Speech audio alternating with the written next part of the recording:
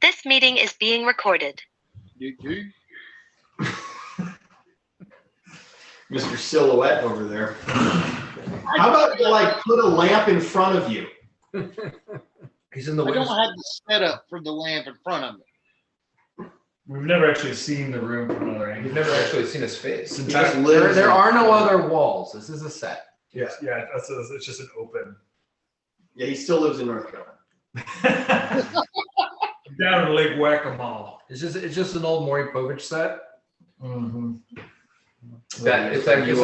It's a flat backdrop. Like it's not a. It's just a matte painting. Yeah, it's a matte You painting. guys just shut your mouth. Okay, just shut your mouth.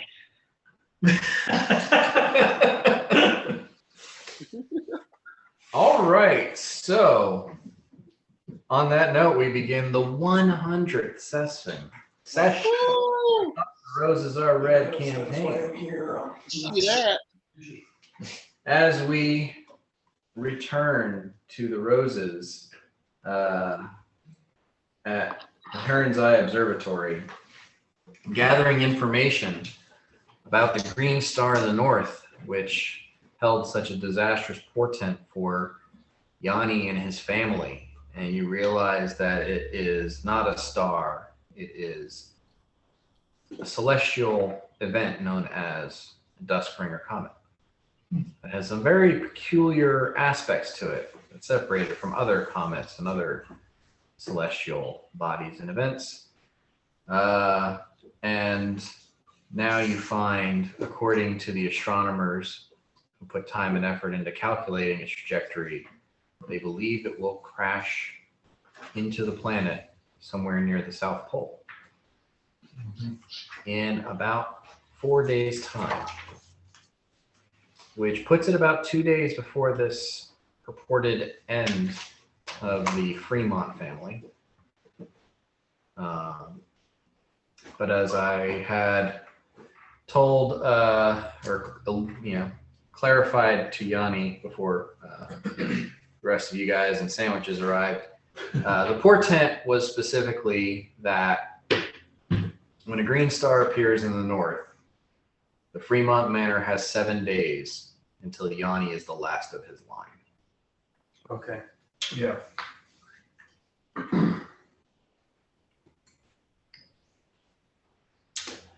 So that might limit the damage to only the male heirs. Yes. And Yanni, just to go over, because we probably know this already, but what do your siblings look like? Your siblings, cousins, particularly male. You met them all. Yes. Largo remembers this. What are you trying to learn? Just who do we gotta go save? Oh, okay. I thought we were trying to figure out their hot. Oh, yeah, I have an extensive list. There's several of them. Well, if it's just the males, then we know it's just the males. I don't know. You don't need to read the names. It's not. It's not a patrilineal society as far as succession. Yeah. Only. It as it happens, the eldest sibling to Yanni is a male. It has been tapped to be He's the going new to inherit. Duke. Yeah, Earl. Sorry. So Aaron. Yeah. Okay. So I think the plan remains the same. We have to get them out of there. The South Pole. somewhere in that vicinity. Antarctica? Largo was talking about a contingent of powerful casters. But that kind of got shot down. I just by- think that's more collateral. Yeah. More people are just going to destroy people without plot. Well, because we're assuming, right? We can make the assumption that there's something very magical about this. Mhm. It's possibly sentient. And if those two things are true, it is a possibility, if not a huge possibility, that when it crashes into the planet, it's more like it's landing. That's what Largo was thinking with the contingent of casters. Because then, if it is a nefarious entity landing in the South Pole, the contingent of casters can fucking ward it. Hey, Largo, how many sending spells do you have at your disposal at the moment? Okay, let me look. Not too many. You guys No. have not had a full night's rest since Yeah. sailing the Shining Keep. Also, I'm in Tarnholm right now. I'm not with them at the Heron's Eye. No, Largo went to Tarnal and picked you up. Oh, I got back it? to Okay. Heron's Eye. I didn't make it. That's correct, right? Yes, You turned? I turned him. I plane shifted and I plane shifted back. Not great. I turned you. Yeah, I have like fucking 2. Yeah. 2 sendings? Yeah. Yeah, I've actually managed to bleed you guys from a decent number of your spells. Yeah. It happened. I was I- just wondering. The first time it's happened probably since the night fight during the war. The session that just kept going. Because Dan, sending is 4th level. No, sending is 5th level. Sending is But 5th you level. have that That's frame why that I have allows you to. to use your shadow application. Yes. Yeah. It's just a weakened form. You can't send to other planes, and you only get 20 words instead of 25. And I did fuck up and erase some things, assuming that we would have rested or something. But you were nice enough to put A instead of like the little X's that I put in my boxes, and I can still see that kind of shadowy from the erase mark. So yeah, 2 5th level spell slots. And do you have the correct number of spell slots now, knowing what your charisma bonus is? Yes. Yes, charisma bonus is absolutely fucking nuts. You're at 31 now, right? I am at 31. Okay, so that's 10. 3 first, 3 second, 2 third, 4th, 5th, and 6th, and 1 7th, 8th. and 9th. Yeah, additionally, yes. My charisma is a fucking 7. Dude. Yeah, I don't know if you're actually like friends with the rest of the group with a number that low. Like that's Uhtred Bird. is 5.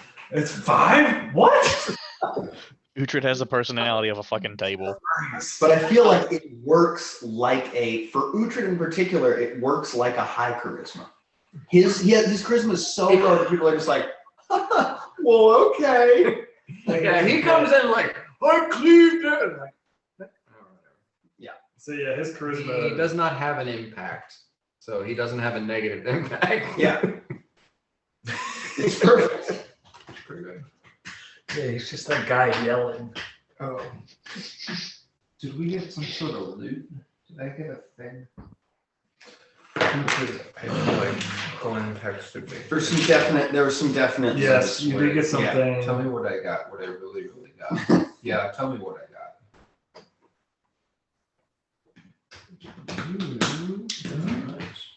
There's a hat that has a 3 deflect bonus, and you can remove a crit. That went to Yanni. That went to Yanni. There were the robes. No one took those.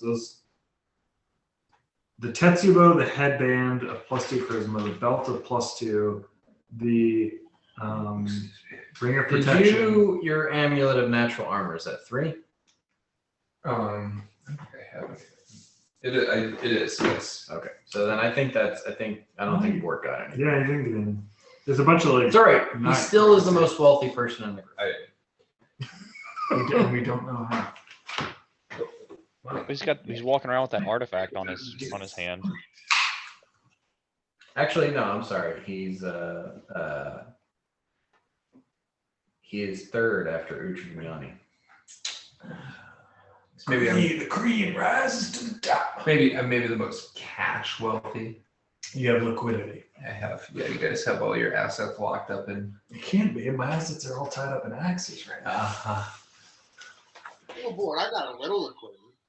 Yeah. We're good. We're doing all right. Prove it. Splash some cash. Mirak is the pobo. Yes. This is fun. I rise. Political power.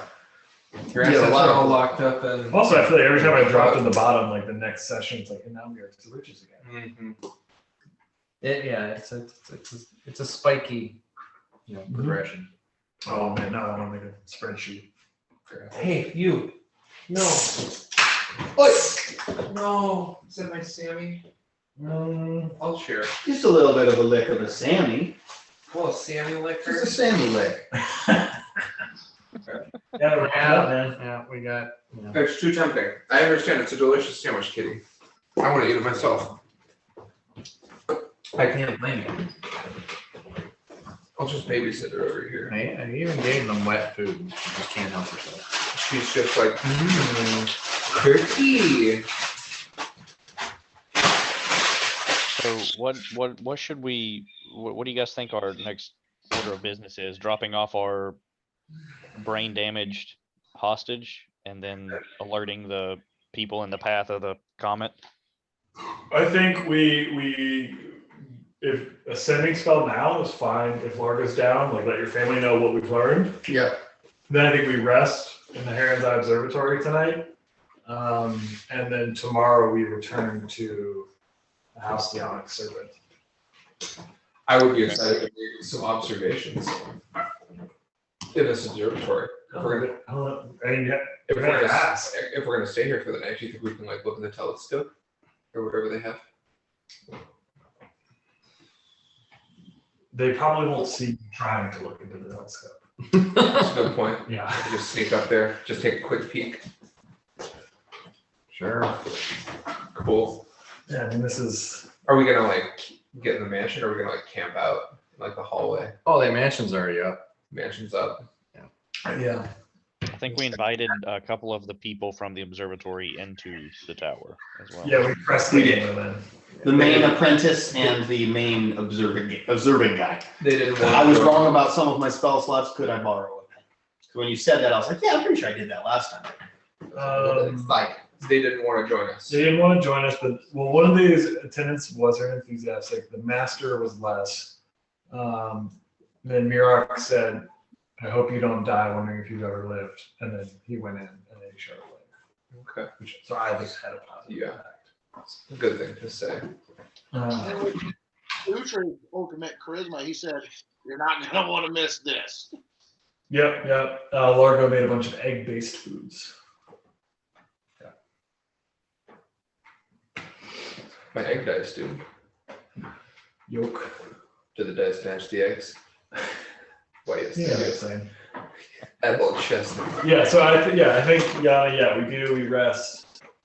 We send to your family, let them know what the word is, but then we rest. And Okay, cool. I just had two. Pretty good. Well, cool. Largo, if I could coach you on what to say with your 20 words, That would be appropriate. I would ask that you keep it short and sweet and say Dustbringer Comet inbound, Okay. passing directly over the Fremont estate, suggest evacuation. Okay. yeah, we talked about that. And I send this to the patriarch, your father, I would. Send it to Alexander, please. Alexander. Okay. Yeah, that is my eldest brother. He's kind of running things now. So I send it to Alexander, the eldest brother, and I say exactly that. Well, okay, I add this Largo via Yanni. Okay. And then as many lyrics as of blue on black as I can get before it cuts me. Okay. Blue on black, tears on the river. Yeah. For some reason, even though it gives a number of words for you, it cut off in the middle Yeah, of the word. because of the gods are just like, oh my god, stop.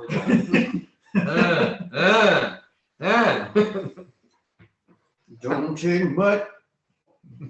Whisper out. Was it on the radio? No, me and my two buddies, we were in Denver. Uh-huh. They're like two of the most sought after session and live musicians in Denver right now. Like they're absolutely fucking killing it. One's a drummer, one's a bassist. They're insane. I got on guitar at my buddy's house and smoked a bunch of weed and played 90s hits. And that was one of them. That's the song you I put. had to look it up. I had it. The only reason I was thinking, I was like getting my spell lists and everything ready. Yeah. And that was the tabs for it were on my phone. Mhm. It's amazing. So, You guys were high. Alexander replies, message received, evacuate to where? Any suggestions? All right, this is the last Okay, Cordesia State or Well, we're talking about a town. They can't relocate to the Cordesia State. Yeah. The nearest town to Yelverum is very far away. 'Cause it's like way out. It's like the dead end of a road before like the desert, right? Yeah, Um, way out there. I think we need some yachting information, and I think we need a knowledge geography from Utrecht. I always knew that. gonna take a while before responding. You better detect Further research undead needed. also and see if there's any undead in the observatory. Oh, I know when to use that. Right, so Going for it.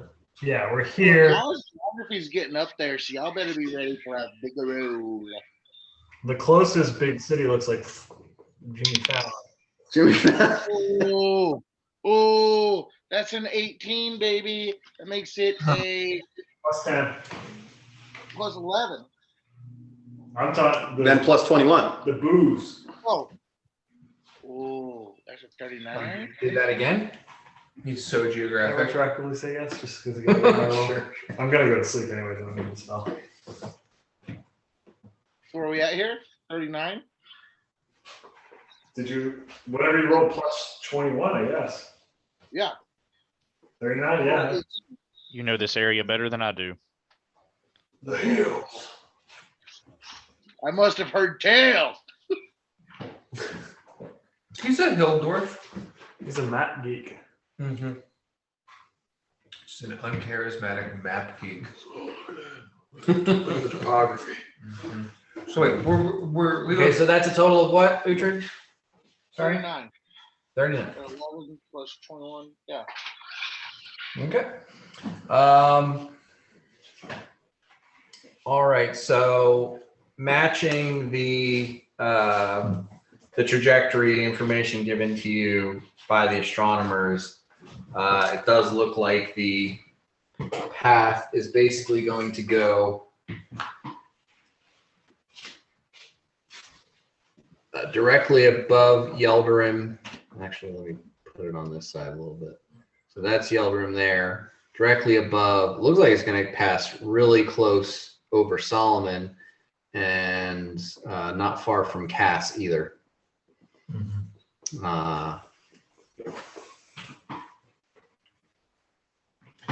But That'll be pretty close to Tarnal too, right? yeah, not too far. So this is the path of the comet Yeah. as it heads towards Antarctica. Actually, Or whatever the damn southern schools are. continent is called Kleshadar. Right. Shadar. Because Antarctica means the The land of opposite. no bears. Uh-huh. Oh, there's totally bears. There's a hell of air. How Yeah, long that'll be travel Batman. from Yeldern to Falon?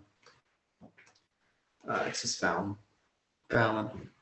Oh, has one out. Jimmy Fallon. Fallon. things are pronounced weird sometimes. I don't know. About a week by Yeesh. carriage. And what's the population of Yelverum? It's Let's see. not a West. it's a very spread out. It's a farming community in large part. Within the township, probably around 2,000-3,000, including the farms. Probably close to 10. Spread out pretty far. And the manor isn't like in the middle of the town. It's a good, 2 miles outside the town, sitting on probably 30 or 40 acres of land. It's a stately home. And to Fallon is horse travel? If I could ask, and I don't know if this is dumb or if y'all already like if this is a part of it, but could I use knowledge? Hear me out here. Knowledge nature to know when the comet would break apart to where? I would say you could do that if you knew the composition of the comet. All right, perfect. Yeah, I get that. It was a stretch, but I thought maybe if I knew the nature of comet. Are we going to do an Armageddon style mission to get on Uhtred on this comet? That's what we talked about last We time. did. We thought that it would be very cool, but also probably. I looked that up. Comets move at about 40 miles per second. So we'd be fine. They're about this, and they're about the size of like a small town. Yeah. They're like the size of Asheville. And their tail's like 1,000,000 miles long. But the this one, according to the astronomers, and given the sightings and the fact that it passes through the atmosphere, they've actually gotten a really good view of it. They're fairly certain that this is about the size of a castle. Yeah, smaller. So this is, you know, and they told you like a comet that was the size of a mountain or a city or something could destroy all life on the continent. A comet or an asteroid the size of like half of the Grecian Isle would exterminate all life on the planet. But this is considerably smaller, but there is the fact that it's the Duskbringer comet and it's supposed to destroy all life on the planet. Like that's the legend. And it's coming in really low. It's flying over very low. It's in the atmosphere. Everybody's town. Whenever it passes, it always passes through the atmosphere. It doesn't, you know, not like normal comets that are millions of miles away when they pass by. You told a story a very long time ago about killing a dragon with some kind of invisible iridescent wall. What was that spell? It was Wall of Force. Wall of Force. Okay. Just wondering if we can't like land on it, we just put something in front of it.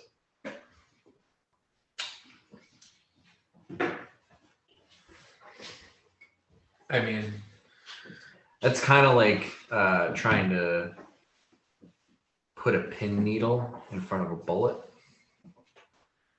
Or we'll put the head of a pin in front of a bullet as it's coming towards you. So, okay, taking a couple steps back. I'm not saying you can't do it. I'm just saying that's a hell of a check to manage. Is it conceivable in the next 2 days to get a town evacuated far enough from the comet's path to avoid shrapnel? Like if they get to that junction right there. Yeah, that's what I'm wondering. I wonder if it's better for them to shelter in place. Like, can they shelter in place and then we make a point as, right, 'cause this is the first place we're going to see the comet. Probably pretty close. So what if we are there? But Okay. we're casting and doing things to protect the town, and then we're sheltering in place as it flies over us, because we know where it's going next, and then we can just teleport there. And If we are there, Largo could always put his mansion up and we could put everyone in it. And then we could do our best to try to save everything else. I'll give this also to Uhtred on his knowledge geography check. Yeah. There's there's a ridge that runs along the east side of the township. Yeah.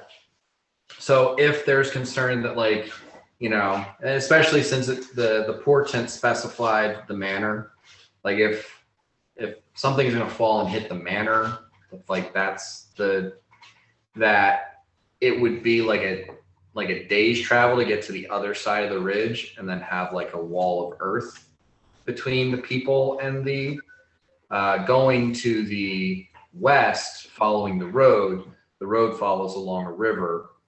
That would just be putting you in lower land to where, you know, you're kind of, it's not, I mean, it's a thing for Uhtred as far as like, you know, if you could get on the other side of a ridge, then if whatever's hitting in that area won't be able to expand towards you as easily as if you're going to a lower space where fallout or whatever, So like, shrapnel or whatever will easily be able to careen in that direction. Yeah, So shit for- rolls downhill. So I like that. Go west and use the ridge for protection. Or But sorry, go east and use the ridge as protection. yeah, the thing about going east is that's, you know, yeah, there's some roads and some trails and stuff, but it's not a major thoroughfare. You're not going to another highly, you know, there's no managed. services. Right. Yeah, But there's nowhere they can make it in that amount of time anyways, right? They can't make it to another city or anything, so. I mean, they could make it probably with an evacuation effort going there, telling everybody to pack up and leave, you know, getting the Fremont family to sort of coordinate it. You could probably get everybody maybe between a third and a half of the way from Yeldarin to Fallon in Mirok. 5 days that you have left. But Yeah. well, actually, and the thing is, the comet's going to pass overhead In 2 days, right? 4 days from today. Okay. But you're going to have to like rest and shit before you go and do a bunch of other shit. So So 4 days from today. I don't know So- about 2 days. I mean, it's kind of later in the day at this point. It's gonna hit. Oh, and then 2 days South later, that's the, okay. It's gonna hit the South Pole in 4 days. Yeah. 2 days later, House Fremont. 6 days. According to the prophecy, portent. So my suggested message would be, you have 4 days shelter by the ridge to the east. Yeah. That works for me. Uhtred would specify shelter to the east of the ridge. Okay. Yeah.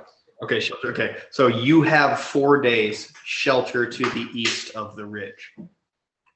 Does that sparkle and Do shimmer you with want all to the add that girls? we're coming? Like do we want as a party to go to Yeldrim after? Okay, so we will be there. So that's like a little bit more than half I was of going, the words. Say again? Mirok, how big is your wind wall and how strong is it? Not strong enough. It would blow through it like it wasn't even there. It's only strong enough to like stop other wind-based attacks. It can't stop a mass moving through it. No, I was thinking debris, like after the comet hits, like the debris that comes off of it. Well, yeah, but the debris has mass, right? Like you can pass through a wind wall with no resistance.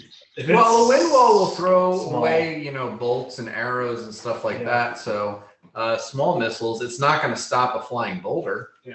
No, But, no, I'm not saying the whole boulder. I'm saying if they get far enough away, it'll be the debris one. It won't be the boulder that hits them. Yeah. But still, I think the sheer velocity might just punch holes right through it. Well, but let's remember, it's not landing, it's going over. Yeah. So it's might bring wind, it might bring some things that fall off, Right. but it's not hitting it. So I think moving them to the east of the ridge, they're gonna be fine. Okay. I mean, It's at hard to least cover. It's they're like an gonna- earthwork. they're gonna be as fine as they can be. Not to mention with what's his name, Mirok and Stone Shape and Stonewall and stuff. In like 2 days, he can build a bunker. I've built many. I've been building them every time I'm not around. All right, so let's do those 15 words, right? We already outlined the 15 words, essentially saying like you have 4 days, shelter east of the ridge, we are coming. Yeah. Right, so Largo sends that, Look to the east. and then on the end, he goes, save tonight, God damn it. fight the breakup. You're high, dude. High playing 90s hits, called out by the drummer. Wow. Yeah, it was fun. It's great. Cool. So, You know, so you guys rest in the mansion for the night. Is there anything else you want to get into before that? Mirok had a long day. He's not doing anything else. I want to sneak out, look at the telescope. Well, I mean, I'll leave the mansion open to you. You can come on in. I just do it. Can you close it? I just do it. All right. You decide who you allow Oh, to yeah, go yeah, in and yeah. out. So yeah, you sneak out and go check out the telescope, and as crazy as it sounds, the people that work in the astronomy lab are up all night looking at the stars through these telescopes. I'm sure they never do that. Or Well, kill me. Could be invisible for like 6 seconds. Pretty much the That's enough time to get there. Look, look. well, pretty much the telescope is trained on the comet. The big one is trained on the comet the entire time. And if Bort does not want to be seen, no one here is going to beat your stealth check to notice you. But it's going to be, it's kind of hard to peek because there's like a guy there I mean, or a girl or, an astronomer. Are these guys cool? Have they been cool? Yeah, they've been cool. They've been really cool. Well, I'm gonna sneak in You just roll in. and just ask one. Hey, is it cool if I look at that telescope? Just sneak right up to him. Oh, oh, yeah, you're with. Oh, please go ahead. Awesome, thanks. Hey, man.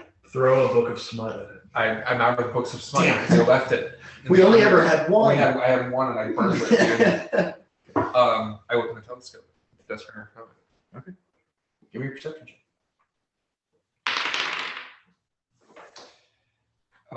Is it a trap dip? 33. It is a trap. Oh. Okay. Well, the Dustbringer comet is a trap. I mean, Yeah, we know. yeah, kind of. Technically speaking. Yeah, it's a trap. Yeah, Mhm. it makes sense. Moving through the air. All right. And 10 because of the tears to gain. Oh, I got curious. Okay. Wait. Wow. Yeah, that's not bad. 40. 40. 40? Yeah. There's a dude on it. He's not angry. He's just kind Wait, of we get 10 because of Tears to One? Yeah, for 50. Okay. There's 2 So you're looking at this, Mhm. and it occurs to you that this might not be something that the astronomers are aware of, but having a very clear, very high definition view of this comet and the coloration, the green fire that seems to be like burning off of this thing constantly, you recognize that color of green flame. That is the color that is that's the color of burning adamantine. Oh boy. Okay. Whoa. Yeah. It's got to be pretty hot to burn an adamantine. Yeah. There's only like some very, very intense alchemical concoctions that you have seen that can like create a reaction that literally burns adamantine. It's something that you picked up trying to figure out how to get through an adamantine lock if you came across one that you couldn't mechanically pick. But yeah, no, that color, that specific hue in a flame, that's adamant. There ain't no mistaking it. Once you've seen it, you know. Okay. just like a look of hate. That's all she's got in her. Just hate. The cat's just blissed out, staring daggers at it. I turn to the astronomer and doing my best like dumb orc voice. I say, "It's green like me. Why is it green?"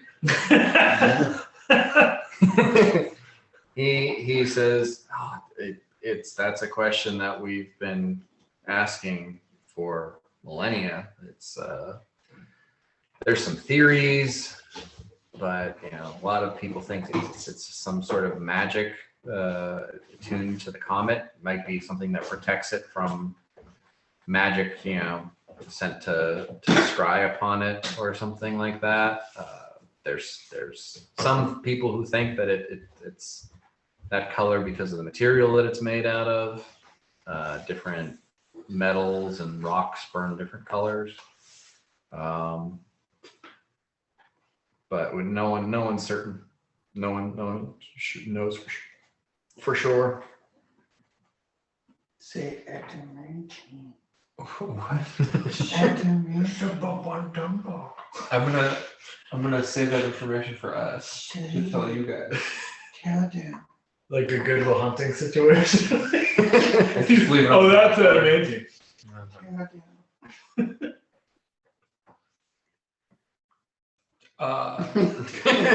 Okay, yeah, I say adamantine. Like, Yes, that is a metal. The comet. That would be something incredible to find out that the comet was made out of adamantine. That would. Pure adamantine. Okay. Well, good night. Yeah, good night. Okay. I feel like you learned, like Bort learned in that situation, like, I don't need to be sneaky, I can just be dumb. Yeah. People will ignore me. Also sneaky. Yeah. Yeah. I am dumb. But But not an act You dumb. have a wealth of experience. Yeah, with your exceptional perception score, you probably hear as you're walking away him lean to another one of the astronomers and go, "Is he always like that, or is he just like really drunk?" Both. Cool. Well, now we learn that. I go back to sleep. You don't have to, you only need to sleep 2 hours a night. That's true. You're right. I kind You learned that. I don't know if you told anybody else. Yeah. Well, I'll just kind of carouse and carry on in the general observatory area because I only need to sleep 2 hours a night. Feeling good. You think adamantine? You think adamantine? Hyperactive. Green.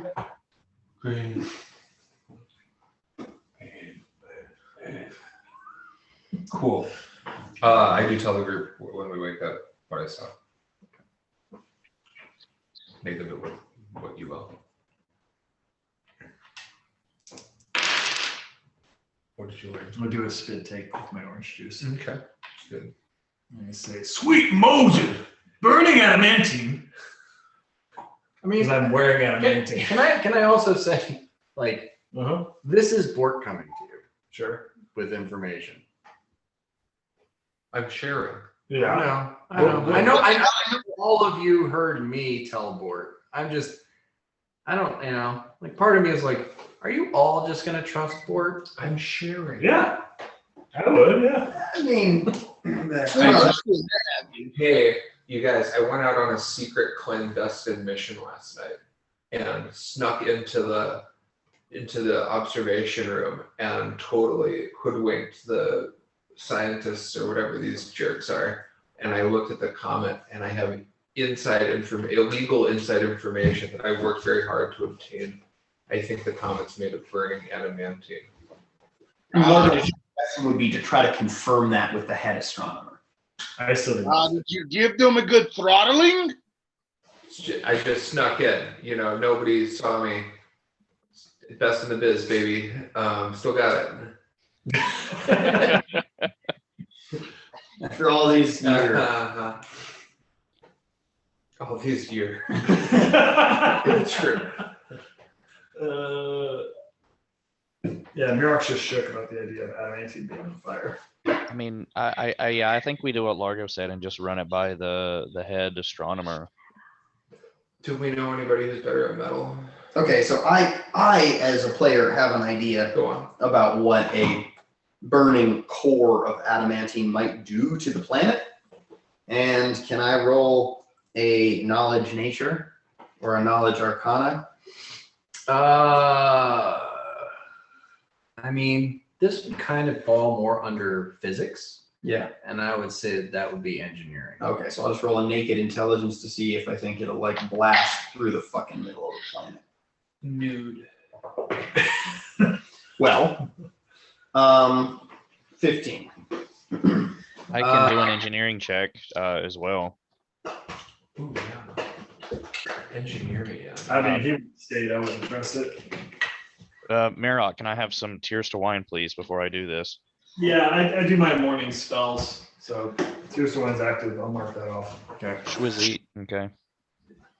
So Oh boy. Morning spells. at this point, I Well, was just I rolled garbage, but that's a 26. Okay. All right. So I will say that what's your Arcana bonus? My arcana bonus is plus 14. Okay, so that would bump it to a 29. Yes. Okay. So knowing what you know about adamantine, there's raw and there's forged. And to get the full benefit of what adamantine is, you need it to be forged. So if it's raw, it's still going to be extremely dense, extremely hard, but it's not, what is considered basically indestructible after it's forged. Now, that the whole concept of it being indestructible after it's forged, for all intents and purposes, technically, if you get two strong enough people to swing adamantine swords or axes or whatever at each other, one will eventually cut through the other. Mm-hmm. So it's indestructible for all intents and purposes. There are hundreds of theories about the makeup of the planet's crust and you've been inside. A shit ton of it's fucking hollow. Yeah. So you share all of that technical information with Yanni. Yanni's sitting there doing the math, cranking out the numbers. You ballpark the density, do some stuff, and the two of you combining your, effort is drawing in some of the astronomers, and they're also kind of like pointing some stuff out and doing some things. And as you kind of form this group of mathematicians and physicists,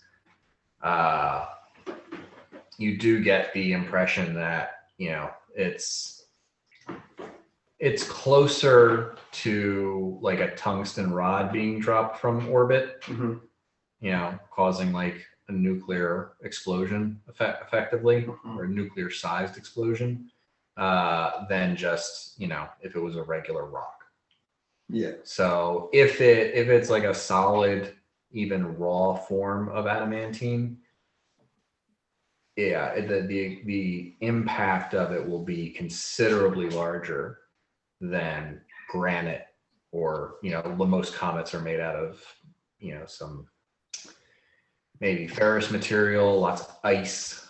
Yeah. This is going to be considerably more powerful.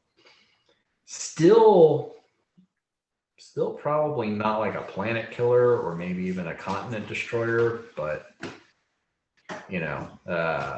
where it was like, oh, this is going to be like a 10 megaton. This might be a 60, 70 megaton. Damn. Ooh. Super. Now, given that the adamantine aspect, do we think that it will break apart, or will it just hit as one big solid chunk? It's a good question. I mean, the adamantine is burning, and so maybe it's like mostly composed of that. There could be some other shit that's part of it too. It's a comet. It is a comet. Yeah. There's again, like ice and debris and what have you that's given it that comet feel. So it's like the big nasty part's adamantine. Yeah, I mean, comets have tails. Tails are composed of debris. They're caught in the comet's magnetic well, or gravitational well. So, And it's very massy because it's dense. So it's gonna have like a bunch of shit. if it's not just skimming across the upper atmosphere like it usually does, if it's entering the atmosphere and going to crash into the planet, there's a higher chance that some of the stuff that is traveling along with it will get torn off and drop along the path of entry. Have we looked into trying to locate the fulcrum? We don't know. You what have fault no it idea. is. I know. I mean, we don't. I don't know We're what riding it on is. it. Yeah. We've made peace with the comet. I, for one, am for the jobs the comet. No politics tonight. Don't look up. Don't look. Yeah, don't do it. I still don't know if that was a good movie or not. I thought it was completely mediocre and forgettable. Yeah, I thought it was fine. I found it to be very entertaining, but I didn't think it had huge value. Everyone has 9 additional hit points because I rolled Oh. 1. I roll so terrible for ghost feast every time. Also, you have a life bubble around you for the next 6 hours and 24 minutes. Life bubble? Yeah, so you could jump in the ocean, you can breathe. You could walk into a room full of poison gas, breathe. You could walk into a room that's on fire, I believe, and not burn. Could we walk onto a burning adamantine comet going a 40 billion miles? miles a second. All of the physics would still apply. You could breathe as your arm sheared off your body and Okay. try to hold on to it. 100 hurt. But maybe a fire giant could hold on. Yep, Maybe. probably could, Uhtred. I mean, I have regenerate limbs. Like, you do what you want to do, man. I'll just let me know where you land. Okay, cool. Well, you know that scene in the Star Trek movie, the Star Trek reboot, where he's like he wants to teleport from one ship to another ship that's going through warps, like trying to hit a bullet with another bullet while riding on a bullet. Or while riding a horse backwards blindfolded. I think something like that. Yeah. Yeah. So I mean, you're like trying to even figure out how you're going to teleport and end up on the comet would be probably an Arcana check in the 3-digit range. Well, you see, Dan, you just gotta aim where it's gonna be. So, Read the honor. You guys appear in middle space. You're like, there it is. Yeah. You're actually having you fall. You'd be out of the way in time. I mean, you're made out of adamantine. Yeah, I've reached terminal velocity in a quarter second. Sure. I've done it before, buddy. I'll do it again. You were talking about People left on the ground see the green star. A tiny tiny little green star. Yeah, burning out. Yeah. Think of Zim, Uh-huh. Aelorn, Uh-huh. possibly Gideon, but he Uh-huh. won't probably be down because he needs to guard Guardian. Anteros. Yeah. I think it's good. Let's not get the horse in front of the carriage in front of the horse right now. I think we rested. If there's not anything else we can do here, because we could sit all day and be like, what about this? We just kind of have to move forward to figure out more information to make a better plan. Yep. So we're rested, and let's roll to where we're going. It's a black serpent now. Yes. and I mean, who knows? Maybe the Empress will know something. I mean, we might pick up tidbits as we go. Who, your wife? My future mother-in-law. Mm. You can't keep us out of Florida. No. Oh, no, Vista. All right, so you guys going to? Now we're running into a little bit of a logistical issue, because Largo can teleport himself and 5 others. So the Empress teleported us here, right? Could we just not send for her to bring us back? Yeah, we landed in that portal room. So I'm just saying, if your plan is to have Largo teleport you back, then you're running into a logistical issue. I'm confused. You say you can do plus 5 people, right? 1, 2, 3, 4. Otis. And then Otis is 5. That's 6. You said him plus 5. Right. But we have the hostage. We could portable hole her for like. She's alive. You said it's the amount of oxygen in the hole, right? It has something to do with the hospital. Very dangerous. And Largo mentions that like he has ended up on the top of a mountain before and had to burn multiple castings, and she might die in that. How far away is the Empress's palace from the observatory? Yeah. Yanni? Where's your I don't mother? know. Yeah. Not a great start, son-in-law. I mean, yeah, we were just kind of like teleported from place to place. I'm not sure that we know how. Well, far it is. you've been there. You've studied the area. There's like via that you can teleport. Uhtred? Geography? Would you use it? How far is it? Had help? Or is it not I mean, where we teleport from? Yanni was on point with like, we got gated here. Can we just like tell them to gate us back? Okay, cool. Yeah, let's do that. Let's gate back. I can send. Send away, Send Largo. to the, okay, let's first, he asked us, let's start walking towards the portal. Okay. And I say, we will be at portal soon, Who are you sending? the Empress. Because she's the one who did it, right? She's the one who opened it up. Who did it? The vampire. All right. Was it the vampire or was it the? No, it was the princess. This princess. Yeah. Oh, okay. So I'll hit up the princess and I'll say, we are traveling to the portal circle. Please open the gate.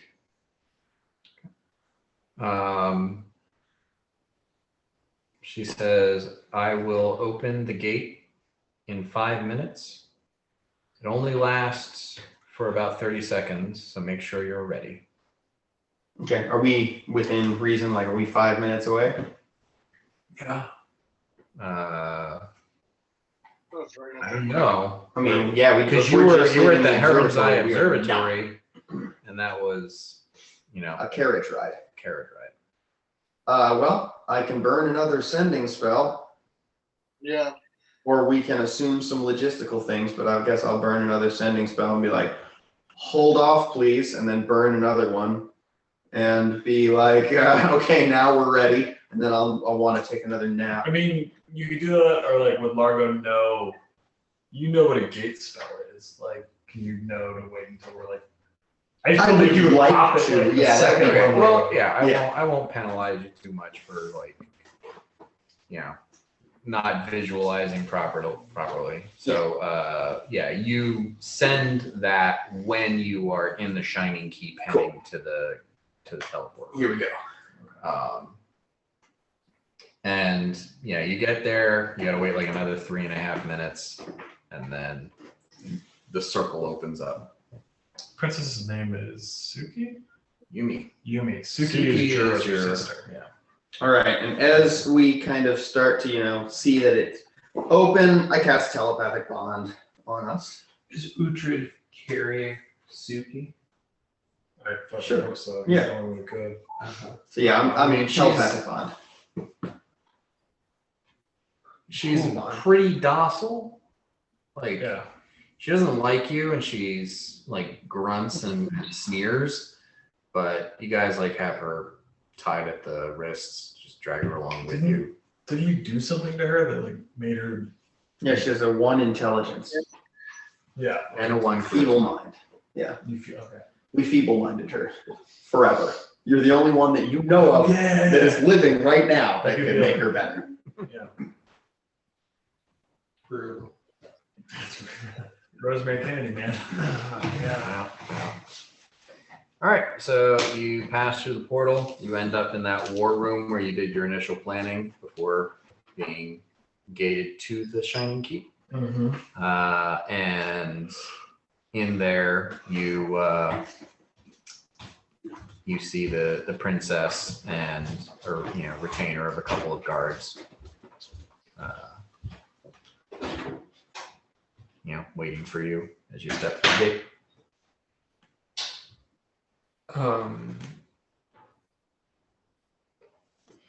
I do a little acrobatic bow and gesture towards the bound form of Suki that Uhtred's carrying, and say, "Ta-da!" You have done what you asked.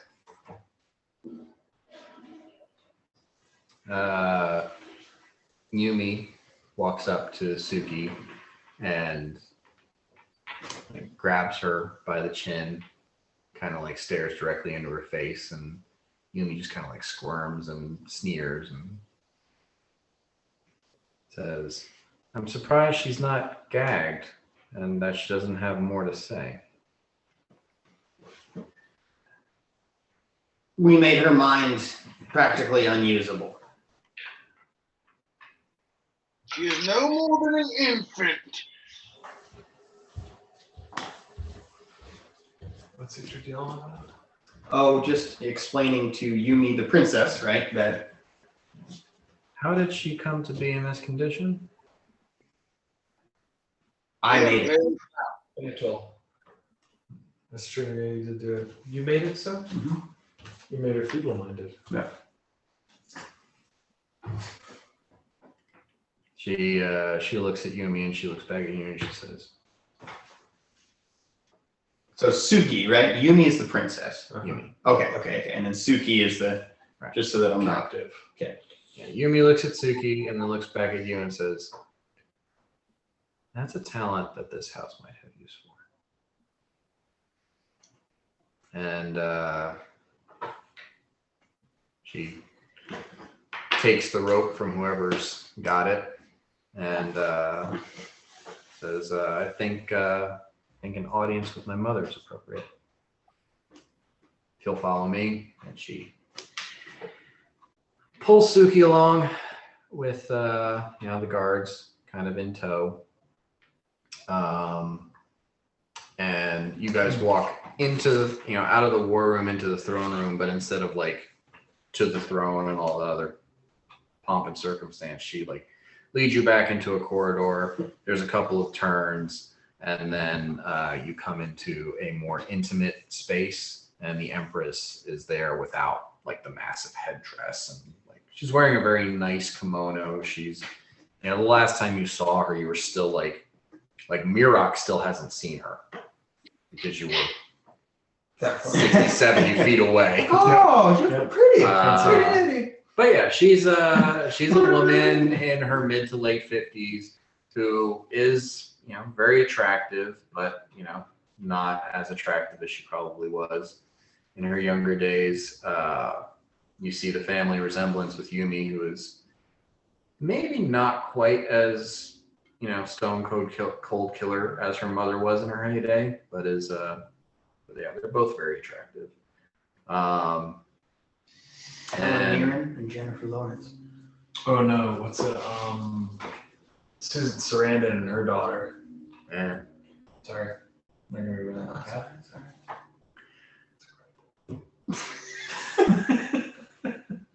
Reese Witherspoon and her daughter, they look identical. Yeah, it's freakish. Her daughter looks more like her than her.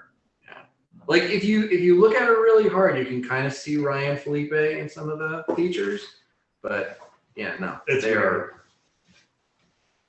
It's a clone. None of these. Okay, I'll have to do a lot of Googling now. You know who Reese Witherspoon? Witherspoon is. I know who Reese Witherspoon is, so I guess I can picture exactly what her daughter looks like. And Yeah, I trust you that she's- it's she's- amazing. She's the woman who got stabbed. Who got stabbed? Reese Witherspoon. She got stabbed when? I don't know when. She A got while stabbed ago. or something. She got stabbed. Yeah. By Bort. Bort did Missed it. that one. It's Oh. No, Witherspoon. Witherspoon. Oh, okay. Yeah. That's pretty good. I like Sorry, it. go ahead. Yeah, didn't work. It's good. No, I wasn't trying to make a it joke. didn't I was just saying land, but it if you does do the work. joke. Yeah. Yeah. So the Empress. There it is. Hey. The Empress says, "Oh, I'm glad to see you've returned. My future son-in-law in one piece, and the usurper in bondage. Excellent." You expected nothing less of this group. Mm-hmm. And characteristically, she doesn't pay a lot of attention. Like, we could just like a thunderclap in the distance. It's like, that's kind of scary, but maybe if I just don't think about it, it won't come over to me. These guys are rude.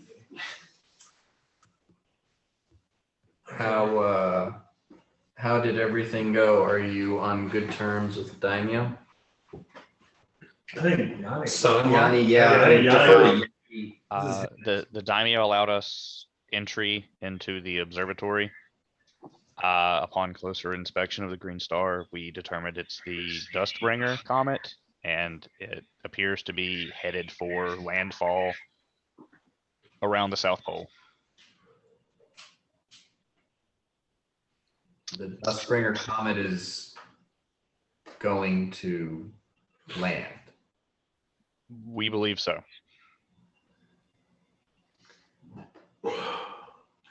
Who else knows about this? Us and the observatorium staff And all of the village. and all of my family. Let's not say all that. Are we mind locked? We are. We are telepathic bonded. Yeah. She turns and says, Oda, notify the other houses. And you hear like someone on the other side of a screen wall, like get up and move. The prophecy. Is there any specifics about this that the Heron's Eye imparted onto you?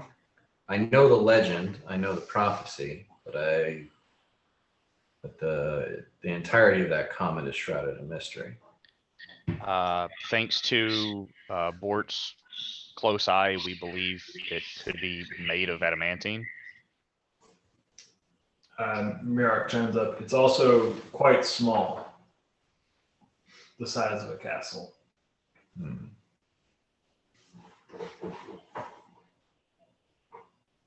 He says, Kaoru, get with the eggheads, find out if there's anything to that. And you hear another person get up. Like, yeah, like you're getting the impression that on the other side of some of these screen walls are just people waiting for commands. And she turns back and says, I assume, given your reputation, that once Lord Fremont's family is safe, you'll probably be investigating this comet. Certainly. If there's any information that is pertinent, particularly to the safety and security of the Nokiri Empire, then she turns and looks at Yanni specifically and says, then I know that you, as its future lord, will inform your empress immediately. We wouldn't withhold any information that could save any innocent lives. You have my word. He's a monk. Yeah, he's a monk. He's not gonna lie. He's a guy. He's a guy. No. That being addressed, I thank you for the service you've done for Nokiri. And I offer my assistance. Is there anything that you might need that I might be able to help you with? She sees the eyebrows raised and she says,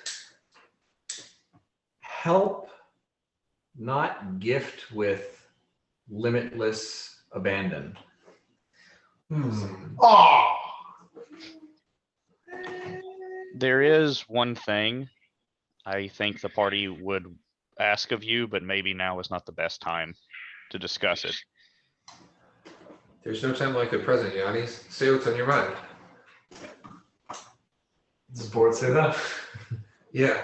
In his mind or Yeah, she just kind of gives you like a leveled, piercing gaze.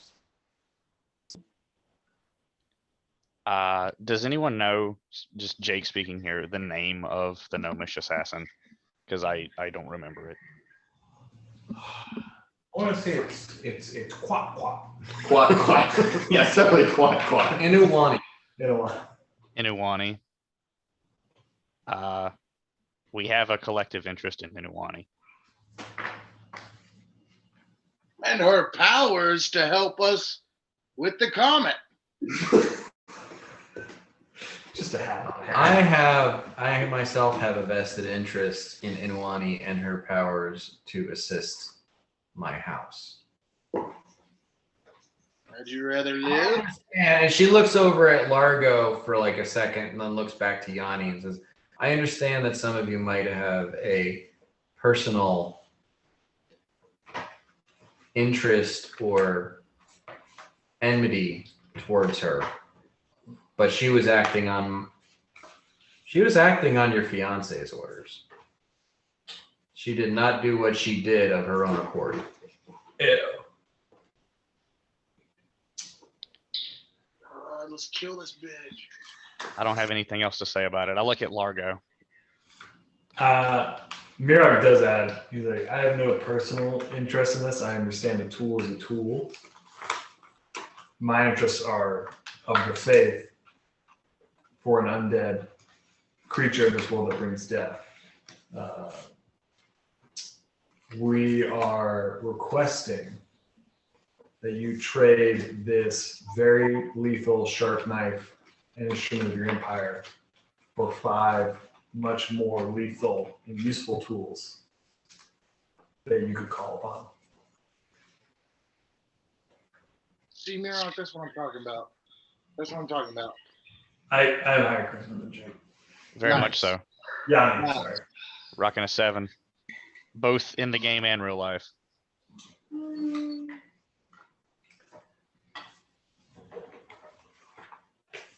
She says, take this as a compliment.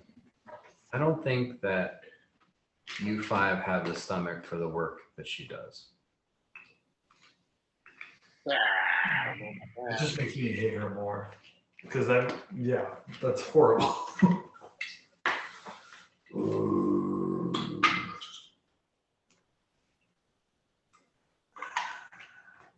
Yeah. Do you have anything to add, or? Largo's eerily silent. Okay. Uhtred hates this lady. Mirak will add, we don't have any interest in providing our hostage into your service as a tool if we can't discuss Inalani. It's saying we're not going to give you Suki.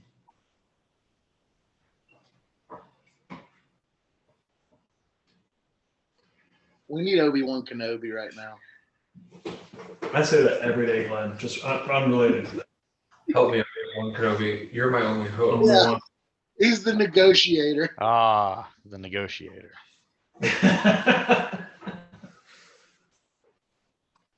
If you desire to keep a helpless woman your prisoner in perpetuity, and you have the facilities to do so, you're more than welcome to.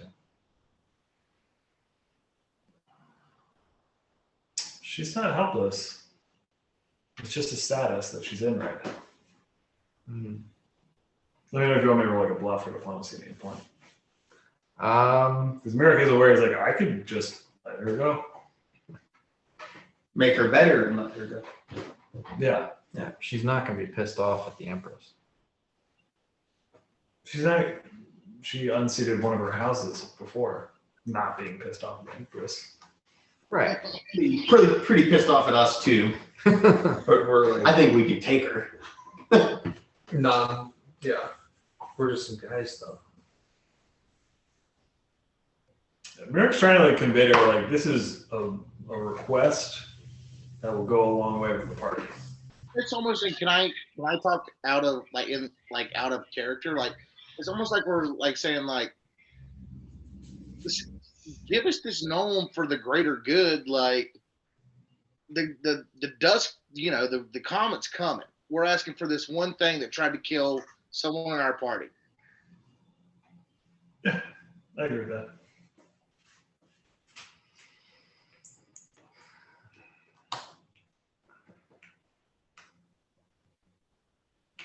There's a difference and a distance between me saying that you can have her and her letting you take her. Game on. Okay. And if I know her even half as well as I think I do, she's in the room listening to everything you're saying right now.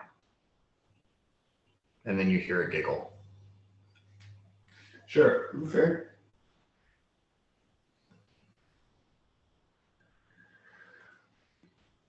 Largo in telepathy. I will make this very simple and very plain. I have made a pact with her. She is safe under my care so long as she does as her Empress commands. If I were to do this for you, I would be breaking my pact with her. And that is not a bridge I'm willing to cross. Interesting. Largo in the telepathic bond just asks Yanni, like, you're not married yet, right? Nope. We got what we came here for, right? Yep. Yes. You ready to go to Yeldrum? Yeah, let's go to Yeldrum. Okay, and this is all in the telepathic bond.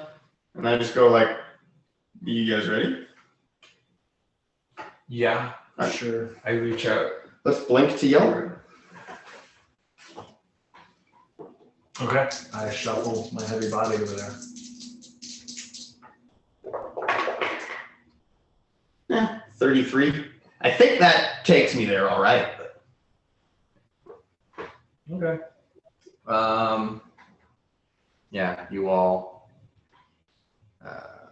quickly join hands and disappear, reappear in Yeldrum, I assume like in front of the Fremont estate or something. Yeah. And on the Fremont grounds near the front door. As you do, Largo, you hear in your head, she could have been an ally. In Inuani's voice. In anyone's voice? Yeah, sure. I don't give a fuck. I want them both dead. Like that's where we're at. Well, no, hold on. What is Inuani implying? Because all we Like the Empress could have been an ally, or the Princess could have been an ally. That's what I'd take. we just left. We didn't say anything. Okay. We left. Yeah, unless she heard the telepathic bond. But Largo wasn't necessarily suggesting Well, anything. you He's like, just fucking were like, are we done? Bye. Yeah. In front of an Empress. Yep. So Who you had an audience yeah, with. 'cause the stupid It was bitch wouldn't listen. extremely rude. Yeah, because the Oh, yeah. stupid bitch wouldn't listen. So let's get the fuck out of there and do the important shit.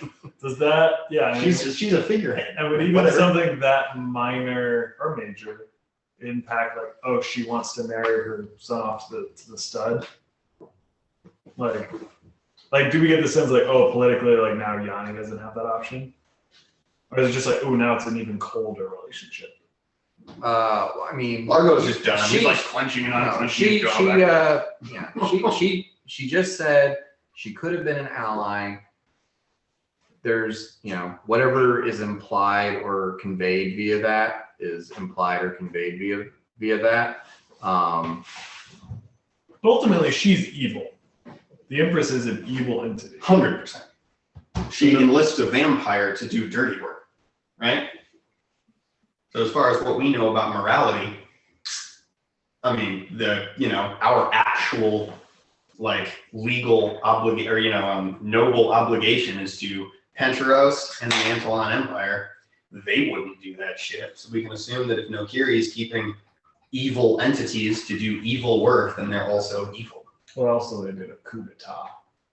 Yeah. Against Penteros. or our matron. I'm thinking yeah, she's still our matron. It's only been a year. Yeah. So Largo's just got no time for he gets it, we'll play the political game. But You're not marrying her. I'm not marrying her. Do you tell the group what Inuani says? Yeah, totally. Right on. Mirak says, send back. It goes both ways. Okay. Yeah. Okay. Largo takes a second because he's gonna figure out what 90s hit. Blee, blah, blee, blah, yeah. I say some people just don't listen. That's what I say. That also goes both ways. It's true. Right. I mean, we're not gonna listen to you, or the Empress just doesn't listen. Yeah. It's like, oh no, we're Largo's trying to remain calm. He had a hard time No, being in that kingdom. I mean, I don't So, think I'm just trying to role play that he's just Oh, yeah, sitting yeah. back there and he's just I need to just fuck out of here. Were you here the session when we first rolled up? No, you weren't. Come Yeah, so that whole session as Aaron, you're just like, oh, there's the princess. Oh, there's the little assassin. Oh, God damn it. Yeah, Largo's just he's trying to be cool. He's been through some experiences. He's trying to fucking chill out a bit, but he's just fuming in there. He needed to get out. Jake, sorry if we ruined your wedding. Yeah. So it ruins your Black Party or Black Panther party. Yeah, well, yeah. It is what it is. The Duchess is single. Things happen. Uhtred could never handle Yanni and the Duchess in a relationship together. Dude, you're still engaged. You're not off the hook, bud. Yeah, we were just super rude. We're coming to the wedding. That'll be fun. And Hey, we're taking remember? photos. Yeah, we're taking photos with the flash on. Largo's for sure not invited. All right, well, we're in Yellow Room. Okay. Yeah, you're in Yeldrum. You're on the front of the Fremont estate. Okay. We're far away from the town. Yeah, I mean, I guess we go inside to seek an audience with Alexander and see the status of the evacuation. Yeah, I guess how much, not a lot of time has passed, right? Like they haven't had time to actually evacuate yet, I imagine. It's been a night, I guess. Yeah, you informed them last night around midnight, and then now between waking up, going from the observatory to the Shining Keep, getting gated to dive into the capital of the Empire, speaking with the princess and the empress and everything.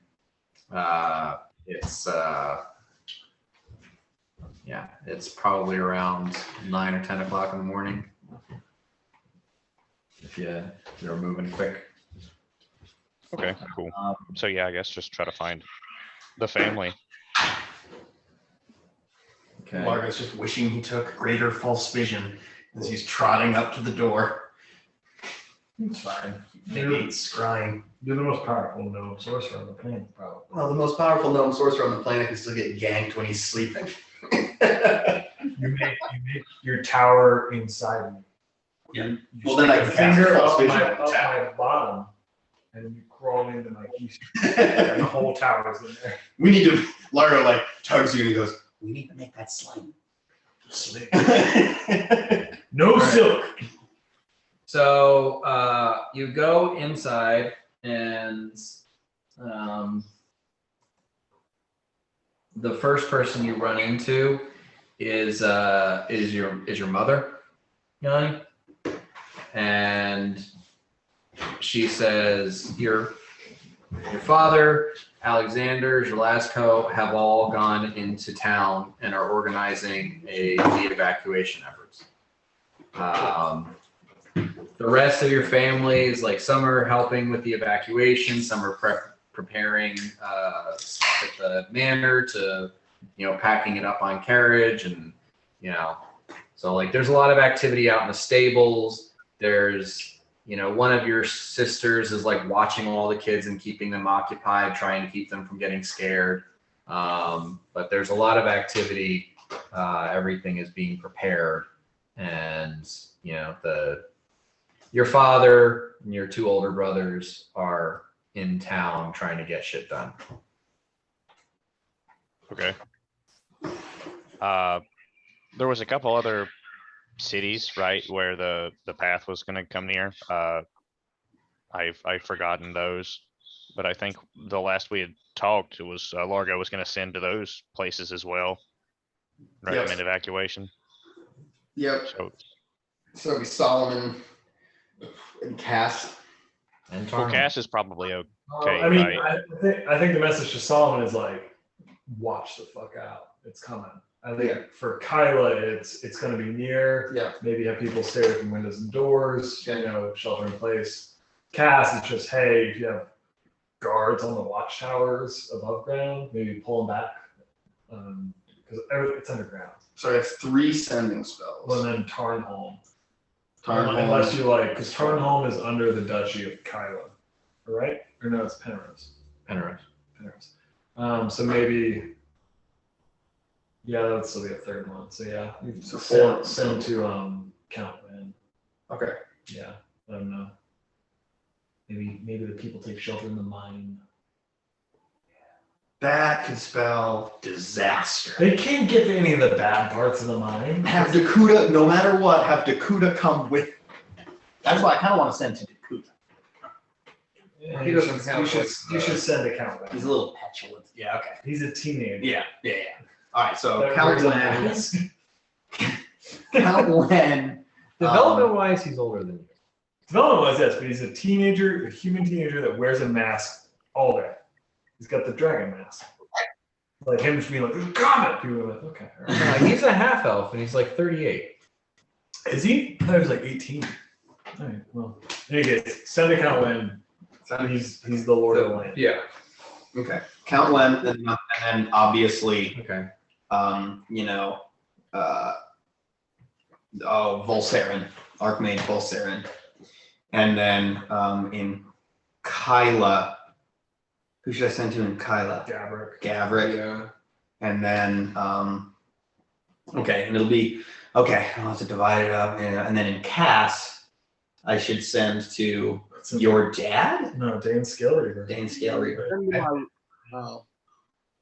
It would be probably more appropriate to send to Seneschal Ironfold. Okay, so Seneschal. It's just Ironfold. it's not a great idea to like Call up the king. call a king. Sure. Yeah, because he can't like not answer. Yeah. So it's the skill reader. Mm-hmm. Okay. Imposing on a ruler. It's So let's start with Seneschal Ironfold. Okay. And I'll say, Dustbringer Comet coming. Will hit. 2 to 4 days. Shelter inside. And then I'll say, God damn it! Don't do it with my guys. Do it with other people. Damn it. All right. You get the reply. Hold on. What? Oh, I was just gonna make sure that this message gets replied to the code board and cast. Sorry, you broke up a little bit there.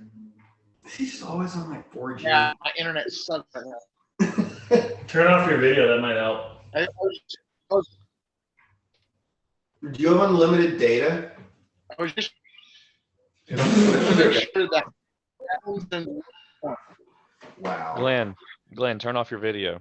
You're gonna turn off your video or text us, man. It's all gone. Aww.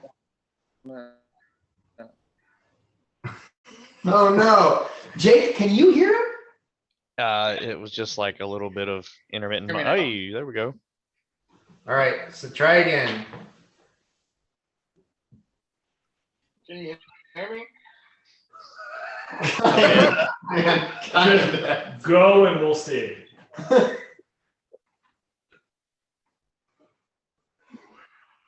I think he's going. And we're Okay. seeing. Just Yeah. text us. It's not good. It's not good. Yeah. Just try logging out, signing back in, or do it like maybe He do said something. he wants to make sure the Houndsons get the message. He wants his dad to know. Oh, very good. Okay, then instead of doing the fucking Green Day mumble, right, makes sense. I will go like, get word to the Hill Dwarves. Houndson. Not Houndson. He's a Scale Reaver now. Scale Reaver, Hill Dwarves, Houndson. Sure. Okay. The Houndson. I mean, I assume he just dad became a Scale Reaver. He might have kept it Houndson though because he's a hound guy. I clapped him on the back and said, "I'm proud of you." Oh yeah. So I feel like he took. Nah, dude, he is using that kingly name to sell the shit out of some dogs. That's what. That's true. So yeah, Ironfold responds. Duskbringer is going to land in the Dwarven lands. We'll make preparations immediately. Cool. Yeah, I mean, I can't Okay. keep sending. So it's just like get the message out and whatever they respond is what they respond. I'll let everyone know what they respond though. I mean, I have 2 5th level spell slots left. So I can burn some sendings. I can do that, but we just need to make sure. We just need to make sure that we're sending it to the right people. Because if someone responds completely confused, we should prioritize that. They're going to make preparations. So yeah, I think that, if next time we send, let them know that it's landing in the South Pole, because I think now those dwarves are thinking it's going to land on them. Yeah, and we have our mistake, but moving on. We threw an entire civilization into a panic. They think the end is coming for them directly. It is supposed. That's okay. We'll talk to the elves next. It is supposed to kill the whole planet, so conceivably it doesn't matter where it lands. Right? We know that we might be able to stop it, but no one else does. So moving on. Volsaren, Aelorn Volsaren. Hello, Aelorn. Yeah. Good start. This is Largo. Uh-huh. Duskbringer, comet coming over Solomon. Get fucking ready. Not good. Close to you. Help everyone. Okay. Very different tone than the Jordan. Dude's my guy. All right, I own property. My bad. Aelorn responds, that is disconcerting.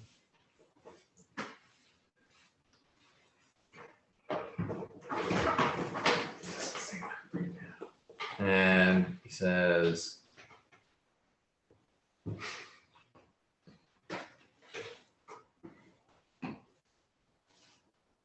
I'm giving you another sending. Please give me as much detail as you have. And then and then you hear, and then there's a pause, and you hear a voice in your head. Go on. Nice. And this is a proper sending, so I give. This is 25. 25 words, okay. Look to east. Not true.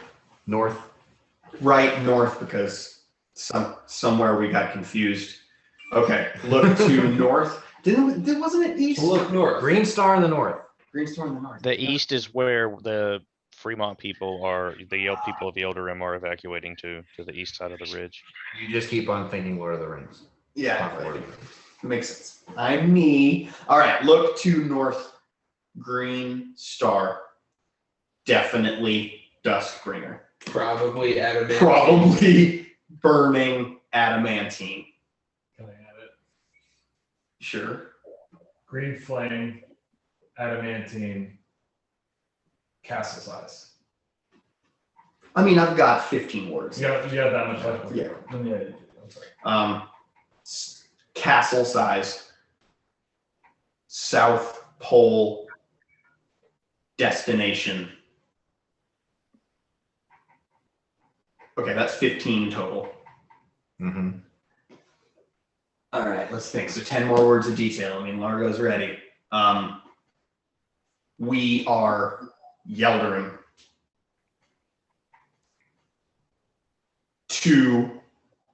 4 days. I got 4 words left. All right. I'm in the middle of this. Reach out if possible. All right. I want him to fucking help.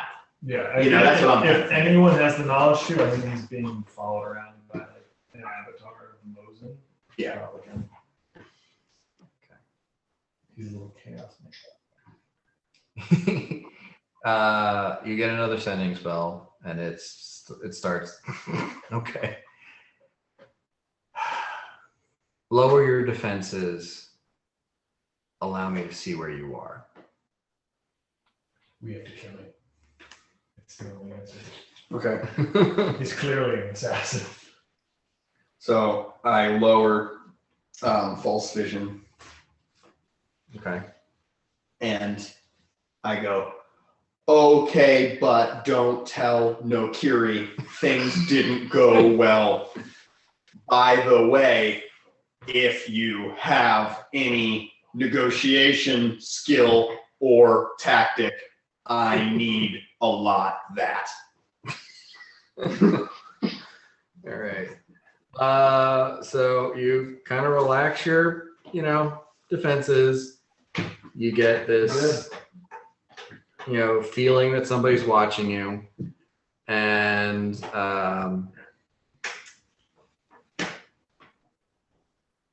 then about an hour later, you see, I don't know where you are, maybe you're outside or whatever. Let's say you're outside. Sure, patio. You see a short shutter in the space in front of you on the lawn, and Alorn and the little blonde girl appear, and then a crack in space opens up, and Greb Zedrin walks through. And Alorn says, "Please tell me that you have not developed a sudden speech impediment and that you can speak normally still." I go, 100%. I just feel as though, and I think you'll understand. That's fantastic. No, I have. I'm just trying to learn how to use Send. That's all it is. I just have a ring. I don't have the spell, so it's not like a thing that I'm used to. Yeah, you have a cell phone and it's 19. So the Yeah. So Alorn pats the little girl on the head and says, "I think I see some flowers over there. Don't go far." And she just kind of scurries off. Greb Zedrin kind of like just standing there like a statue, and Alorn says, "Is this something that you want to speak to me alone, or should we convene the group?" Concerning what, the Nakiri Empire or the Green Star in the North? I'm mostly concerned about the Duskbringer Comet. We can. Yeah, it makes sense. I just, depending on, what I last said to you. Yeah, let's get everyone together. Everybody! I start motioning like this, rolling up my sleeves. So what's everybody's, effort at this point? Because I imagine, Yanni, you are with your family, if not helping them gear up to leave the manor, then you're actually heading to Yeldarim and helping your father and brothers. Yeah, I don't think I'm going to be super useful in the magic discussions as a guy that can't do magics. So I'll just help my family. And I unless there's specific need for me to go to town, I would just stay in, I guess, the stables, get the horses ready.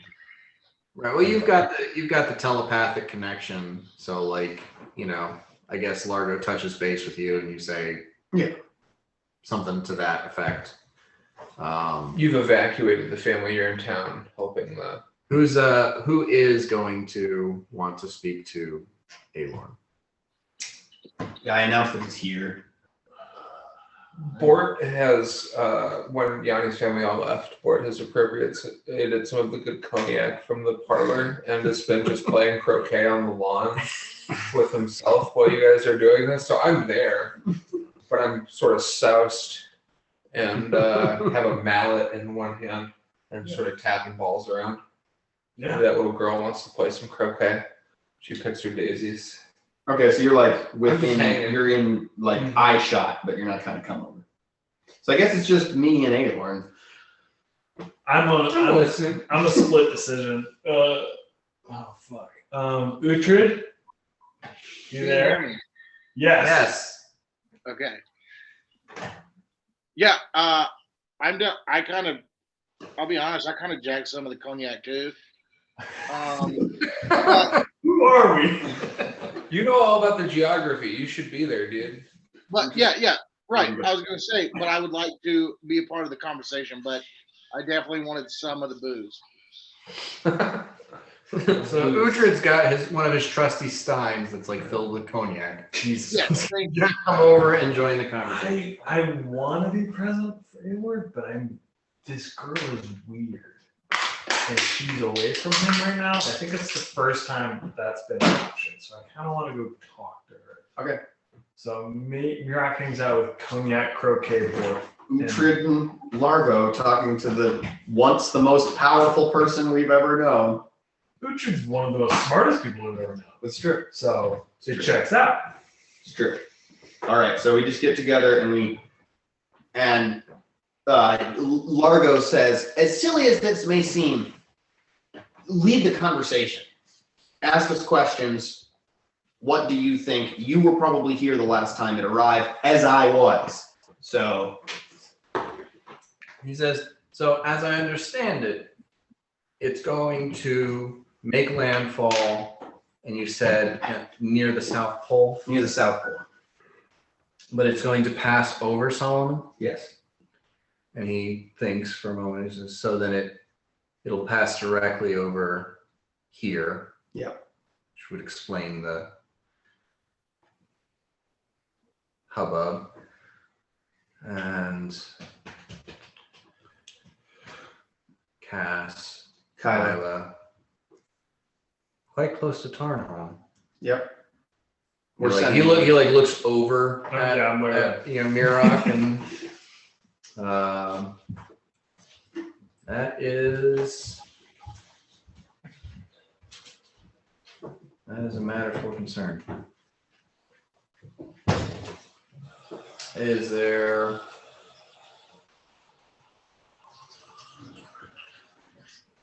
You said you think it's made of adamantine? You shared that you have learned how to pick adamantine locks with fucking fire, right? I told the group all Yeah. about it. Yeah. So I say, Bort, you've seen his skills. He might not be the brightest bulb in the shed, but he knows how to burn through adamantine locks. He says that is the exact fire that you see. And he got an up close and personal look through the best telescope in the friggin' planet. Mm-hmm. Well, I've burned adamantine before. I know I didn't jump to the conclusion with the Duskbringer comet, but I could see how that would make sense.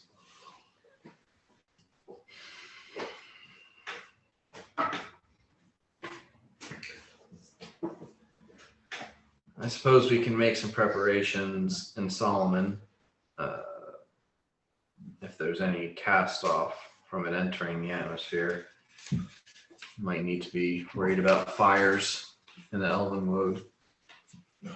Is there anything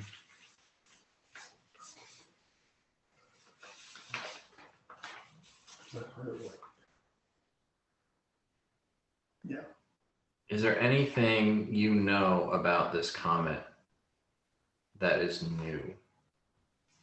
Beyond, there's very little that is known about the comet other than the portent that, when it meets Albator, it will end the world.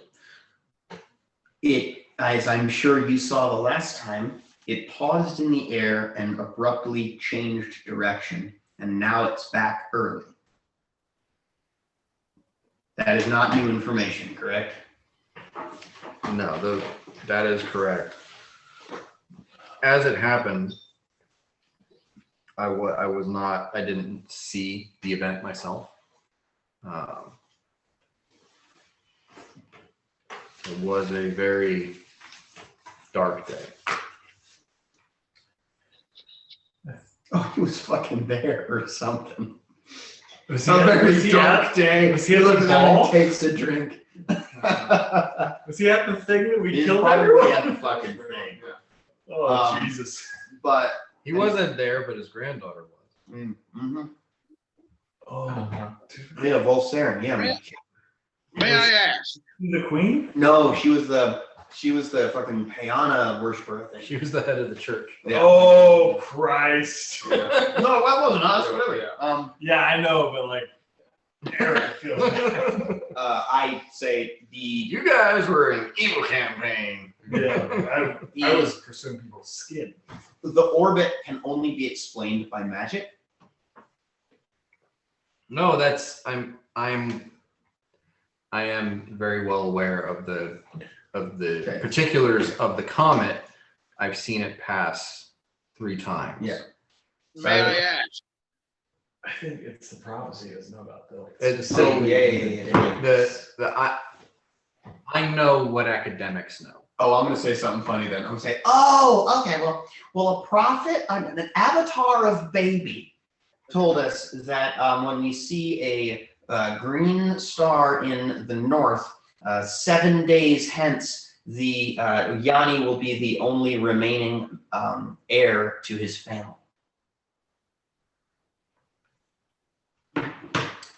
You spoke with a prophet of baby. Yeah. Oh, yeah, Yeah. weeks ago. Yeah, this was at least a month, maybe 2 ago. I've been connecting. I don't know if anyone has ever been a prophet of baby. I'm as close as they Who come. was the prophet? It was in a holy book of baby that was a magic dimension contained in a book of children's stories. I don't think they had a name. Like, so he's like, he's confused, and then you start talking about the nursery rhyme book, and that seems to make sense to him. Okay. Like you're seeing this look of confusion on his face about a prophet of baby, and then you're like, oh, we would in this nursery rhyme book. He's like, oh yeah, that makes sense. Go on. And I explain kind of all the prophecies that we encountered. I talk about my Fey lineage. I was called Master Feyborn. We talk about the anvil. I mean, I just open up, right? The anvil. I just give him the nos.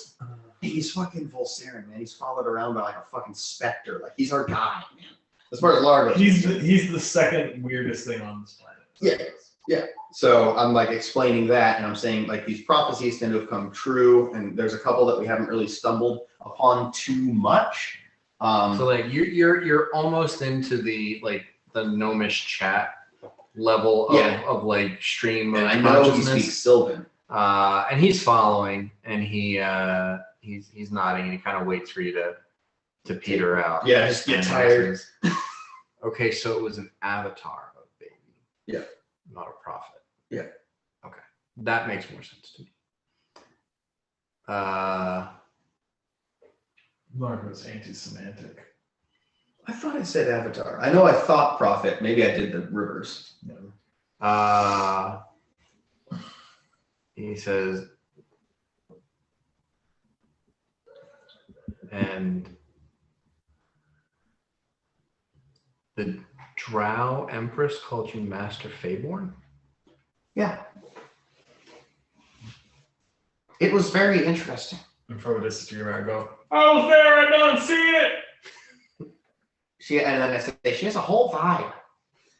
Hold on. And remind me, before we finish this conversation and you leave, I have a question for you about a particular individual. Just remind me about that, please. No, that's interesting. Those are some details, and I can see what I can derive from that. But yes, I was hoping that perhaps you actually knew what it was, or what its origin was. It was a pie in the sky hope, but yeah, unfortunately, I don't have much more. Well, that's quite a lot. It is. Did you know that there is no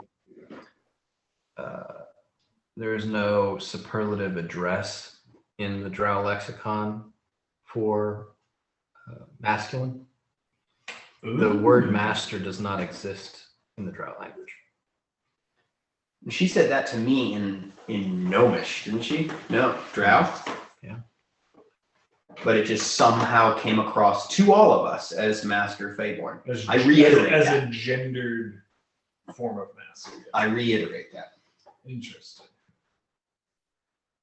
That is very curious. She did specifically say, like, she kind of like I mean, she had us there, and she was like, "You have other things to do." I meant, yeah. I mentioned that. If you mentioned that in the telepathic bond or something, Largo wasn't. I think you would specifically know about it. that. You would know it. He He's says, probably talking about this. Yeah. Oh, you're gonna stop You're gonna see being the fucking cracked. Yeah. well, that is quite a lot of information. And I do have an obligation to prepare Solomon. Is there anything you need from me at this moment? I mean, I immediately say yes, and then I profess my deep curiosity for all things magical, and I ask, I would like to get a cadre of magical folks together to brainstorm and figure out what to do about this comet, possibly at the South Pole before it hits. And one person I would like to visit, and I preface this by saying, I know that gnomes are weird, and I know that I'm weird, but I know that I'm not as weird as most gnomes you know. And then I say, I would like to contact Zim. Is that is that a good idea at all? Or is he so deep inside his own craziness that he won't have anything to offer? I haven't seen him in quite a long time.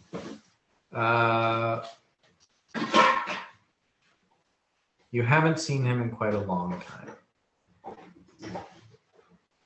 Zim is an exceptionally capable individual, but not nearly as capable as you or I. And yeah, some version of in-universe language, he basically tells you he's like level 9. Yeah, okay. So he wouldn't be an asset to us. Even just with his pure intellect, he wouldn't be an asset to us. There might be some minutia of knowledge that would be valuable that he contains. Acquiring it from him in a Yeah, exactly. not even saying that he would be unwilling to part with it. Just that being able to get that pearl of wisdom from the sea of Dog his, shit. So with anything, I would say you need to come at Zim with a very specific request. Okay. And you also have to recognize he is entirely self-interested. So he might not have any interest in helping for the purpose of the greater good, but with proper compensation, he can be paid for. He's that kind of person. And then I say, well, then I would ask that you consider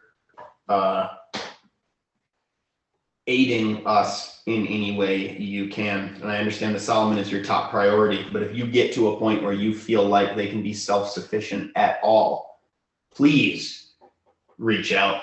You are the most capable person we have met besides Gideon. And if I reached out to Gideon right now, he would talk about how much he loves the Duchess and he probably wouldn't help. That doesn't mean that I'm not going to, but Gideon's first responsibility will be to the Duchess and to Penteros. Just like, unfortunately, once I have imparted what I can and done what I can for Solomon, I am going to get off of this plane because I'm responsible for her. And he points to the little girl. who is she? Smash cut to Mirak. I do want to follow that conversation. Do you ask who she is? She is under my protection. Who is he? We don't know who he is. We Grebvedrin? We know what he is, to be specific. He's a merit inevitable who I am under scrutiny of.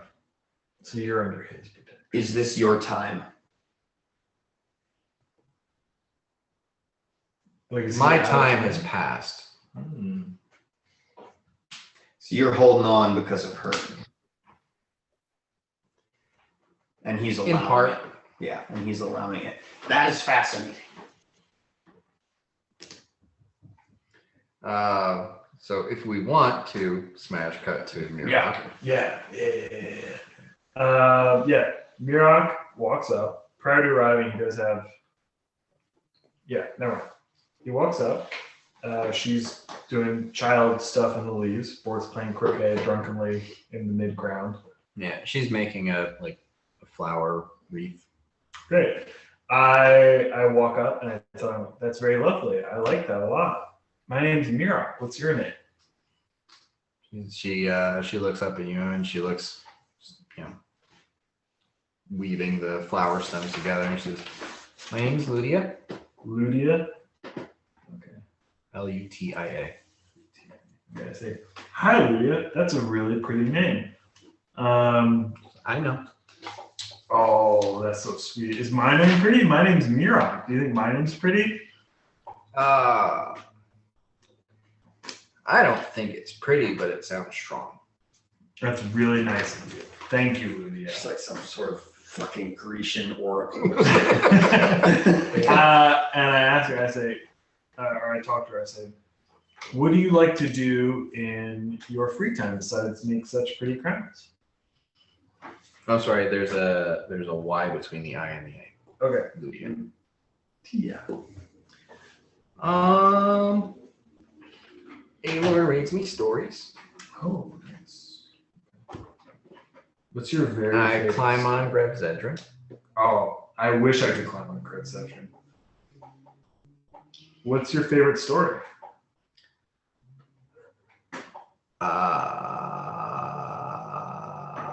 I interject with like my favorite Dwarven story as she's thinking of something like, "Oh, mine's the block and the gnome" or some shit. The princess in the helmet. Yeah.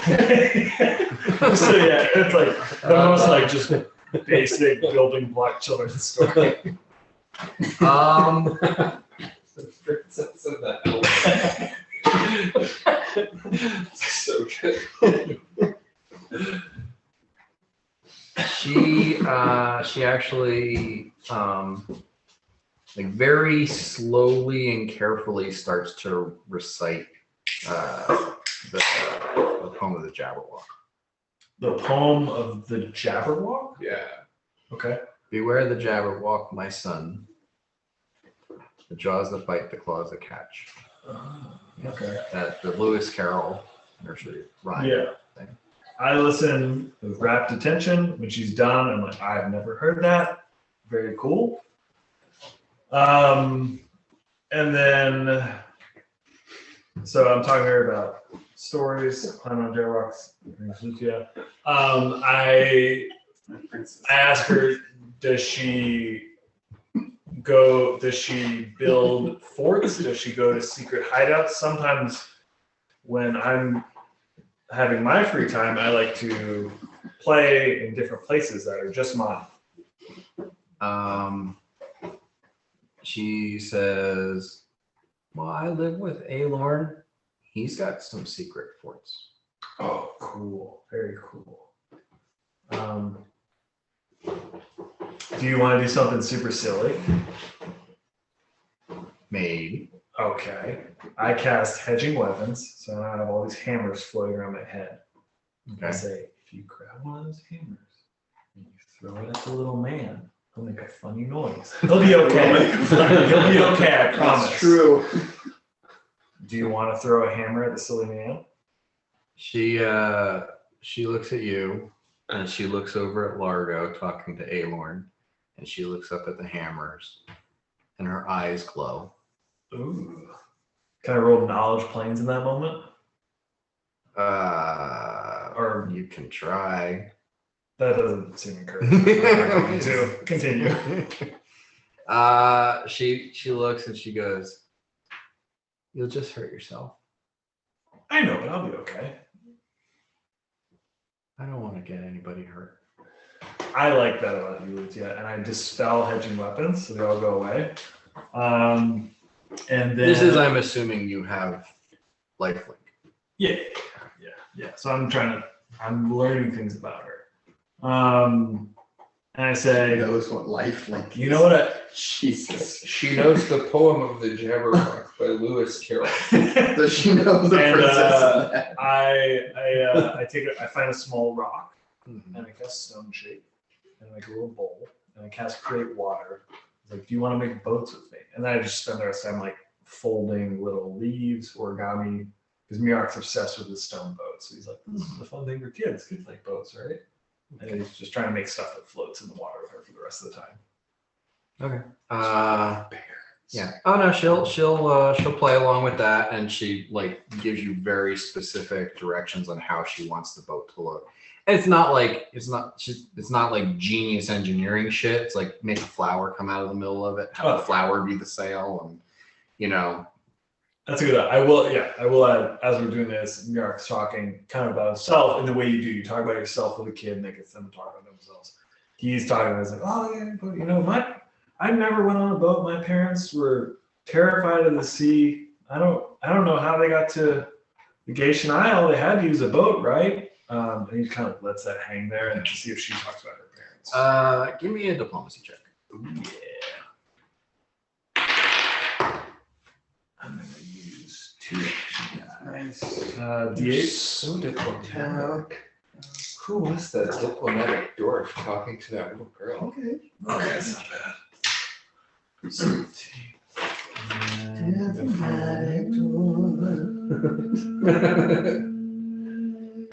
Such a diplomatic Yeah. dwarf.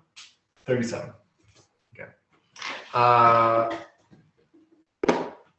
So you have this little back and forth. You're trying to, you know, unobtrusively get her to give you like a better idea of who or what she is, and you know, talking about parents. Like she keeps on referring back to Aelorn, but never refers to any relation. Just that he's Aelorn. Yeah. That he does this for her. That he does that for her.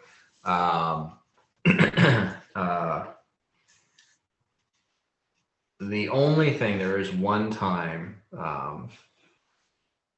that she says, you say something about Aelorn, taking care of her, and that's really great. And then she says, my daddy trusts him. Okay.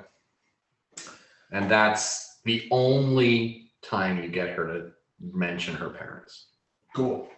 Cool. We hang out, we goof around, we'll get stuff for a while, and then after a bit, Mirak, slaps his eyes, is like, Lutia, I've had a really great time. Slap your thighs. Clunk. Yeah. I've had a great time. Thanks for hanging out with me. Thank you for not hurting me with my own hammers and making some cool boats. But I gotta go talk to the silly man now. I'll see you later. Then I get out. Wildly emoting over there. Show her a Wailing little flower. your sleeves. And she says, The top of dad's dress shirt. yeah. She says, okay, she waves, and then she stops and she looks and she like picks up like her favorite of the boats that you made. She says, can I have this one? You can have all of them. I just want this one. Cool. Okay. That's exactly what a kid would say. No, this one's cool. The other one's suck. All right, so back to Aelorn and Largo.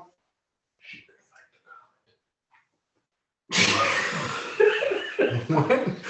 I was sure he was like, she could fight the comet. We just put her there. That might be the only level 20 person we've encountered. Oh, for sure. It's her. Yeah. So Aelorn says, basically says that when the comet hits, I will do whatever I can do to help you prepare. But you have your destiny, and I have my responsibilities. Yeah. Largo's just gonna fucking be there alone in the South Pole. Shut Like, up. You're not gonna be alone. I'll be standing there pointing my rapier. at the cock. But then it turns out it's just a croquet mallet. Fuck! I'm so drunk. If Uhtred, It's fine. if Uhtred's still there in the room with that, Oh yeah, he's still Uhtred's there. Yeah. yeah, and he says that we have our destiny and he has his responsibilities, I would like to say your responsibilities will be nothing without the destiny we bestow. Fuck yeah, dude. That's exactly it. He looks at Larga, or he looks at Uhtred and You're gonna have to cleave that comment, dude. Yeah, at that point, Mirok walks up and playing Lucia, claps Uhtred on the back. I'll roll diplomacy. Whoa! I'll take it. It's the same. It doesn't matter. 28 diplomacy, claps Uhtred on the shoulder and says to Aelorn, "You'd be wise to listen to my brother Dwarf here. He could cleave through the entire Elven Woad, and he could stop that comet. But what are you gonna do for us?" Because I just walked up. I don't know what the fuck you've been talking about. I just go, okay, all right. Well, thanks for coming. We've got some more sending spells, and we need to reach out. Howard, Does Uhtred call me a coward or Aelorn Volsaren? Bull Saren. Okay. I do say hi to the inevitable. You call him a coward, and he turns to you and he says, "Master Dwarf, sometimes discretion is the better part of valor." And I mean, we're just gonna fucking go to another plane if this shit goes to the shitter. I'm in charge of a town. Yeah, but if it really comes down to it, it's like I'm gonna everyone's die gonna with my fucking town. I'm trying to bring you start back. a chain You of can't. successful roadside taverns. You don't just walk away from that kind of commitment, Largo. Yeah, Mirok's not going anywhere. What are you talking about? Well, We know where Largo's head's at right now. Largo's going to the fucking mansion. It's just, yeah, he's gonna cast Fagate and just.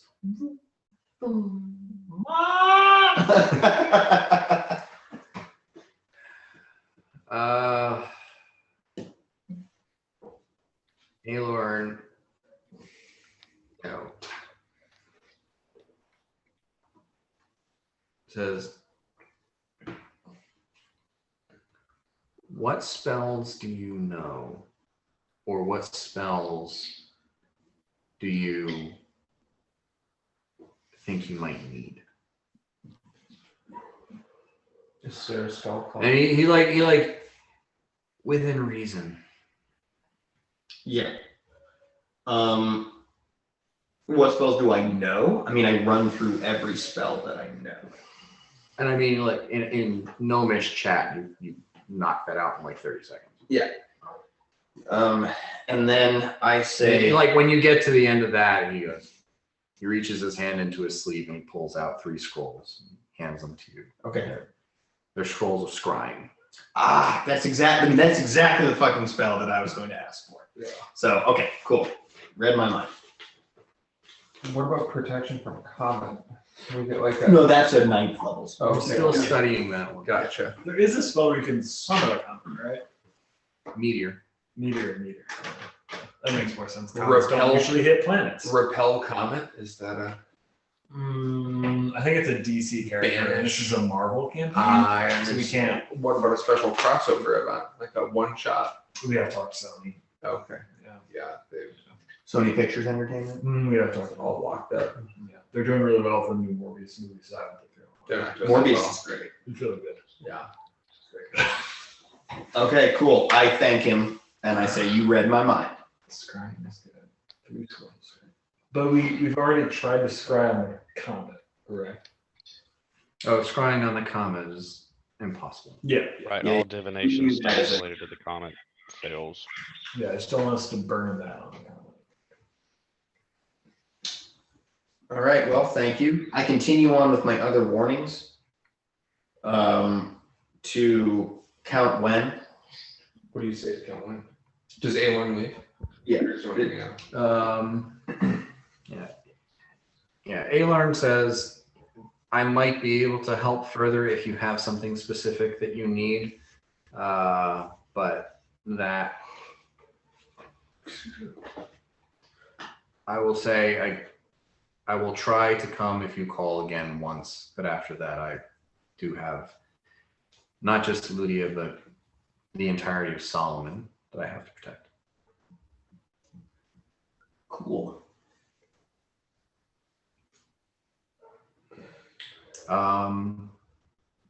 Give me one more diplomacy check.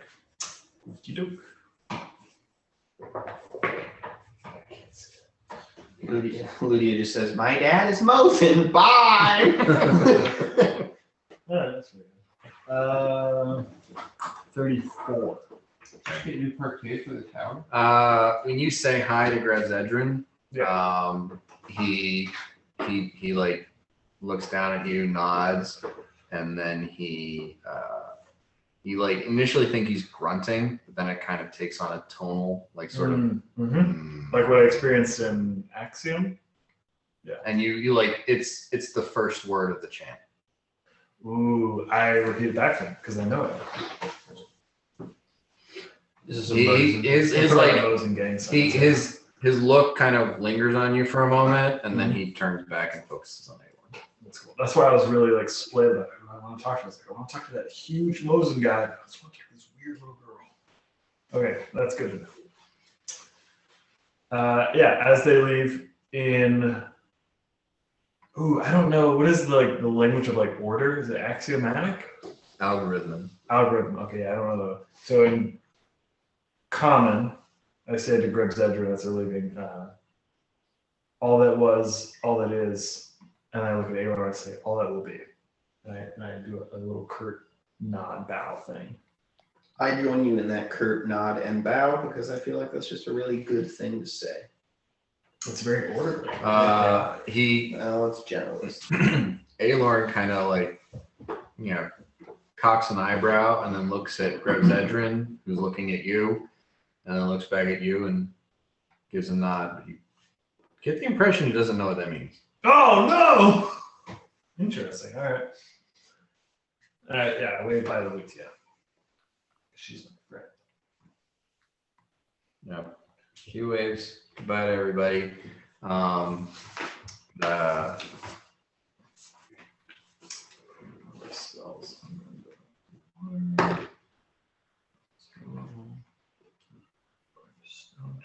And yeah, as she's rejoining Aelorn, she hands the flower wreath that she made to Largo, and she like points at Bort and says, "Give it to him. He needs it the most." Headband like +7 dexterity because she's level 20. Or it's a sweet flower crown. She's a sweet girl that sees through all of our guises and knows that Because a she's wounded human. All right, so I A short approach group Bort. life. You guys are all these like. You're wearing immortality on your Okay. hand. Enough of It's not that. active yet though. So Yeah. I wander up to you and I say, that cute little girl that follows our mystical friend around has given you this wreath. I hold out my hand Put it on your head. and I say, I accept your kind wreath of flowers, small girl.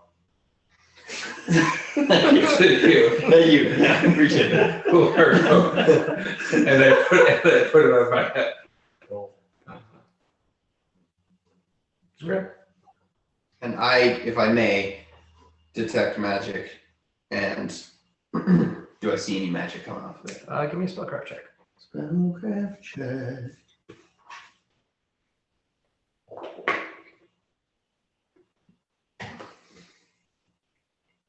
What do you get? 41. That's very good. Good spell. The wreath does appear to have some lingering magic on it. Protection from evil. Okay. Okay. Let's see what happens. Protect me from myself. Yeah. That's also. I think it's also a late '90s song. Creed, maybe. Sing it my way. Something Sing just it like, my "Protect me way." from myself." Okay, so that done. What's your plans going forward now? Um, Oh, you need to send. I some need more to we send- need to send to Count I Win. mean, we can just kind of roll through and this. Okay, so you send to Count Win, basically giving similar. Do you want to like specify, or do you want to just like hand wave? Everyone should go into the mines. outside. I'm looking in. And then. All right. Well, yeah. Mirak has some specific Through the directions. mines. What's that? Mirak does seem to have some specific directions. So. Send them to the mines. Send him to the mines. Bring Dakuda. I have bring Dakuda. All right. And then you want to send to Um, Gavrick? Yes, Gavrick. And yeah, Lord Gavrick, comments coming. Just like same formula. Okay. Just as a reminder, now that you have Greater Shadow Evocation, you can cast regular sending. Oh, okay. I'm not gonna. Okay. It's been fine just thus far. I mean, obviously, there's like the difference between blowing a 5th level spell versus blowing an 8th level spell. Yeah. To cast a 5th level spell. Just saying that it is now in your power to cast sending spells to other planes and shit. Badass. So that'll happen when me and Aelorn are on different planes. And I'm in the mansion and everyone's dead. Do you tell Gavrick that you have this new ability? No. I just say he's been sent by me before. So Laura, send the people of Terminal Mines. Also, Bleda needs to find Solora, the Huldra. If you feel like I can fit that in 20 words, otherwise I can sound it out. I'd like you to sound that out. That's a decent amount of information. Yeah. You're sending this to Count Win. Yes. Dustspringer, Comet, coming. Take people to mines with Dakuda. Be safe. Protect them. Send Bleda for Solora. Solora. Yeah. Bring them to. Yeah. Okay. Cool.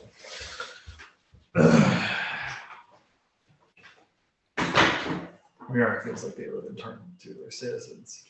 They just live in the woods. Yeah. All right. Figure out what you're gonna do next. I got this one hair on my ear which driving me nuts. Nice. So we haven't sent to Count Gavrick or Duke Gavrick yet. Of Kylo? No. Okay. Gavrick. Kylo should be more okay. Because it's Yeah. farther They're away not right in the path. and it's more of a built up area. Mhm. It's more like stone and like wattle and daub construction. Storing versus like shacks. I'm less concerned about them. I mean, aren't most of I guess the majority of the population of Tarnholm is not dwarves yet, right? No, not at all. It's mostly So, like, all of the dwarves should just be fine in their homes. Oh, yeah. Dwarf homes. Dwarf homes. They're You're dome, already, they're stone they're domes. already bunkers. I'm the landlord of all of them. Yeah. Yeah. But the people go to the mines. Send them to the mines. Let them work. Yeah. I'm wondering if it's also going to pass over. How close it's going to pass is sent in. I'm trying to think about, because when I get my familiars Send it. at level 20, Oh, yeah. I'm trying to figure out what the biggest possible fey creature is. This little Largo with like a giant fucking fey ooze A phase. or something. Fey slug. Face slug. A giant face snail. Yeah. Like from the old, like, Dr. Doolittle from like Yes, the just a 1970s. giant snail. That would be very cool. I ride upon it. And I slit underneath its, between its skin and shell, and then cast project image. Mm-hmm. Then you're going to be covered in snail goo, though. What's the biggest possible Fey familiar Largo could have? Giant snail. They familiar? Because, you know, like when level 20, like we talked about, the path towards getting a familiar. Mm-hmm.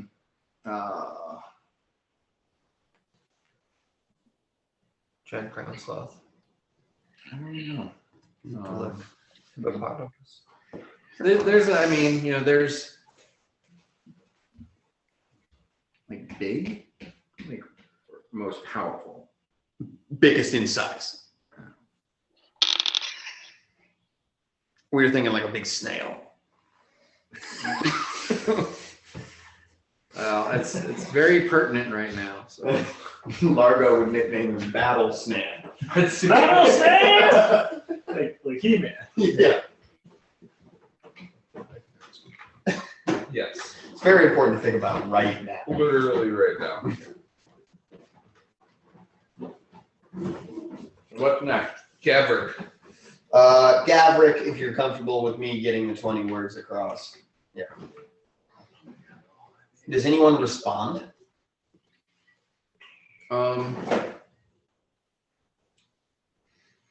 Count Win says, XIPA. I've seen the green star. I will send word to Tarnholm and protect all my holdings. Okay. And I do have the telepathic bond has encouraged me to spend my last 2 sending spells. Okay. Who are you sending to? The Drow Empress, Boo! and especially after talking to Aelorn. The Drow? They're underground. Yeah, that's where the comment's going though. And What? also, Underground. who is the like the fucking manager of Houndson's? Uhtred's being very, very. Oh, red? Yeah, in Tarnal. He's in Tarnal. No, I thought it was the lady. Oh, you mean in Penteros? Yeah. You're gonna email the barmaid instead of the Duchess? Uhtred won't. Oh, dude, Uhtred won't let up. email Britt. Nah, I would trust him. The manager of Houndson's in Penteros is Ileana. Is it worth it? Yeah. Because you guys hear Uhtred saying, "Let her go." Yeah. I mean, that's what Uhtred wants to do. That's fine. The But comment's going nowhere near Penteros. someone, yeah, fine, go my clothes. Yeah, I might just freak her out. I You make an email- argument that maybe I shouldn't do that to Uhtred. If you tell us that you're trying to send to the Drow Empire, Mirok aggressively argues against it, and if you try to, we will attack you. If you will- Okay, well, if he says he's going to attack me, then I guess I can save these. These two are the spells. ancestral enemies of his people. You're like, let me help them out. It's like, no, fuck these people. Well, I think that the Empress could have information. I mean, she literally was like, "Your God's chosen doing some shit." She invented For me to keep you here. a word to refer to us. She invented a new fucking word to suck up to you, and you've fallen for it immediately. All right, I don't ask you. The king, do we know anybody? I mean, can we tell Gavrik? Like, yo, and by the way, tell the king. I mean, I think word's gonna get out because we've let the Duke of Kyla know. We've let the Count of The Duchess. I'm gonna use a Empress spell. are- I'm going to use a spell to Count do Exec. that. The Duchess and I'm going to use a spell, and I'm going to say, "Hello, Duchess. Long time no see." it's your pal. That's right. Is that right? Largo. How are you doing? I'm fine. Are you Uncle Rick? What is this rhyme scheme you guys got there? No, just long time. Hey, Duchess, long time no see. This is Largo. And then I say, "Dustbringer comet imminent. 2 to 4 days. Make preparations. Don't worry." Okay. Uhtred says hi. That's just end of Dustbringer comet. Fucking coming. Make preparations. Don't worry. You get no response from the Duchess. I'm gonna get refugees, maybe displaced peoples. Yeah. That's probably the order. And then you hear Gideon. Oh, this is a new sending spell. Sweet. I get to respond. Gideon says, the Duskbringer comet imminent, don't worry. Clarify, you fucking baboon. Remember when we didn't like Gideon? He's great. We love him now. Yeah. No, I deserve that, but I needed to, say I didn't have enough words. I'm going to be careful about my response to him more than I was the Duchess. I was just excited about the idea of communicating with the Duchess. So I'm going to shelve that excitement and say,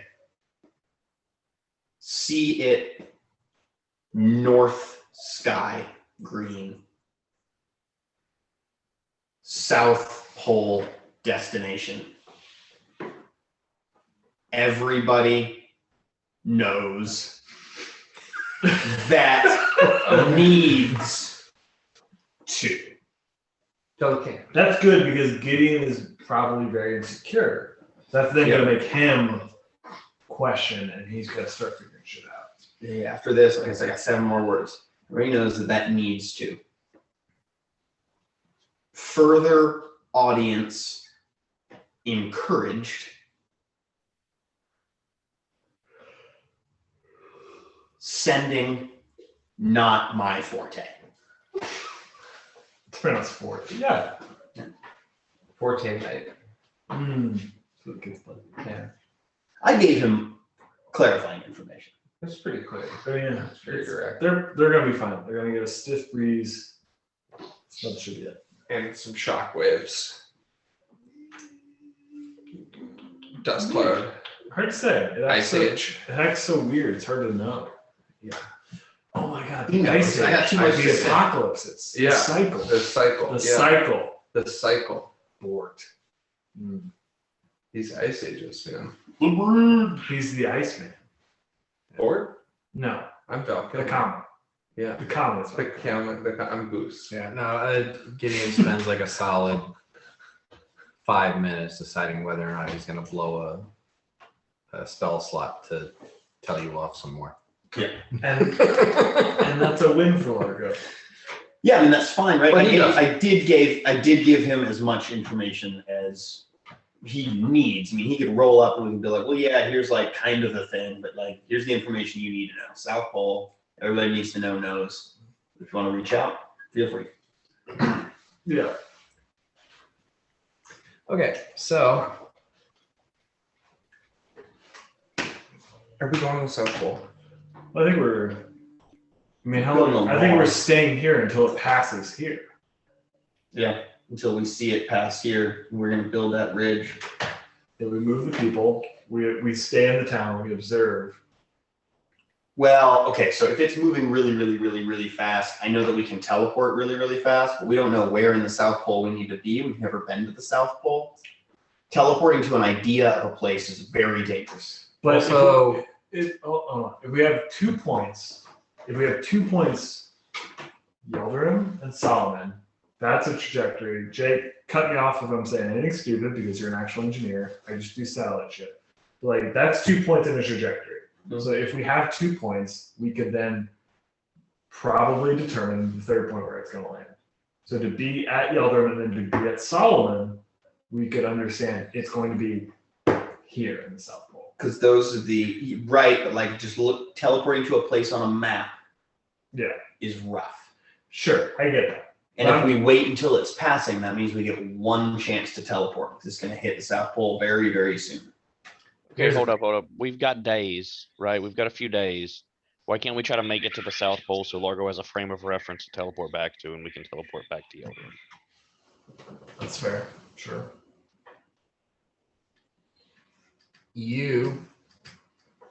I'll give this one to Uhtred actually. Uhtred explains that South Pole is probably somewhere around 4,000 miles from here. Yeah. Oh, and there's a limit. Your teleport has a limit of 100 miles per level. Yeah. Okay. So teleporting from Yildirim to the South Pole would take 2 to 3 castings.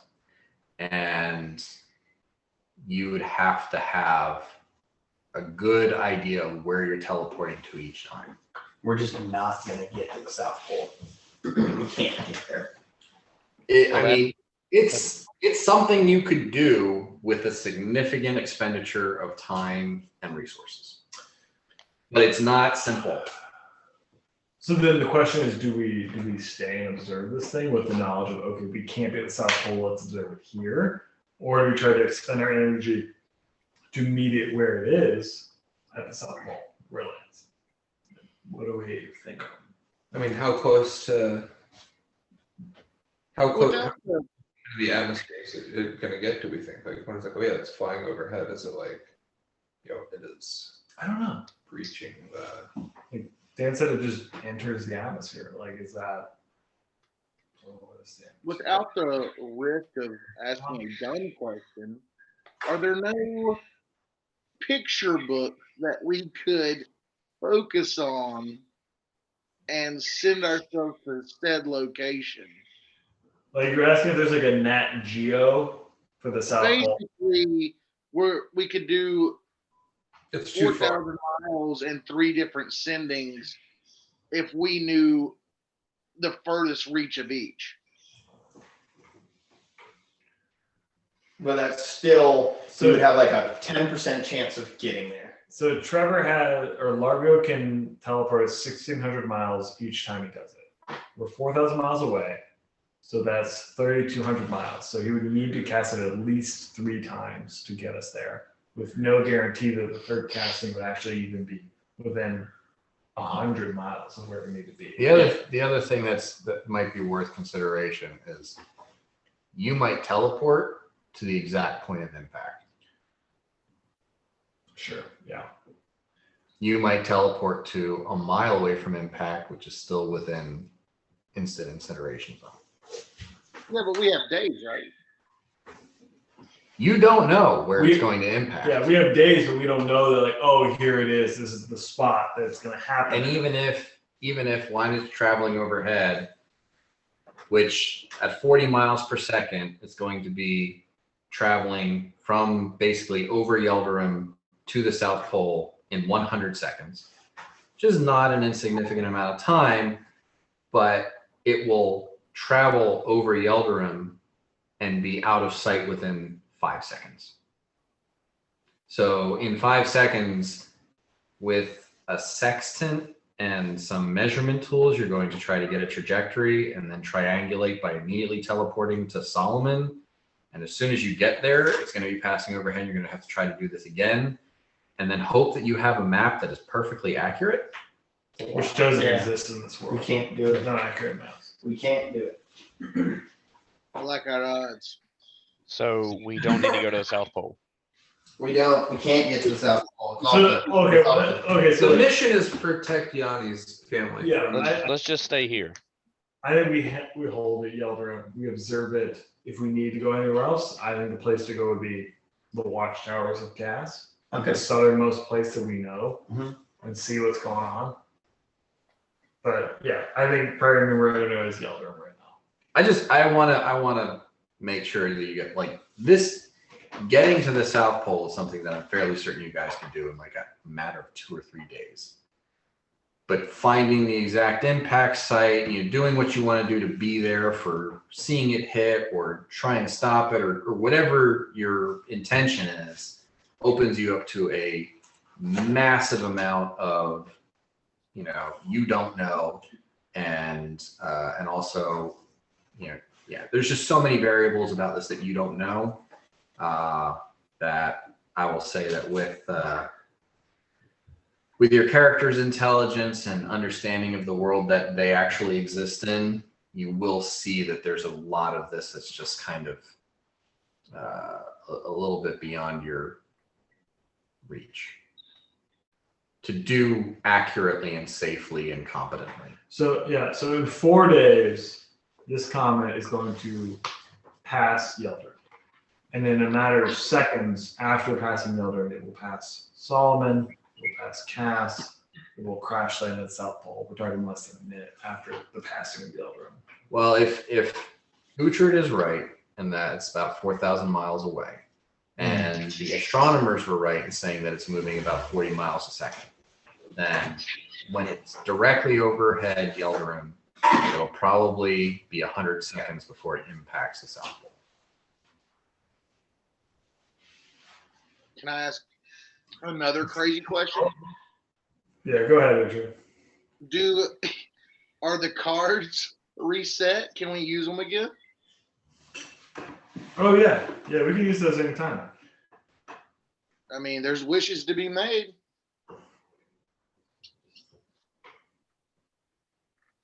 We could ask for this whole comet to disappear. Oh man. Lord, be careful with that kind of wish.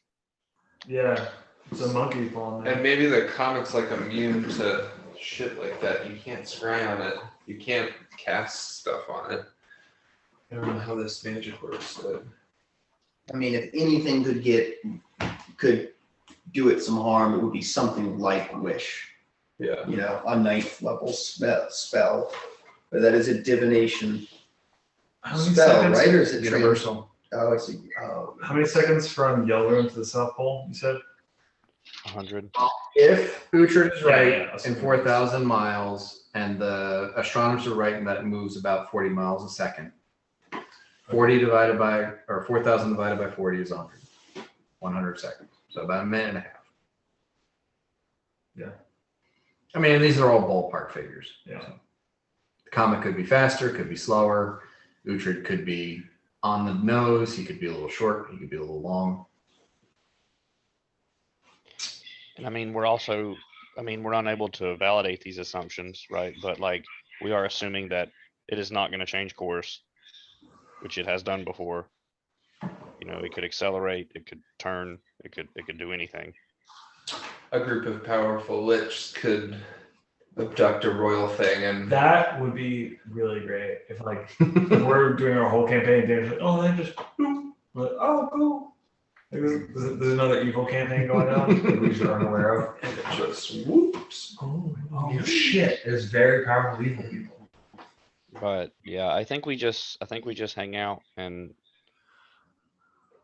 see what happens. I don't think we can do anything else of any significant impact. Yeah, I think we protect Yeldarim right now. We've done everything we can to protect the cities in its path. I think that makes sense.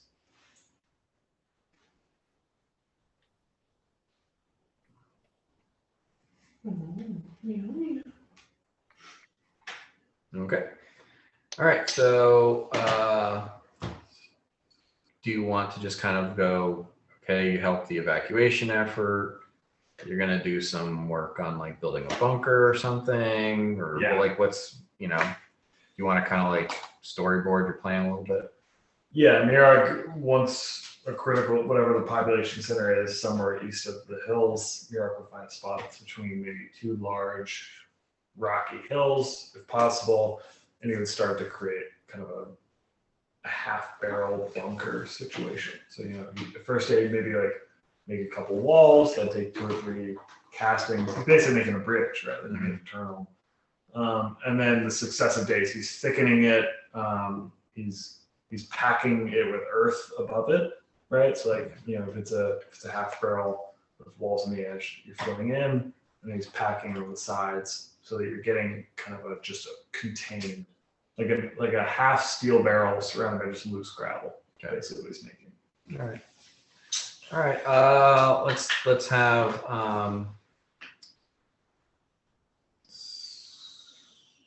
let's have Yanni give me a knowledge engineering check.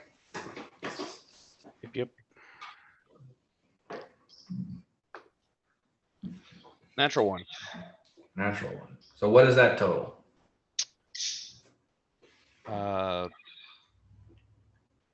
Is there any other buffs right now?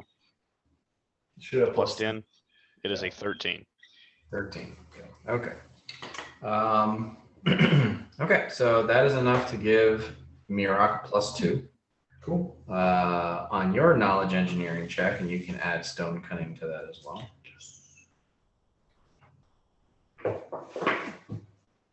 Oh, not great. And then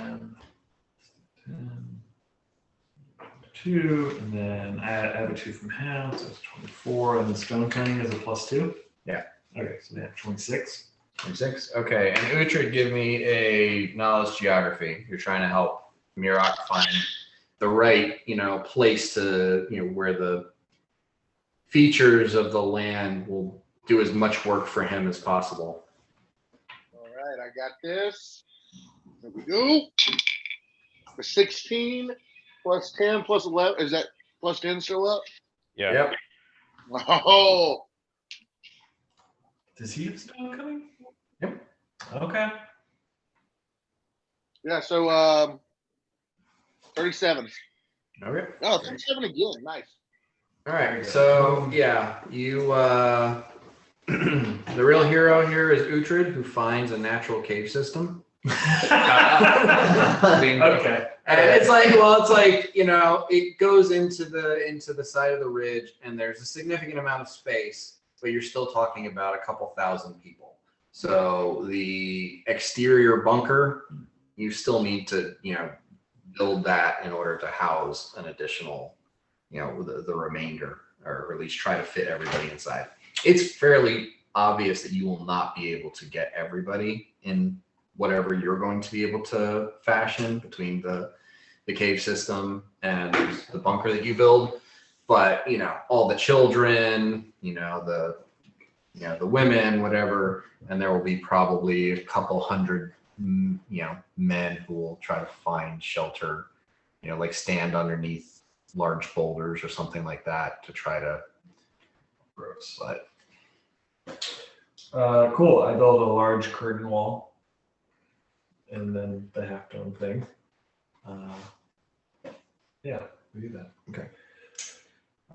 But yeah, the vast majority of Yeldarim has a very sturdy shelter from your combination of efforts.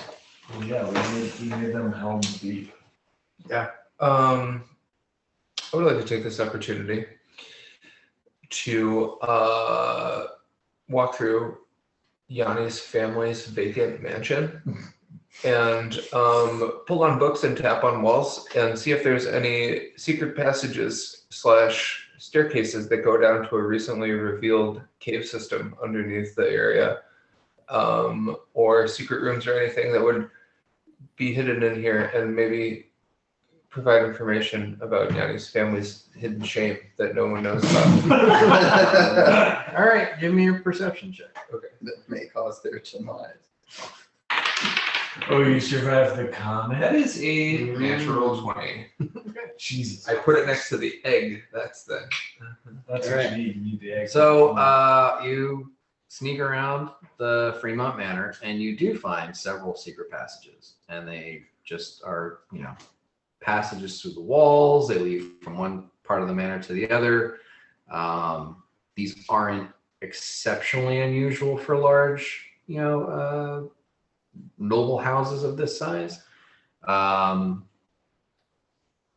Looking around, you do find that there is one area that does appear to be locked in, a vault of some sort. But nothing, no cave system, no hidden dungeon with corpses, nothing like that. No closet Are you full of going to stone try to children. get into this vault? Oh yeah, Okay. definitely. Give me a disable device. Okay, let's roll. My other egg die. Let's roll. Or would you be making any of this known via telepathic bond? Not yet. Yeah, figured as much. Hey, Yanni, I'm breaking into your family's house. Not at all. Okay. Compared to some of the other shit you've had to deal with, this is child's play. Mhm. It's just like a steel, high-end lock, but not, magic, not, not mastercraft, insanity. And you get in, and it's, some deeds, some paperwork, a book that is basically the family's noble lineage, and a couple of bars of gold and silver, and a few bags filled with coin. Okay. But no, like, I examined the books and it's like very straightforward. Yeah, just titles, writs of nobility, genealogy. Mm-hmm. There's no shame here. Oh man, I would burn it all. I'm not gonna do that. It's just But I'm not gonna burn anything. I mean, they didn't pay for their Ancestry.com membership this month, so I would burn it. I'll even say, you're familiar enough. A cursory look at the precious metal, you think there's probably around 15,000 gold worth of money here. Mm-hmm. Why take that? I mean, I'm not gonna steal Yanni's family's money. Like, This is a big moment for you. that's I why don't you're wearing that fucking crown. I don't know if it is. Like, Yeah. I feel like it's Yanni's family's money. I don't need to like take Yeah. his family's. It's also like 15,000 gold is kind of getting into the realm of chump change for you guys. Yeah, I know. I'm kind of like, I'm good. I'm doing all right.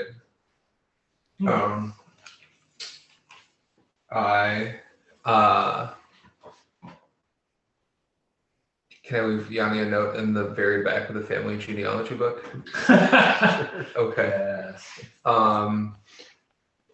Dear Yanni, it's your friend Bort. Your family looks really nice.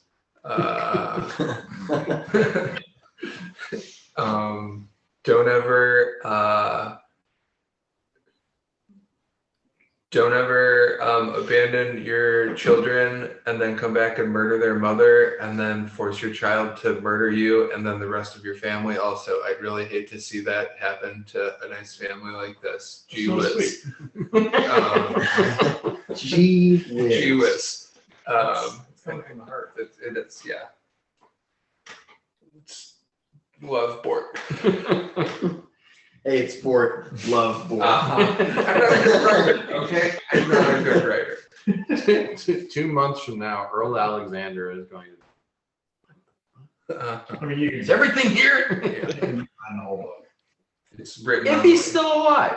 Yeah, Yeah. it could be Might die. incinerated. Yeah, Yeah, Yanni made like, this is nice. The post-apocalyptic hellscape. it's a sweet note. Okay. Okay. Well, there you go. We're about to experience the Cataclysm expansion. All right. So, World War. Yeah.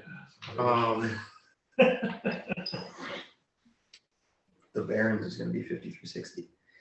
after this is building this bunker and everything, moving all these people is several days worth of effort. Can we call it Yelms Deep? Sure. Cool. Sure. Yes. So after several days of effort, you get everyone in there. I'll say that at some point in time, Largo does a sending to the astronomer asking for like, when exactly is he going to pass over? Yeah.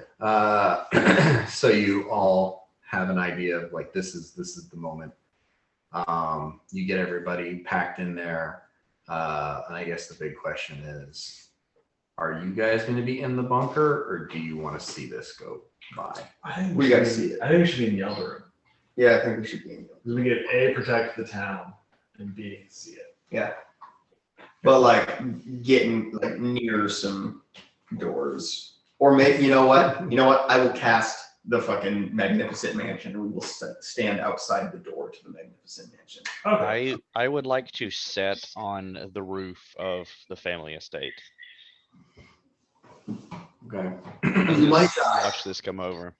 So, I mean, do you all want to be there on the roof of the family estate? Absolutely not. But Mirak will stone shape his feet to the ground. Why don't we just put the mansion on the roof? And what time of the day is it right now? Or well, so multiple days have passed. Yeah. So I'm casting Life Bubble every morning. About 6.5 hours. Would that still be up at this point when the comet passes? Yeah. Okay, cool. So you have a bubble of breathable air around you. So with that knowledge, Mirak sees Yanni on the roof. He stone shapes himself to the ground for like stability. Aaron, can you just look away? I feel as though Yanni doesn't necessarily want us on the roof with him. Is that correct? Yeah. No, Largo, you're always welcome to join me. Well, then I think that we should all be on the roof and I'll just fucking cast it and may just make this magic on the fucking roof. Okay. Please don't. Why? I can't get over it. He's afraid of heights. I can't climb. I'm slow. You- Put it on the ground. Guys flying on you. Yanni, what's easier, me flying up there or Yanni just going and dropping down with his insane dex? Yanni, I defer to you to, I'm like, well, what do you think? I think you should put it on the ground. Also, you're very small, and if you're on the roof, like Yanni can be on the roof and maybe like stand a wind. You on the roof, like Probably won't be on. you're I'll probably fall gone. down. Strong wind and you're I'll probably fall insane. down. I'll probably fall down. That's fair. I do cast fly on myself in preparation for this. Okay. I ask if anyone else would like fly. Poor resistance, yeah. Or you are flown. I do not cast arrow. According to the astronomer, they think that it's going to pass over Yeldrum sometime between 11 a.m. and like 12:30. Okay. So we're gonna position ourselves so that all Yanni needs to do to see us is to peer over the precipice of the roof, I'm on the roof If that's- with Johnny. at all possible. Okay. And then So- I check Magnificent Mansion, and we're there. Let me explain Yanni's intent with all this. He feels like we've done everything we can. If this thing kills Yanni, he dies. He's not gonna, try to stop a giant asteroid from murdering shit at this point. So if Bort is on the roof with me, I would look at Bort and I would smile and I would say, "Hey, Bort, my dear good friend, What's up, Johnny? let's burn a spliff I and cast watch the world end." and I fire it up and I pass it over to you. Nice. Yeah. Largo's. According to everything right about everything, you're going to be just fine because your family's not dead yet. Being a nerd, Uhtred, live in the moment. Just enjoy And it. the prophecy is Yeah, we've said this 1,000 times. So You're right. all right, I smoke a fucking joint too and get wasted. There we go. I'm flying, dude. All right, it's just me and Murak on End the of the world. Sober guys. It's just me and you on the ground. Everybody else is smoking weed on the roof. I mean, do you want to be in there? No, we're down here. No, but like, We're down here. Hey, You're not Largo, gonna look how leave much fun me. we're having up here. No, we're down You're here. not going to leave the You asked me this, and we probably missed the comment. do you need? I'll put Largo in my pocket. Like, let's go. No. Largo and Murak are down here, and y'all are up on the roof smoking drugs. Yeah. We don't have our satchel. I know. I know. We need to get. I'm sticking with You you. could send This us is a mark. very strange. You could do a cynic film mark if I'm like, hey. I will, but not right now. It's not the right Do time. you want me to grab you? No, Okay, all right. no. I respect that. I won't grab you. And Uhtred did not want fly, so he's just gonna have to jump down here if he wants to get in the mansion. I have fun.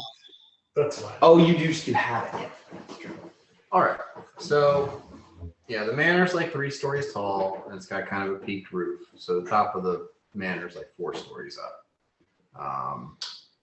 The manor exists in the like the wholeness of the manor. I always assume like. No, he's talking about the manor in Yeldrum. Oh, okay. I thought you were talking Fremont Manor. I thought you were talking about his. It's an Earl's estate. No, this is just I just have a shimmery door. That's next what I to saw. us. Yeah. Okay. Shortly after noon, you can see this green glow even midday in the sky. It gets larger and larger, and as you begin to see that, it stops being static and starts kind of like moving across the sky, it rapidly gains speed, and you see it pass overhead this massive ball of green fire with this long tail of green trailing behind it. And shortly after it passes overhead, the loudest boom you have ever heard. Shakes, like windows in the manor just explode out. Massive, like, and it's almost constant, just like this roar as it has already passed overhead, and you're just hearing the sonic boom trailing behind it. Everyone give me perception checks. Oof. Did you cast Tears for Life? Yeah. Okay. Listen, every morning. 16. 36. 35. 25. 46. Ooh, God dang.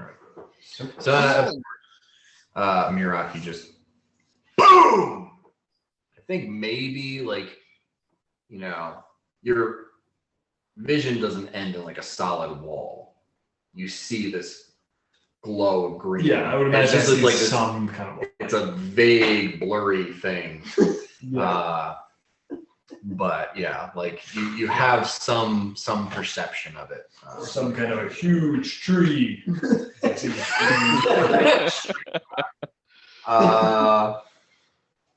And Uhtred, you're the first to notice that as it passes overhead, something out of the corner of your eye, you see something descend.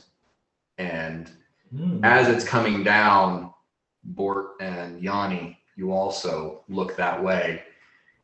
And there's this loud roar, but the three of you can see over the tree line, just on the edge of the Fremont estate, this massive explosion of light as something falls off the tail of the comet. Did you say to the east?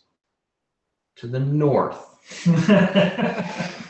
Again, it's okay. East and north, we switched in about 1400. It's not your fault. On the 5th day, look to the east. And there is a second loud explosion of noise. And this, sudden blinding blast of light, which does, that light catches Largo and Mirak, and you kind of face in that direction. But Yanni, Bort, and Uhtred, you can just see this sort of nimbus of strange,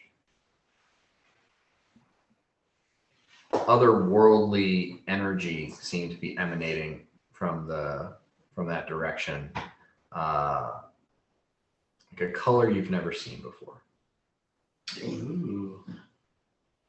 I look at Largo and it's like communal mount up, bitch. Yeah. And the comet continues. the comet just roars towards the to south. I mean, we gotta go check this out. Yeah. We got. Yeah. That's what we. All right, I say in everyone's mind, come on down, boys. Okay. And I cast communal mount. I guess we're fucking going to check out this color no one's ever seen before. Boom. All right, so you guys ride to the north. There's east. Head to the east. East. Just north, East. just vaguely, slightly, ever so, One few degrees. 1 degree. a few degrees to the east. And as you ride towards this sort of nimbus of light, it just, it's almost just this permeating sort of strange, otherworldly emanation. It's hard to describe. It's not so much a color as though it seems to be distorting your sense of vision and giving your brain a strange,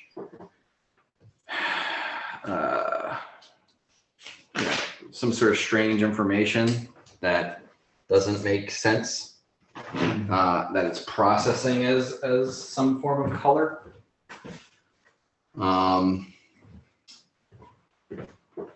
As you get nearer, everyone needs to roll a will save. This is probably fine. Frightened presence. What could possibly go wrong? Or just ancient Greeks calling the color blue.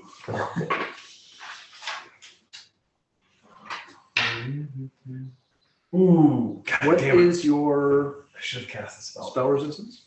My spell resistance is what? 12 28? plus. Yeah, You can 28. Thank reroll you. will saves now. Can I re-roll on will saves, Jim? It's done until you use it. If it is an enchantment effect,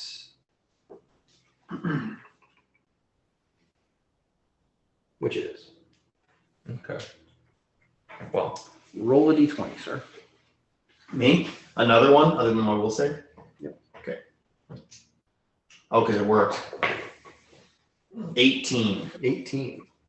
You gain 10 temporary hit points. Nice. Do I sense that? No, it wouldn't. I only sense a dip. You would only, you would sense, maybe you would sense if his maximum hit point pool got larger, Mm-hmm. but this is 10 temporary hit points, so it's kind of like sitting on top. It's like hero speaks. Yeah. It won't affect what you do. Okay, cool. Just curious. So what'd you get? For the will save? Doesn't matter. You Okay. got spell resistance. Cool. So Bort, what did you get? 16. 16, 27. 27. Yeah. Yanni, 26. 26. Uhtred. Sorry, Uhtred. Do what? What's that? Sorry. 17. 17. Okay. You guys. That plus 2. No. No, you don't have that to will save. Okay, so everyone except for Largo is running in, and you see this aura, this nimbus of light, and you're just kind of like, I'm alone. okay, like just any sort of urgency, any sort of like thrill of this is gone, and you're kind of like. Damn. In Largo's mind, it's just like we're charging with horses like into the dust storm in Mad Max Fury Road. Yeah, but you look But I'm around, not gonna like it's just- it's just everyone around the is just like, Huh. I'm just like, To be specific, you become overwhelmed with listlessness and ennui. Did I leave Oh. the candles on in Yanni's dad's I study? think the King of France is doing fine. What was the Jabberwocky the girl? do they slow down? I'm at a canter. It doesn't like,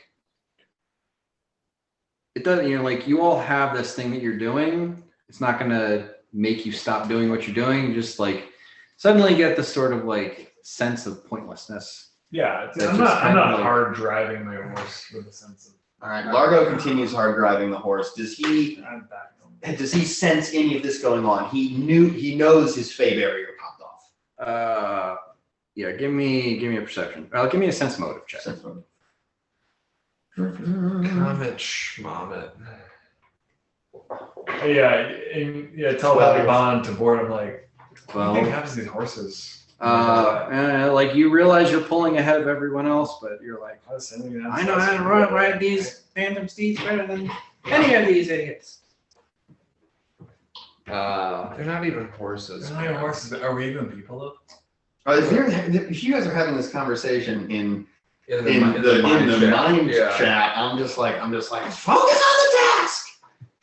I ignore that. I mean, we've been summoned here. Like, yeah, I've been summoned here by Mosin. But like, is that so different than these horses being summoned here by Largo? Man, what do you think about it? Mosin, dude? Well, like, let's be cool, man.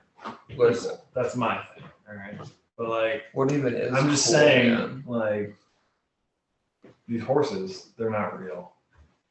I'm just like, sound off! Here we fucking go! Okay. Pretty good. I'm like, yeah, I just go, yeah, we're coming. a And sec, Largo. you get through a portion of the trees here, and this color becomes stronger and more pervasive until finally you see this massive, strange. Ooh. And I'm just Largus is like We should have brought Luke it's together. fucking like all of a sudden like he's like fireballs like resting on his hand. Massive globe of When glowing energy.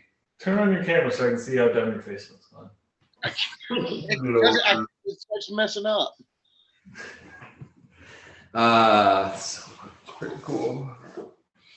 And yeah, in a radius of about 300 feet around it, like just as you're coming in, the grass, the foliage, everything has become ashen white, and you start to see branches and leaves just disintegrate and fall as ash to the ground around you.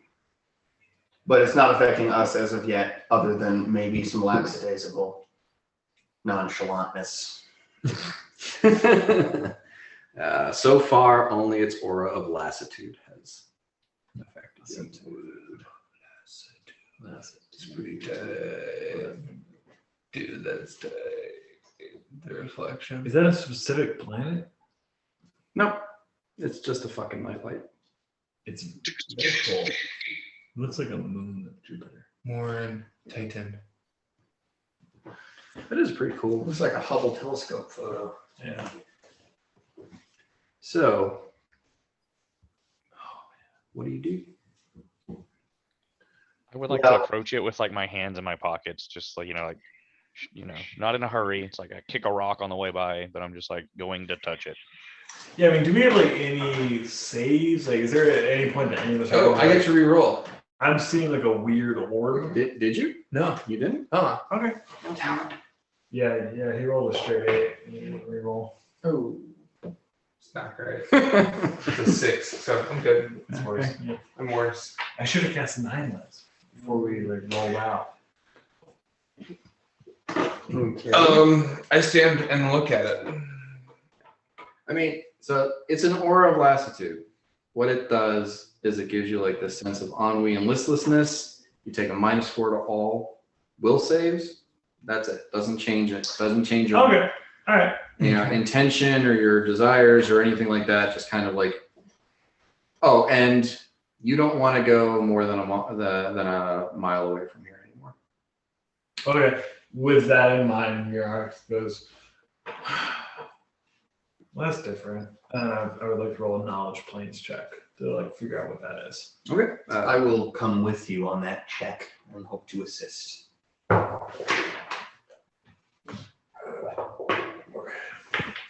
All right. So knowledge planes, I got a 25.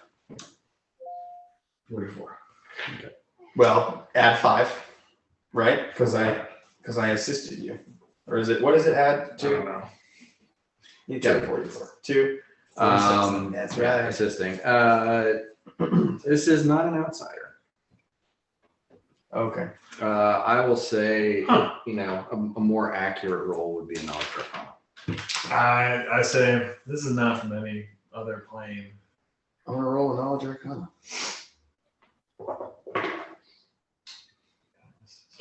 We have the +10 up? Yep. Okay. So that will be 35. 35. Okay. Largo, you have seen, you've seen a very obscure, when you were teaching at the college and just like pulling books, whatever caught your fancy without any necessary rhyme or reason.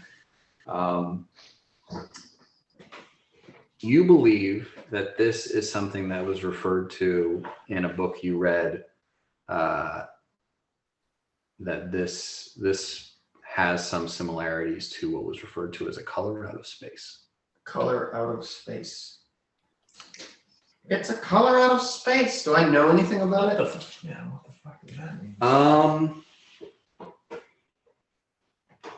Only that it seems to be something that is entirely made of energy Okay. and is incorporeal. Incorporeal. And Okay. that there was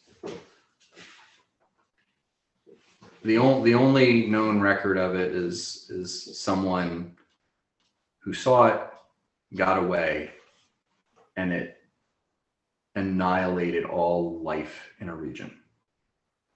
Okay. And this is probably one of many. Yeah, I imagine every moment we're fighting this one, there's one being dropped near Solomon, near Cass. Maybe there was one dropped over the Hameshron Caliphate. I use greater. I will say that the description of it was that it was much smaller than this thing is. That the one that was described in the story was maybe like 10, 15 feet in diameter, and this is like 30, 40 feet in diameter. Okay. So I send using greater shadow evocation to Aelorn Volsaren, Smart. Yeah. and I say the comet passed over Yell. Sorry, I keep wanting to say Yalagair. Gilder. Yeah. We rode to Fragment. Now stands before us, color out of space, double size of recorded history. We're not in initiative right now? We'll go. As you hear him reply, he says, color out of space. I will keep an eye out. I will notify the other elves. And as he's saying that, you see this flying orb begin moving towards you. Okay. Lord. And I'll say we can roll initiative now. It's flirting. Initiative. Whoa, what a weird roll that was.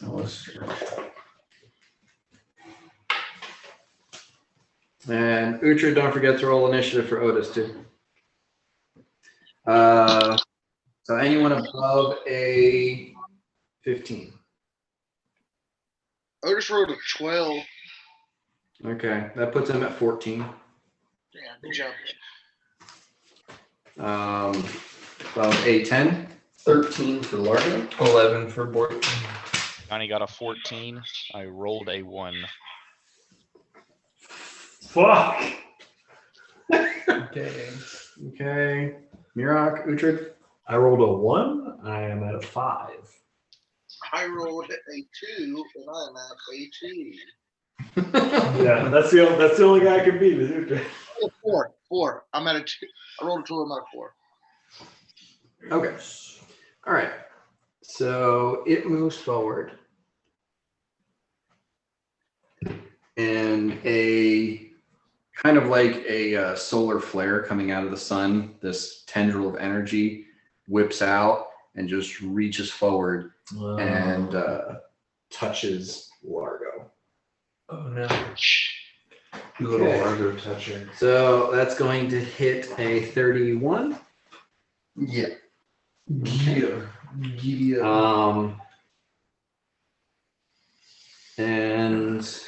you need to make a DC 31 fortitude save. Well, fortitude save. I didn't mean to tell you what the DC That's is. all right. You said 31? I said make a fortitude save. Okay, yeah. So 19, and then here come the action die.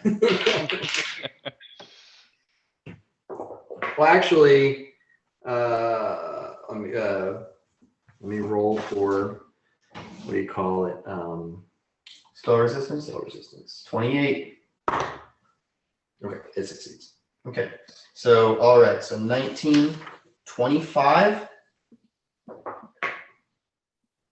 32, 33, 30. Okay. All right. So you're going to take half damage. Okay.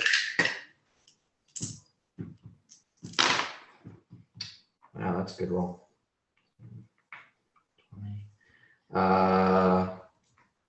So that is 28 points of damage as this tendril reaches out and touches your arm, and all the skin just turns white and starts flaking off like ash. Okay, so that'd be 18 for your purposes because it went through temporary hit points. Well, you got your 10 temporary hit points, and then he has Hero's Feast. Oh, okay. What was your How hero's many feast is that? roll? 9. 9. Okay, so 19. 9 hit points. So, yeah. So done to you, so he doesn't take anything.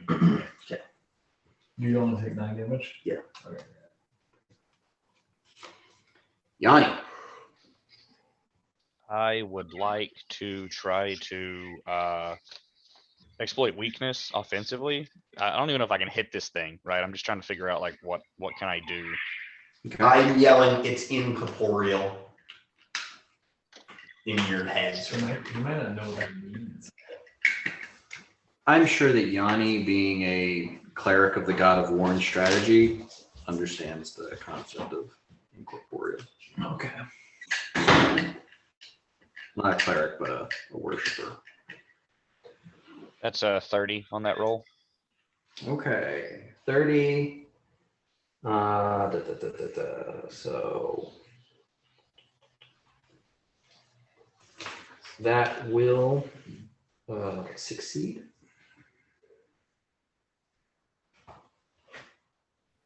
So yeah. Okay, so let's say that, you know, Yanni, the character, knows what incorporeal means, but maybe the player doesn't know if that has any consequences. You know that it's not a solid thing, that there is a chance that your attacks will just pass through it without causing any damage. Okay.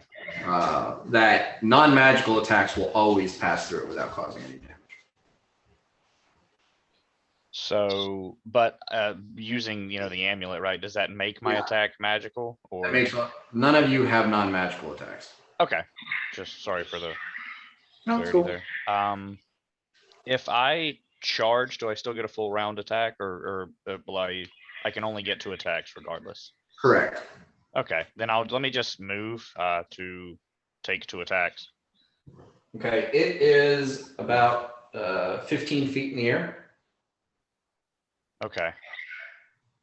I don't think I have any you know, airwalk or fly or anything. Well, you can jump like a motherfucker. So like Yeah, you so- moving forward, you can kind of like jump and punch as you're passing through it. Oh, that's cool. Will you allow me to make 2 attacks or just 1 since I'm kind of It's jumping? fine. Okay. Let me do that, and I will go into brutal assault. Can I still do that? Can I go into brutal assault with the aura? Yep. Okay. All right, here we go. 2 attacks.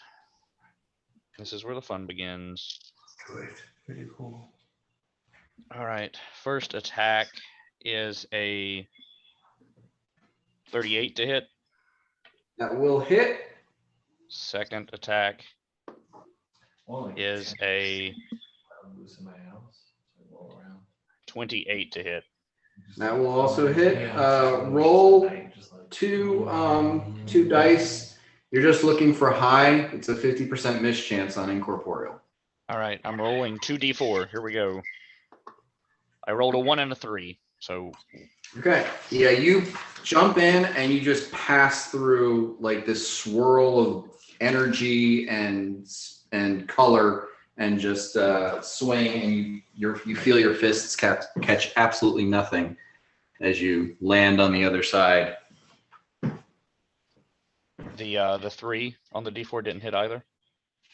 Oh, on a D4? Okay. Yeah, I was d4. Okay, I thought it was a D6. No, yeah, your second attack, you feel as though you caught something. And You come out the other side. On that fist, there's just this sort of like strange, glowing St. Elmo's fire kind of ectoplasm that's remaining on your hand. But even still, it feels like you barely caught anything with that hit. That you did very, very little to it. Which you know that when you exploit weakness, you bypass all DR. But still, this thing just didn't take the force of, you did 1 point of damage. Okay. That's not ideal. I say in the telepathic bond, guys, I'm not going to be much help in this one. All right, so that's it for Yanni.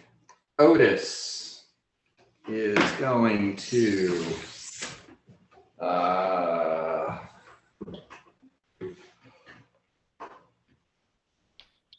get in front of Mirak, and he sort of plants his paws and takes a defensive stance.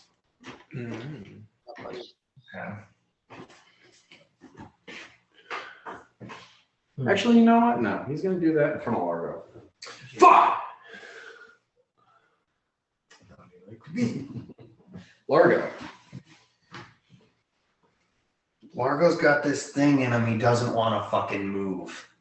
He's just like, okay, motherfucker. Yeah, go for it. So he clicks his heels together and shrinks. Okay. Right, to swift action. Okay. Am I going to? Yeah, I mean, it's a good idea.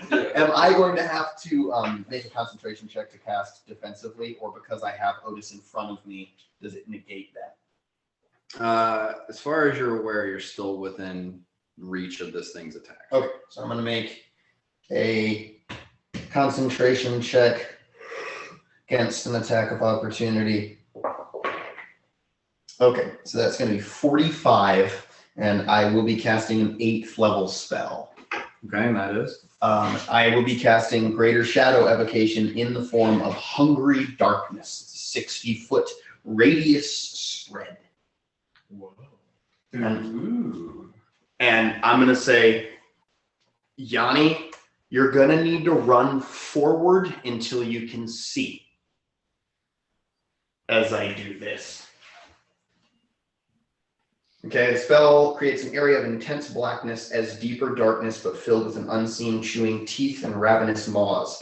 Any creatures beginning its turn within the hungry darkness is gnawed and slashed by these unseen forces, dealing 3d6 points of force damage and 2 points of constitution damage per round. Once a creature leaves the cloud, it continues to take 1d6 points of bleed damage each round until it receives magical healing or enters an area of bright light. Spell resistance can prevent damage from the hungry darkness, but not against the darkness it creates. Okay. I'm level 16. That's It's very like The Darkness. Okay. Like the comic The Darkness. All right, so we said 60-foot radius? 60-foot radius. And I'm going to cast it like on fucking Yanni, knowing that me and Otis will probably be in it. I'm saying this telepathically, like, here we fucking go, boys. You're gonna roll like this. Yeah, totally. Here we do fucking go, boys, I guess. It's a big orb. Whatever, I'm out of here. We had to fight a dragon. We fight a big orb. Whatever. The colors, man. It's like, what even are they? Beyond blue. Saving throw none. Spell resistance, yes. Wow. Those dual- Basically, that half of a. Yeah. That's big. Deep. This is a fucking spell. Yes. That's a deep Wow. one. This is a. I mean, it gets to make a will save to disbelieve. Does it have a will? A will save of I think it's like a Fucking kinder egg 30. or something in it. Okay. So Largo, am I also able to make a will save? to disbelieve. One Yes, roll, yeah. will Yeah. save. Okay, so it's It is 30. The important part is that you believe in yourself. Right, but it's still 90% real. It is 90% real. Okay. So it probably really doesn't help. And I do like, it's urgent. Get the fuck out of there. You're gonna take a lot of. So, yeah, it fails its will save. But the only reason that you said I'm not going to be much use. And I'm like, well, then you're going to take con damage. Mirac's just in the background. Okay. I rolled a natural 1 on my will save. Wow. Okay. So when it starts, when the turn for anyone who is in there starts. Okay. Now I get to make a will save, but I reduce it, right? Because I get a plus 10. You get a plus 4. I get a plus 4. Okay, plus 4. 28. I do not pass. And I'm like, well, fuck. But I know what it is, and I know where I cast it. Do you believe your own spell? Like, I'm not good, man. Oh no, I've summoned the real thing. The darkness. No, I think Largo would be like, I can't convince my brain that it's not real. Otis got a 34. Nice, good. I feel like he's gonna help out. That's the real champ we want. And then whenever 33. 37. Whenever anyone starts their turn in the thing, let me know, and I gotta roll a bunch of damage. You gotta take a You also 5. Is fly still active for me? Yes. I fly Okay. up to this. Dim. Okay, it's in this globe of darkness. Oh. It's in a globe of darkness, but it's a giant. I just fly straight. Actually, like probably at the, like a section of the front of it here is not. Okay. I just fly Okay, straight cool. up. Because like you said, centered it on the ground. I did. So it's like this dome. Okay, well that might be good. So you're flying up to where you can see it? No, just straight up. Straight up. Okay. I have a necklace of rubies that are fireballs, and I want to throw one at it, but I don't know if it's gonna hit the incorporeal nature and become a fireball. Okay. Well, I mean, when you throw it, it's like you're Am I casting activating fireball, it? so Yeah. you can select the point in space you want it to. I select where I see/think I see this thing in the Okay. darkness, and I throw a fireball at it. All right. You throw a fireball at it. Fireball explodes. Seems to have no effect on the color. We'll see if mine does. Mirok. Can I fly this way? Sure. Okay. I can't do much this round, so I'm gonna spend a move action and a foreign action to Righteous Might and summon ancestors to become big mega spear rock. Okay. That's all I do this round.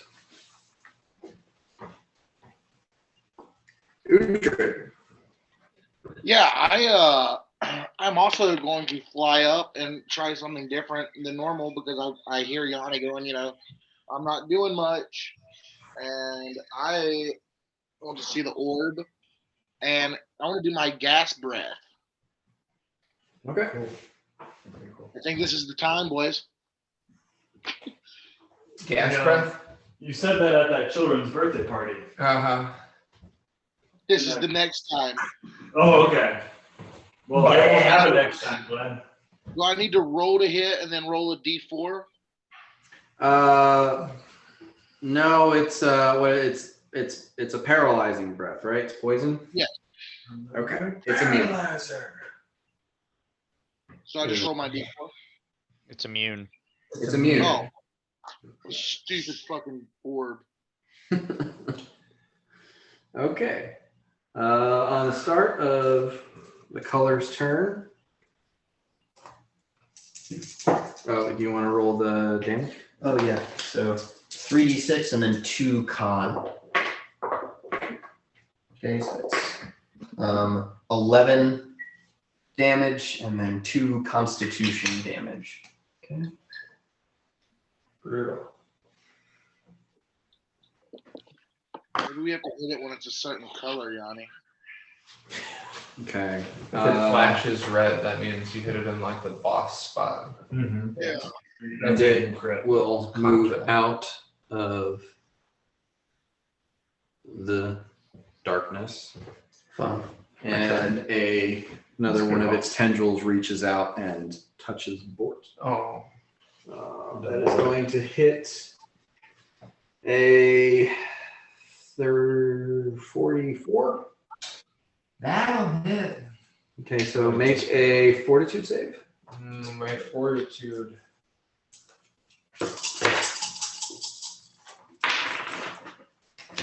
Not my fortitude. Not my fortitude. 17. 17. Great for old board here. That's right. I rolled much worse than this one. Okay, that's good.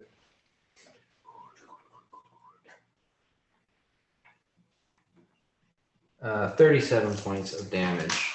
And just like Largo, the place where it touches, you see the skin and organic matter just turn white to ash and start floating off. No, that was my favorite arm. I'm not a fan of that. It's not good. 37 points of damage.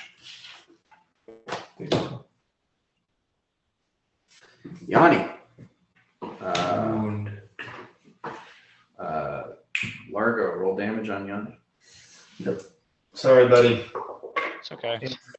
I rolled low so far. Third D6. Okay, cool. You take 6 points of damage and 2 points of constitution damage. I take 0 constitution damage, sir.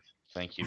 You're immune to constitution damage. No, he just reduces all constitution damage by a certain amount. Oh, That is cool. That's fucking awesome. delightful. That is Does my damage reduction come into play here? Since I'm in brutal assault, I'm not sure of the nature of the Yeah. damage. yeah. Yep. Cool. So I take 3 points of damage. Can this dude bleed? He has Like no it's a bone. bleed effect, right? It's not. Okay, he's immune to bleed effects, and that's incorporeal. I didn't get a 10 to bleed. So I'm gonna do what Largo told me, and I'm just gonna about face and run out of the darkness as far as I can go. The body. I mean, it's just like it's coming out. You're not seeing things drip off of it. Yeah. Which you're not seeing anything because you're in the darkness. And I believe. Sorry, what was that, Yanni? I'm doing what Largo told me to do. I'm about facing, and I am just getting the hell out of that darkness. Okay.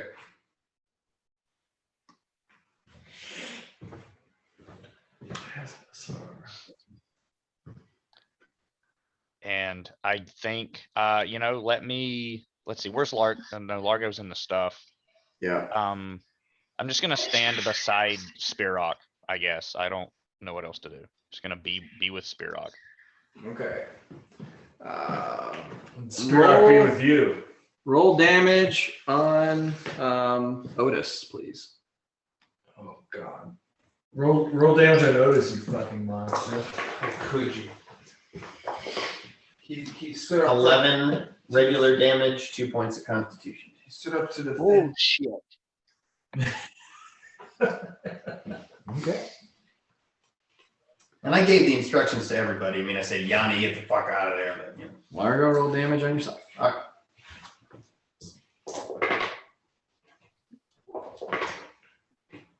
Okay, 5 points of irregular damage. How much did Otis see? Otis 11. 11. And 2 points of constitution damage. So. Well, Otis passed his will save. Did that help at all? Oh yeah, What Otis was passed his the- will save, so it's 90% real. Right. So what was the regular? The damage was 11. Damage was 11. Yeah. Okay, so that's reduced to 10. And then technically you always round down, so his 2 constitution damage is reduced to 1. Cool. Okay. Doesn't change anything technically. But it still knocks him down 1 bonus tier. Okay. So I fly backwards best as I can, backwards and diagonal. No, yeah, and yeah, Otis is getting out of this too. He's not hanging out. I would like to, if at all possible, be like 2 rungs up here, use my full 60-foot flight speed. Okay. And get as close as I kind of can to it. All right. And then I'm going to, I mean, here we fucking go, right? This is Wizard probably the fight. most intense thing we've ever fought Magic before. So fight. greater shadow evocation in the form of prismatic spray. Ooh. I forgot about that. Yes, I will wait because he knows the effects. And, you know, for example, 7 is sent to another plane. Okay. 6 is insane. Does it have a mind? I don't know if insane would help us. Right. But there's a couple things that it could really Sent to do. another plane.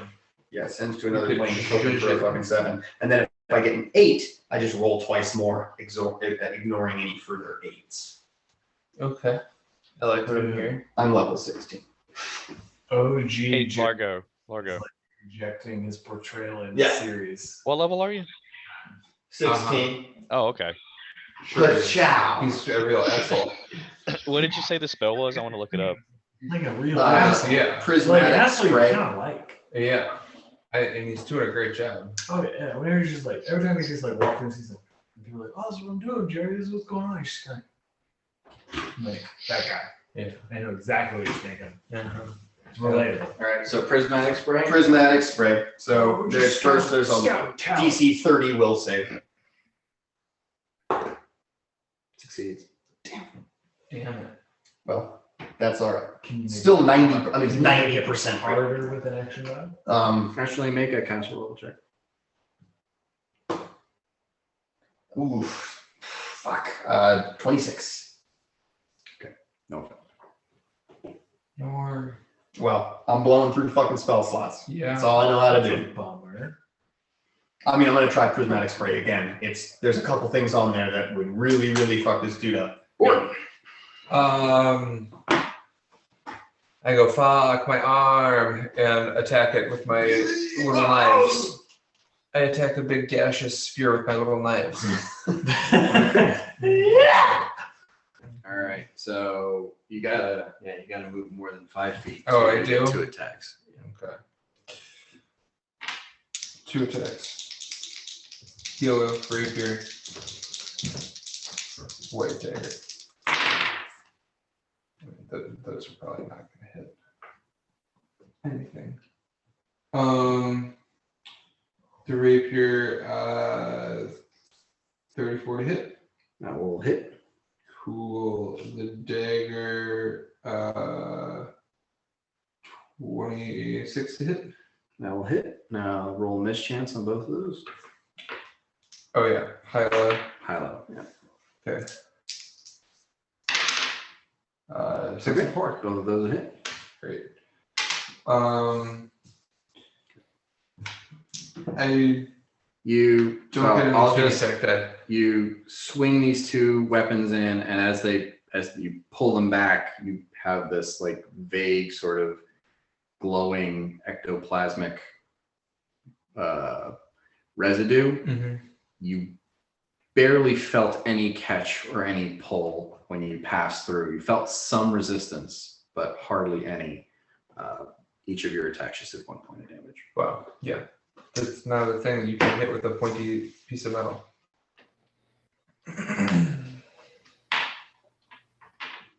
Okay. It's immune to fire. Damn. Mirok, do you heal me at all?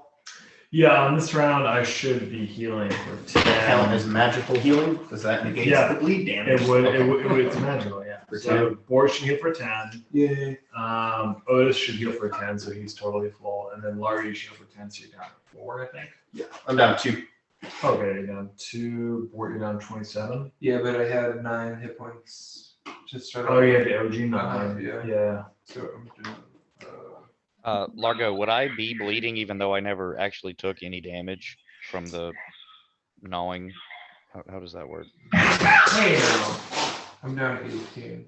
Okay. You would still be bleeding, yes. But if you received any magical healing, it does negate the bleeding. Right. So I'll whenever I finally cross the threshold of leaving the additional hit points, and then Mirok heals me, it'll go away. So I can't touch it where I am right now. But if I took a 5-foot step, I could. And then I'm counting 1, 2 squares between me and it. Okay. I mean, it's also It's like up, 15 sure, feet up. Sure. So, and when you do spirit, you double in size. So you're like 9 feet tall. Yeah, basically, yeah.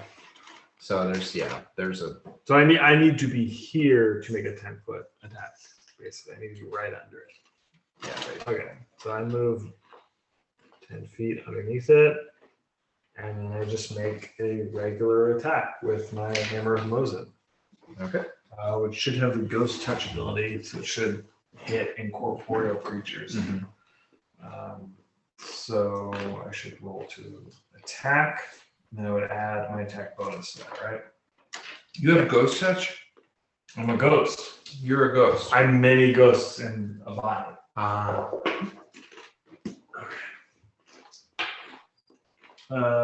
many attacks do I get after moving? One. Okay. A 36. That'll hit. Okay, cool. I hit, so then I'm going to roll for damage. Yeah, you don't have a mischance. Cool. 'Cause I can touch ghosts. Yeah. It's going to But be it 2d6. still only does 1 point of damage. Really? Regardless of what I roll? Okay. 1 point damage. No point roll. Huh. I was assuming it was because of you guys were talking about like corporeal weapons. So that's interesting. I was gonna say you The say ghost touch negates mischance. Okay. All right. Cool. But there's something about this, like it's just it barely exists. It's not it's made of energy, not of anything solid or significant. Utri. Okay. yeah, I ask Aaron as a player, do you say anything about you're like shit, that's not work? Because I thought about doing the same thing because I have ghost touch. I mean, you see me, I'm a huge dude possessed by unknown numbers of dwarven ancestral ghosts, and I swing at it, nothing changes. So I feel like it's your perception. Yeah, I think I would notice that. Like, I mean, I'm still with my. I want to do something, but I don't.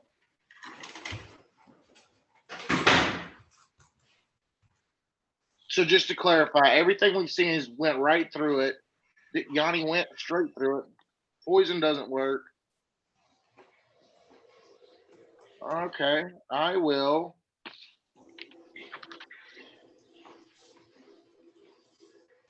I'll throw my axes at it.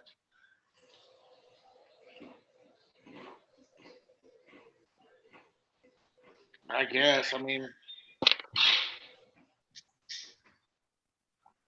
Okay. Well, your axes, I don't think are even magical. Your throwing axes. right. I have like 2 steel, 2 cold steel, and 2 silver. Right. I'll say you know that anything that's non-magical will pass right through it. It doesn't even have a Don't chance. they have to be magical because I have the Bedouin of Return, or is that not on them? Are you talking about your psychopomp totem thing? Yeah. That's only with melee attacks. Once you let go of the weapon, it's just a weapon. I go to Largo and I take a defensive stand to protect Largo. Okay.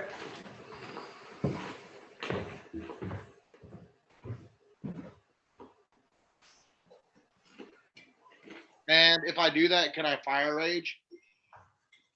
Sure. Okay, that's my move. Are you just fire raging or are you fire giant raging? Fire giant raging. Sorry. Okay. And protect and in a defensive place for Largo. Okay. All right, that's it for Uhtred. Oh, she better pull something out of your ass, dude. The color is you see like 8 or so tendrils kind of reach out in a conical shape and delve towards Uhtred. Uhtred, give me a will save. And remember, you still have a -4 from the Aura of Lassitude. My will save is 10 now. Oh, but that's a 14, baby. 24. 24? Yeah. Okay.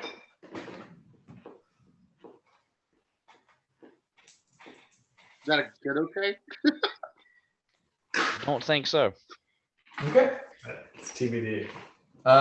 You take 5 points of Constitution drain and 5 points of Charisma drain. You are catatonic. Damn. So that doesn't sound like that was a good okay. So, what makes him catatonic? Is it the charisma? Because his charisma goes down to 0. So is he like he becomes a vegetable because there's no charisma? Damn. He just like sits there and looks at the. Yeah, there's no locus to It's his, like to his drool actions. starts dripping out of the side of his mouth. Putrid. Shit. And Not great. As those tendrils pull back away from him, there is a hanging royal of this color now enwrapping him, just sort of hanging on him. Like some of the color has remained on him. Okay. Yanni. Okie doke. So I can't really do anything to the orb. I see that it's left its goo on my friend. Could I make like an intelligence check and see like what my gut feeling is if I try to like get the goo off Uhtred? If it's just gonna like end up on me and screw me up? I mean, have that any- would be like a knowledge arcana. I mean, you can just make a straight intelligence check. I don't think you've got any arcana. No, not a bit. What the hell? I'll roll it one time. Excuse me. Do we have the +10 still? Yeah. It is a 22. Okay.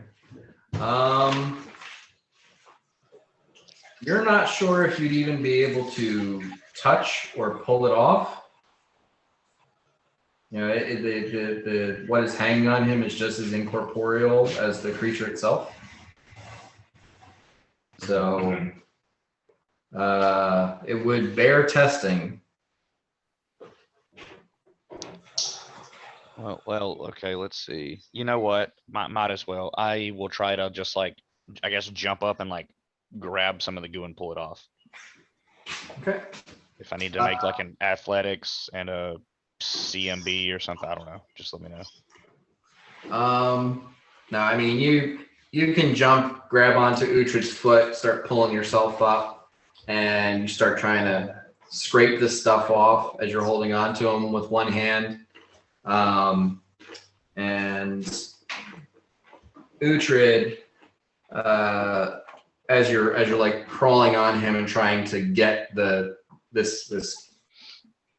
roiling ectoplasmic color off of him, his face turns towards you, his eyes just glowing the same color as the orb. Oh no. Gudrid. Okay. Can I roll a sense motive, or is that? I think everything? you understand. Sure. Roll a sense motive. I'm about to get Gutrided on. That is a 45. Okay.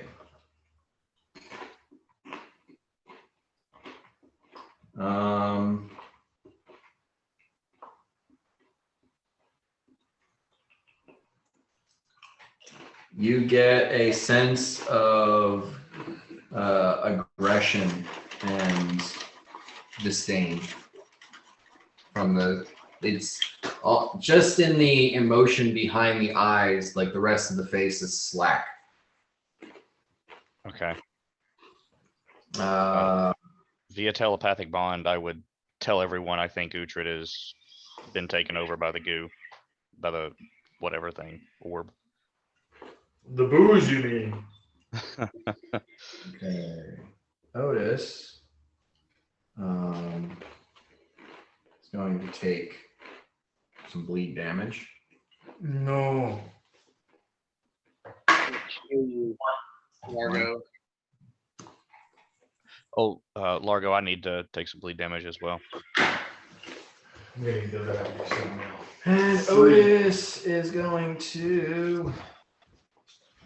I guess no one has cast fly on him, right? He is earthbound. Okay, so he is just gonna hang out.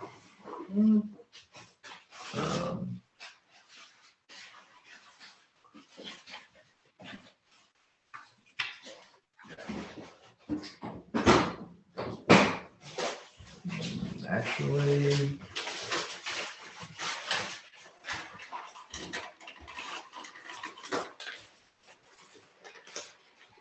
There's one thing he can do. The carbo loader. Since everyone else is up in the air, the only person on the ground is Mirok. He comes up behind Mirok and licks the back of Mirok's heel. And Mirok, he gave you a touch of valor. Okay. Add +6 to all your attacks. As a Okay. sacred bonus. I assume you don't have any sacred bonuses. Nope. Okay. Largo. +6. You're still up. The only person down right now is fucking. Oh, yeah, what's that? Okay. What do you mean? Right. Sorry. I am blasting through all of my shadow spells. So someone's catatonic. Right? Or is that no longer? Uchid's got a thing. Okay. Which got a thing. But it's still flying. Okay. I am going to approach this thing. First, I'm going to ask you if you can wield the long sword. Like telekinetic. Okay. Then I'm going to say, hold on, I have an idea. Go over here. And I'm going to use shadow evocation. Just regular shadow evocation.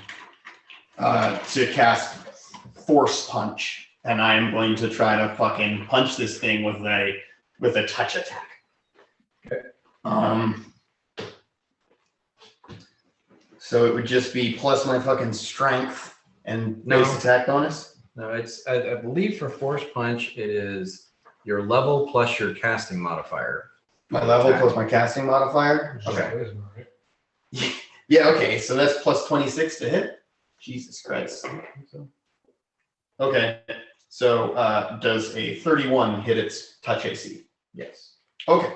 10d4 damage. You want some D4? No, I just rolled this 5 times. Okay. So 10, 15, 17, So sorry, what did you roll? 31 touch AC. Okay. So you done. 22. 26 points of force damage. For every size category of the target above medium, reduce the distance pushed by 5 feet. Okay, and I push it in a straight line 5 feet per 2 caster levels. But it's probably huge, so it would be negative 10 feet. Is colossal. Oh, it is colossal, so negative 20 feet. You do not push it. I probably don't push it. It moves into your house. So you rolled pretty low then, you rolled like a 5. You rolled exactly a 5. Yes. Okay. So I was thinking of another spell. I'm gonna let it go this time because I told you something wrong. Okay. But yeah, it would have been a melee touch attack, which would have been your Base attack bonus. You could also use dexterity. Okay. That's fine. So that would be okay. So it would just be my BAB. So that wouldn't have hit, but I Okay. told you something wrong. I'm gonna let it go and let you have it. 26 points of 26 force damage. Okay. We've been casting fucking elemental damage, hasn't been doing shit. So this is the only magical damage that's not elemental. Okay. And it's a big fucking ball of light, so it kind of Give makes me sense. a knowledge arcana check. Okay. Um, 22. You release this force punch into this thing, and you like the spell works. Okay. Like there's no resistance to it. No spell resistance to it. Okay. I say to the party, force. I can't. I don't have anything. I can give all the melees a longsword. Give me a spellcraft check. I can give you a +3 longsword. I can give everybody a +3 longsword. Okay. Just get near me. I can't- A 43. I can Okay. wield it well. Spiritual weapon Right. and blade barrier are both force effects. I don't think I have spiritual weapon anymore. I think I Oh, you got rid of it? Yeah. Huh? I think that was. I know you had it at one point. So I think you that was have- the one I traded out. Yeah, I had it for a long time. This isn't doing much. Right. Bort. I fly over to Largo. Okay. Yeah, It's gonna fucking hit me. It's gonna hit me really hard. Okay. I fly like next to Largo. And I say, as a free action, what's this I hear about a long sword in my mind? I'm gonna have to fucking do some shit to get it to you, but I can get it to you. Okay. Is there anything else you want to do? Move further away from this thing now that I've got that information from Largo. All right. Go ahead. I do need to be right next to you. But yeah. That's why I put you behind him. Yeah, to begin with. Mirak. Yeah, I don't have spiritual weapon anymore. I traded that out a while ago. So I will cast Blade Barrier. And I want the radius to be like exactly this. I want it to like contain it away from my friend who just hit it. Blades. Okay. I'll check the dimensions really quick.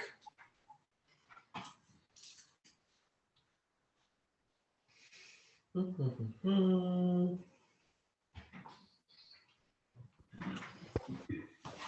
up to level. We're a ringed wall with a radius of 5 feet per 2 level. 20 feet. Either form is 20 feet high. So that wouldn't, Now you separate. like make a belt around it. Yeah, it'd be like probably like right here. Okay. But yeah, basically just Okay. radius. 15d6. Is it d6 or d4? I think it's D6. Yep, D6. Largo. Yep. Can I substitute your elevation platform? Yeah. With dice check. Dice to 1. Okay.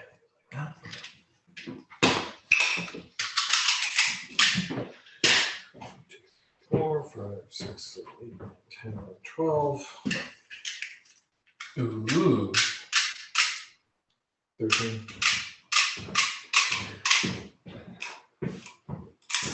God damn. Exactly like that. Yeah.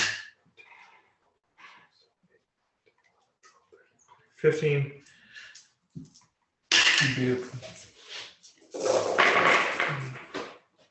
Oh, not great. Okay.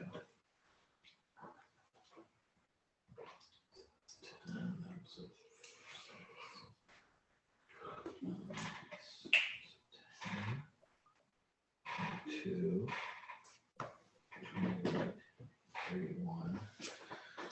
31. Uhtred is up next. 45. 51. 58. 58. Okay.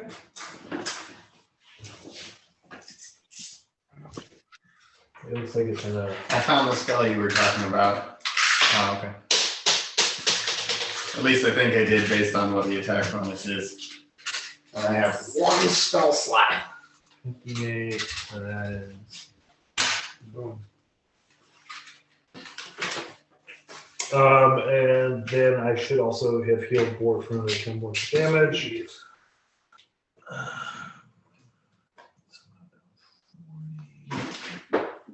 Oh, it doesn't matter. The attack landed. Did you account for Odyssey's +6 in that? Doesn't matter. It's Well, not. no. It's a non-melee attack. Oh, it only comes from melee. Okay. All right. Uhtred. Yes, Take a full attack on Yanni. Yeah, saw that coming. Yeah. No. oh, hey, bud, I only rolled a 3. You get a +1. You get a +1 on all your attacks and damage. All right, so 29, 30, 31, 30. That was a Eight. 32 to hit. Magic no. I hit you, buddy. I'm like at a 47. Yeah, magic number's 37, dude. It's okay. Yeah. Sorry about this. This could be the hardest fight we've yet done. Oh, At God. least we've got the fucking darkness behind us, so we. Oh, good Lord. Oh dear. That's away from the hardest I can hit you. Say what? Did you crit? No, I didn't crit. No, I didn't crit, but I got 1 point away from the hard. Well, it's the hardest I can hit. Because I got +1. What's the damage? 60. Okay, take Did 57 you add the points. fire damage into that? Oh, plus, You said you're fire raging? yeah. Hold on, I have that written down. Just 1d6. 1d6. So one more, bud. All right, 63 points of damage. Okay. Now do your other 3 attacks. Good. Oh, I have to keep going. Man. Okay. No, did you say 37's the number? 37 is the number. Yep, that hits. He didn't move here, so he's doing a full attack. Yeah. They're right next to each other. Johnny ran over to help. That's right. His attack number takes a steep dive. It does, but like Yanni ain't got He's shit. no good. Yeah, it's still not. Well, but bad. Yanni is also the highest AC in your group. So. Is he really? Yeah. 37. Ah, yeah, that was it. Yeah. Oh, this was worse. I gotta get thick armor. No, this was 63. So Wow. another 60. Okay. To hit? No, this is damage. Damage. All right. 63. Okay. No, he's got damage reduction, so he only took 60. Oh. Now I go down a little bit, so hopefully this is a bad roll. That was not a bad roll. That was a 19. Yeah. That threatens a critical. Can I am going to critical. he Wait, but have we're- It's okay. I will use the Jingasa and forego the crit damage. There you go. Okay. Ooh, that's your special thing. Nice. Nice. Nice shot. Shut the fuck up, Uhtred. You've almost killed me. All right, roll damage. This is You just where don't crit, but you still roll damage.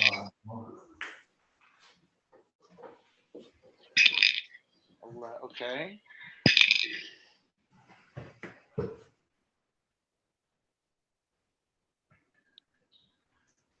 The orb looks like Jesus now. Yeah, the Easter orb. He's here for our shame. Wait, I didn't. Right. So that's 58. Okay, 55. Okay, this is your last attack. Last attack right here. All right, here we go. All right. Easter orb. It's 21. All right, so we got to roll low. Or not. All right, yeah, I will hit. Okay. Roll a 27. I am Yeah, up. you have to be nearly dead right now. I am at about 17%, my guy. That's about that's where I got you. You took an insane amount of All damage. right.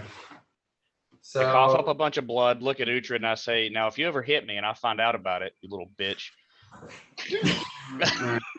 So the color is going to fly straight up and out of the halo of blade barrier. No, my blades. My blades. Father. And yeah, it'll move to the other side of everyone, and it is going to. It's going to cleave. What is this? It can cleave. Yeah, from Largo to. So just us two? It's gonna cleave us? Well, you're the only two that are directly next to each other. Can't cleave me, baby. I'm a ghost. So that is going to be on Largo. You're looking at a 20. I don't have my enhancements up. Yeah, so like 47. Yeah. And then on. If I'd only had my Border, enhancements, George. it's going to be a 38. That's good. Okay, so both of you, well, Largo, Yeah. Spell resistance. 28. Right, I gotta roll that. Okay, so it fails. So Or D20. blunt resistance? Yeah, roll D20.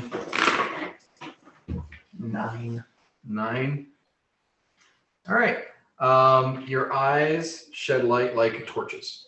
So Okay. like you have two cones of light coming out of your eyes. Does it do anything bad to me? Oh, that's it.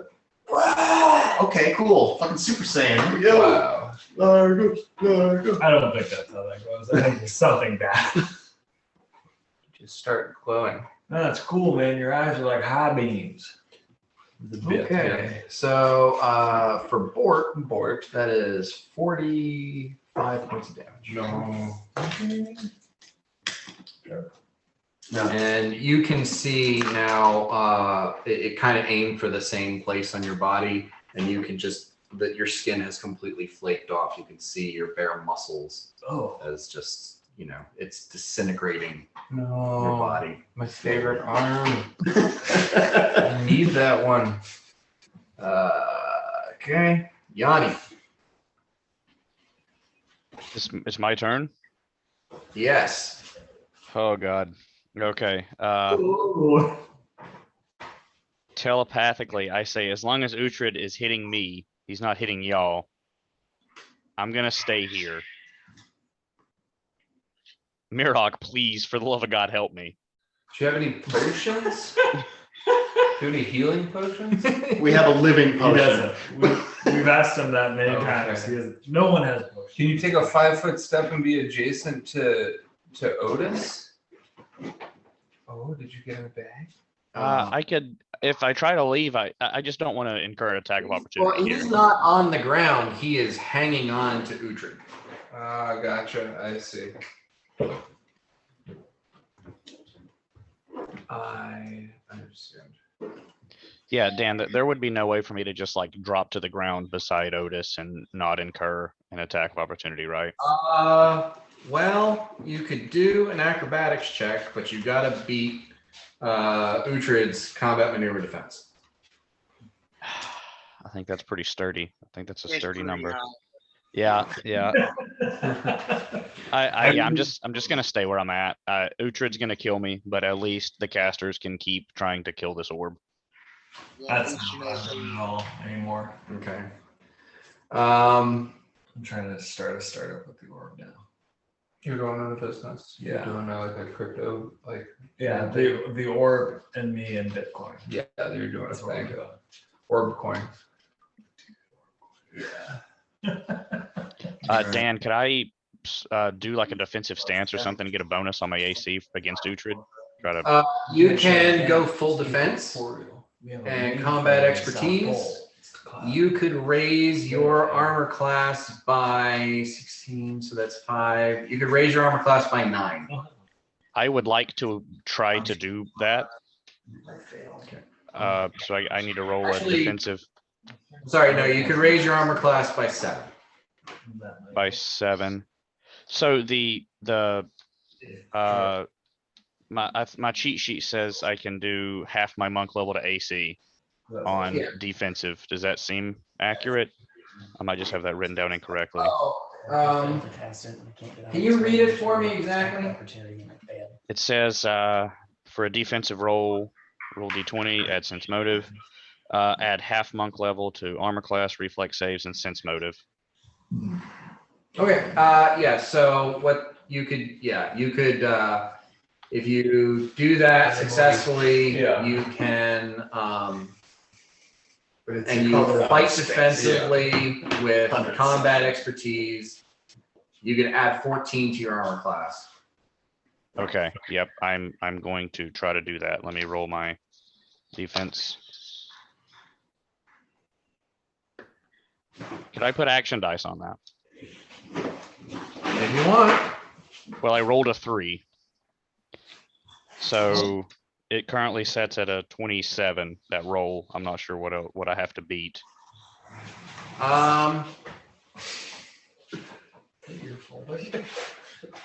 Yeah, you're gonna. Yeah, you want to add action dice to that? Yeah, I think I'll do all 3. Okay. Let's see. Get my D10s here. Okay, so it's currently setting at a 27. Oh wait, that's a wisdom. It's a wisdom check. Would I be able to add the +10 from the Tears to Wine for that? Yep. Okay, so that's a 37 Okay. before action die. Would you still like to add action dice to it? You know, yes, I would. One action dice takes it to an even 40. Okay. I'm gonna do another one. What the hell? Okay. Well, that's a 42. Okay. 37 was plenty. Damn you, Dan, you diabolical bastard. Okay, well, there's 2 action die. Before you used all of them. Fair enough. Okay, so you are fighting defensively. You increased your armor class by 14 points to 51. That is correct. I'm now at a 51. Is he having fun? Yeah, he took my folder out of the bag and then opened the folder and started like playing with the contents. Okay. Yeah. All right, Otis is gonna give something a try. Yes, go with it. He is going to try like running up Mirok to jump off and lay on hands Yanni. I make myself as stare cheap as possible. Action die. Action die. He's doing it. Okay. I'll use an action die.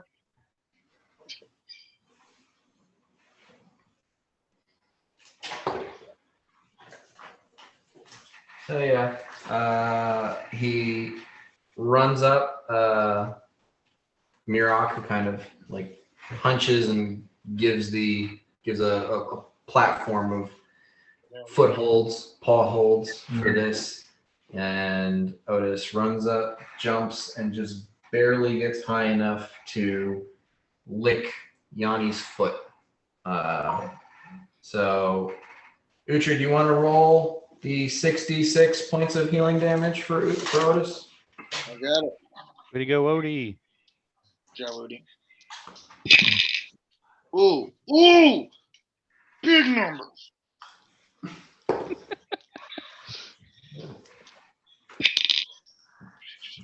$28.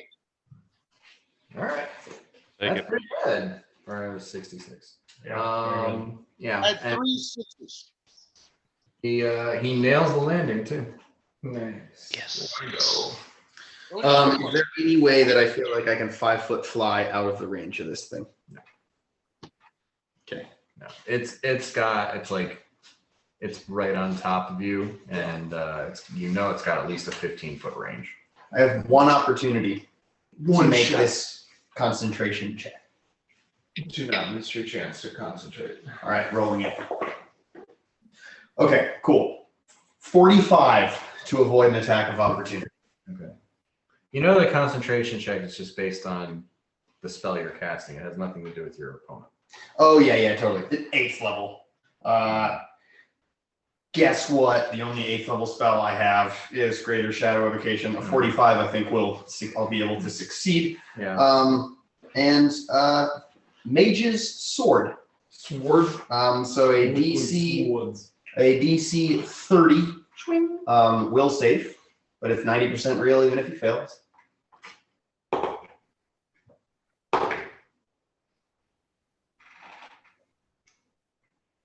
29. Wow. All right. This spell brings into being a shimmering sword-like plane of force. The sword strikes any opponent within its range as you desire. Starting in the round that you cast the spell, the sword attacks its designated target each once round on your turn. Attack bonus is caster level plus charisma modifier plus 3 enhancement bonus. As a force effect, it can strike ethereal and incorporeal creatures. That's what gave me this whole fucking force idea. It deals 4d6 plus 3 points of force damage, threat range 19 to 20, and a critical modifier of ×2. Yeah. This is fucking Largo's fight, baby. All right. It really is. You're the only guy. So, but then 26 You've plus had 3 so many fights is 29. where it was all Uhtred. Yeah. This is a fight where it's all spellcasters. I rolled a 1. Oh no. Roll a 1. Yeah. And what was your bonus to hit? My bonus to hit is 29, so 30. So it would go down to 20. Okay. That misses. Okay. No. I don't have any action. These are all wrong. When did you use those? I used those. I told you I needed to pass that fucking fortitude save because he fucking hit me with his full brunt. Right. And I wasn't sure what it was gonna do, and I knew that like it's a big fucking light beam, like force damage, man. And I was like, I'm the only one who can do that significantly. one. And it doesn't blip out. It doesn't blip out of existence. Yeah. So I'm on it. Yeah, no. Before this fight, I looked up all the force spells. Oh yeah, yeah. That's what I was in the Because process this of is doing. not a guy who has the only thing that will hurt him is force. Okay. Well, that's a bummer, but also I'm glad we fucking figured it out. I was like, your first attack was Hungry Darkness. I'm like, that's one of them. Do you know right off the bat? No, I was thinking light. So fucking darkness. Yeah, no, but it turned out. Okay, I know what this takes, but like that's still the bottleneck still exists. It's still you. I have 2 force spells. I'm saying protect me. Yeah. I can move away from this. Your blade barrier did almost as much damage as has been done to him prior to your blade barrier. Yeah. That's Board. I fly over to Otis. Can I just, take a defensive position in front of Largo? There's not really a lot of space There's between not. Largo and the color. Also, you haven't seen it do so yet, but you're not sure if it can or can't take attacks of opportunity. Okay. So moving around can be dangerous. Can I move away from it without risking an attack of opportunity? You can take a full withdrawal action, and that's just like all you do is just get away from it. I'm gonna get away from it. I want to get away from it over by Otis, though. a good call. So like down on the ground. Yeah. This is a free action. I say, come here. Come here, boy. Or you should be taking a defensive stand towards Largo, or else you become a zombie. Mira. Entire hemisphere. I'm gonna make another blade barrier radii, but I want it to be encompassing all of my allies, including Uhtred, who is currently not our ally. Feel like somewhat in the air as well. Yeah. You want to Like, include? I want to make it in such a way that like this thing has to move through it to make attacks against us. Okay.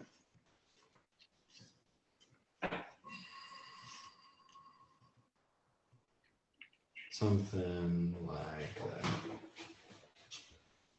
Yeah. And it is like intersecting the colors. Yes. Definitely. All right. Roll damage. 15d6.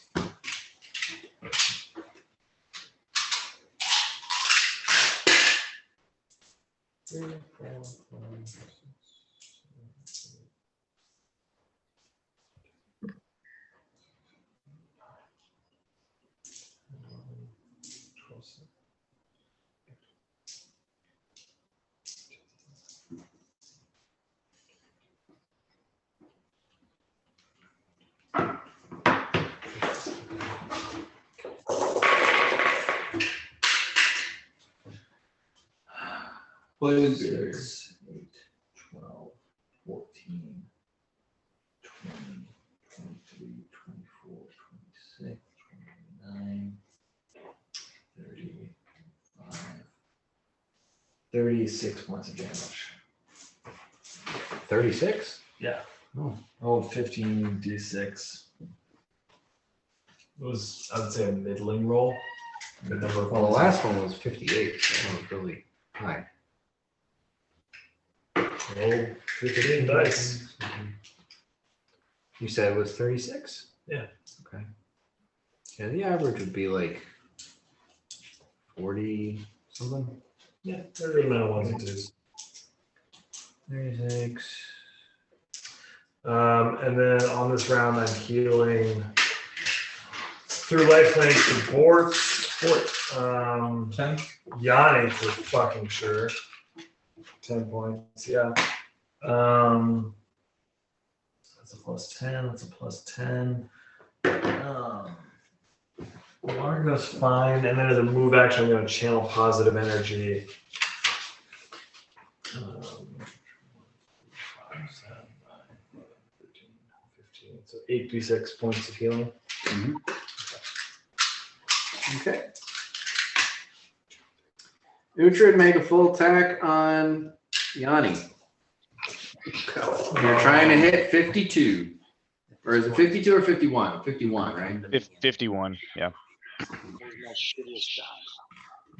This guy is the sword is on its own. Here we go, buddy. Very similar. Yanni, you should give her another 20. Oh God, dude, you're good on the first attack. I rolled a 5. Points of healing? Hey. Yeah, so it's 30 for the round. All So right. You're good on the second attack. I rolled a 3.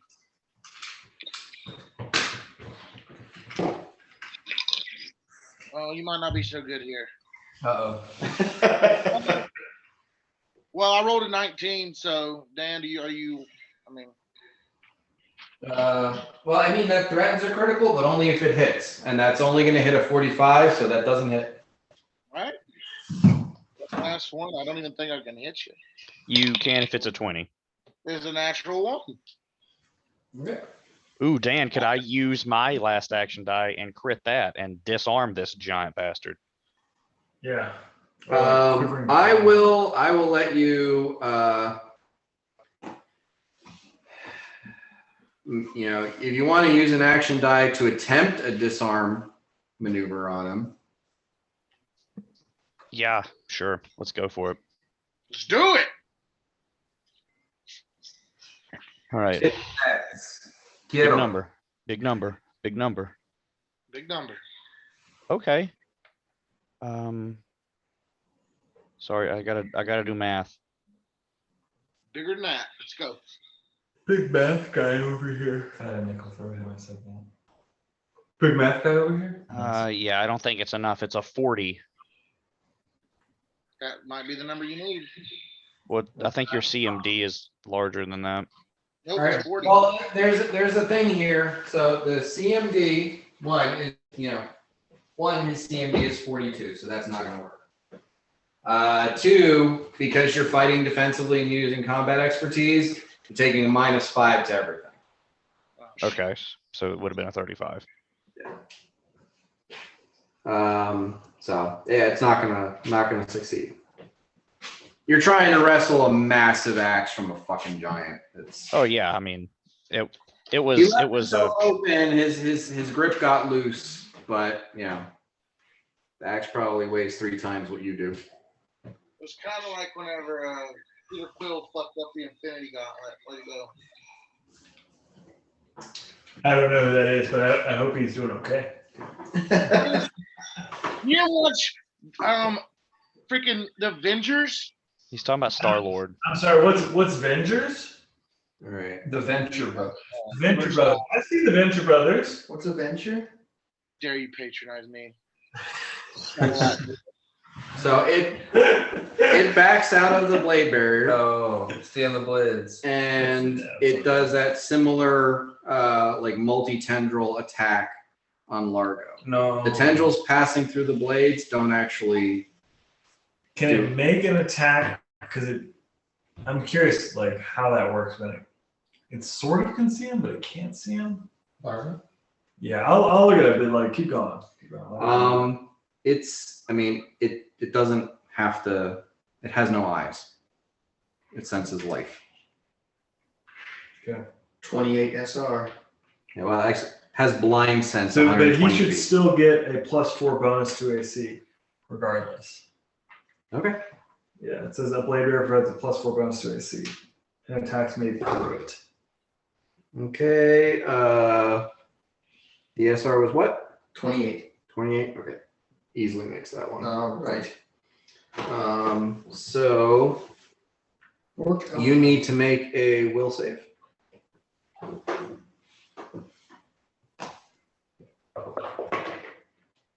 Okay, 18 on the die, right? Plus 14, 32. 32. That succeeds. Just barely. Whoo! Nice. Thanks to the blade barrier. I'll do that. Oh, Yeah. that was a will save. Yeah. Not that. I mean, and this didn't even have an attack roll on it. It was just a ability. And it, Interesting. anything it has line of sight to, you can just do it. It's feeding. It's a big bad guy. Yanni.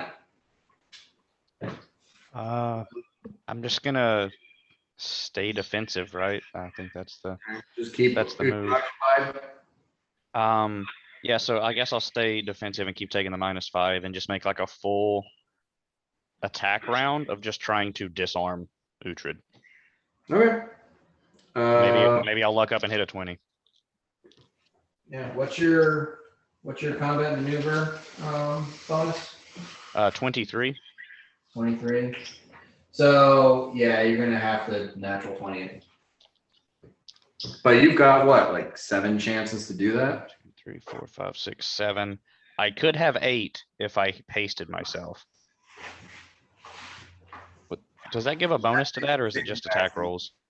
Wait, yeah, it gives you a +1 bonus to attacks, and it gives you a +1 attack. Oh yeah, let's. AC. Yeah, okay. I'll go haste. That'll give me 8. I've got a CMB of 23, and then I forgot I got a +2 for a couple different things because of like improved grapple or something. Deft maneuver. Sorry, it's deft maneuvers. Yeah. So it brings you back down to A 20. 23 plus haste is +1, plus deft maneuvers is +2, so that's a 26, and then you take a -5 for the combat expertise, so you're down to a 21. So I need a 20. You need a 20. All right, here we go. Nope. Nope. Almost. Nope. Nope. Nope. 2, 3, 4, 5, 6. Already got 2 more. Nope. The last one was a natural 20. Yo. Hold on, you're still taking the negative penalties for iterative attack, so it's probably still not going to hit. Oh. They're not all just your combat maneuver bonus. So your last attack is at a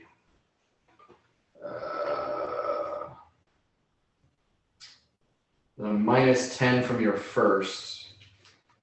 So it's 21 plus a natural 20 is 30.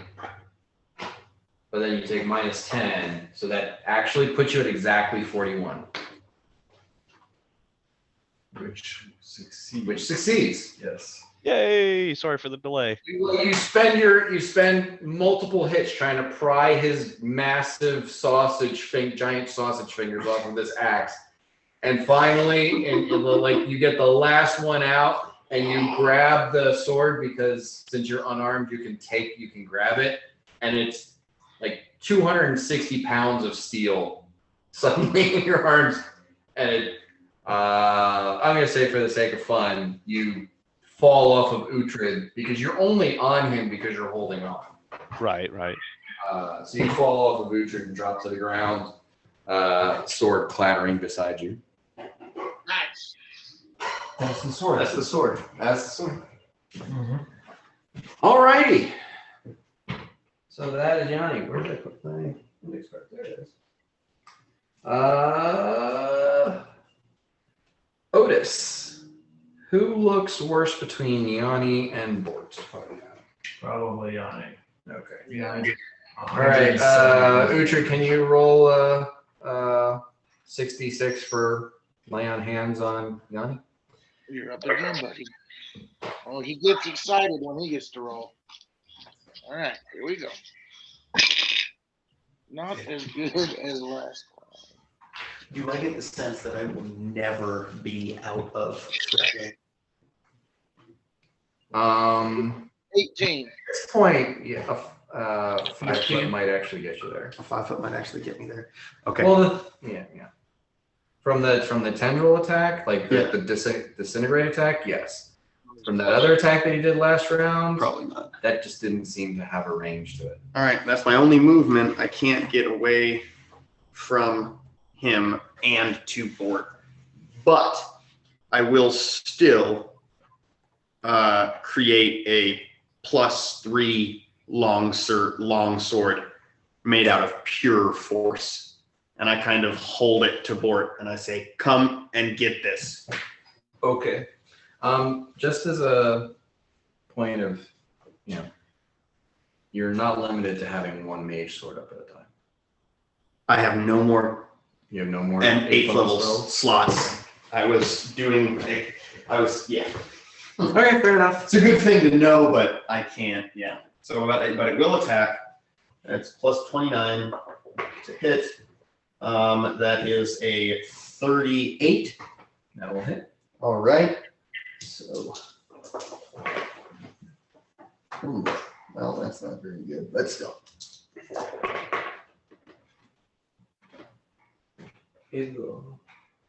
16 points of Weebles force and damage. wobbles, but it won't fall down. Yeah.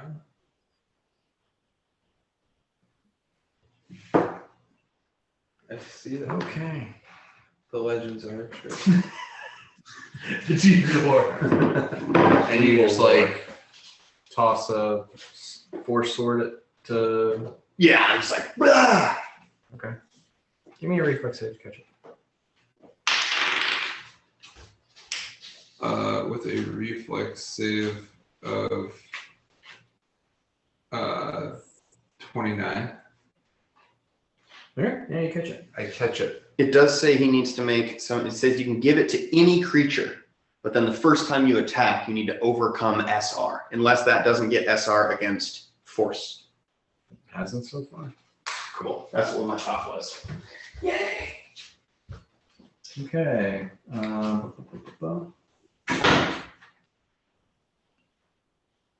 Okay. So, Bort. My turn? Yeah. I fly up and catch the sword, Mm-hmm. and I Gandalf straight at it and attack it like a okay with a sword. You're gonna have to tell me. All right. There's nobody to flank with. Nope. Not even the. The sword. That won't- you yeah, can't won't count. I just go through it with a sword. So you do have an ability you can use in this circumstance. What is my ability? Don't look at me, dude. I don't know what I do. To Cape of the Mountebank? Don't you have a dedicated thing? You can pick a bad guy and where I can say you're my adversary, dedicated It's like, I adversary. think it's like hunter Hunters, and yeah, ambush or hunters. something. Oh. Is it Yeah, yeah. precision damage? It's just he designates a target and he gets to sneak attack that target no matter what. Incorporeal, I hate to be incorporeal creatures are immune to sneak attack damage. Yeah, they should. By their nature, they're. I hate- things I'm out. I'm mean- sorry. Yeah, you're right. These Yeah. are the rules. You're right. I only want to sneak attack. Well, he's also. I'm just gonna double check. I don't think it's gonna work, but he's got the assassin's headband. The orb has the assassin's headband? No. It's where the computer with your assassin's headband. Giant head. I saw it. Just float it. It's like, That's a weird thing to do, but okay.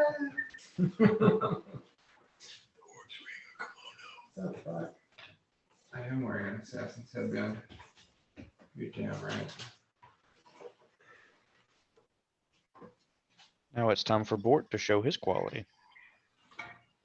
And Is it worth bad? looking up Bad longsword. It's a situation. +3 longsword. I think it's 1d8. Okay. So no, never mind. Just checking. But no. No. So yeah, just make a normal longsword attack. Yeah, yeah.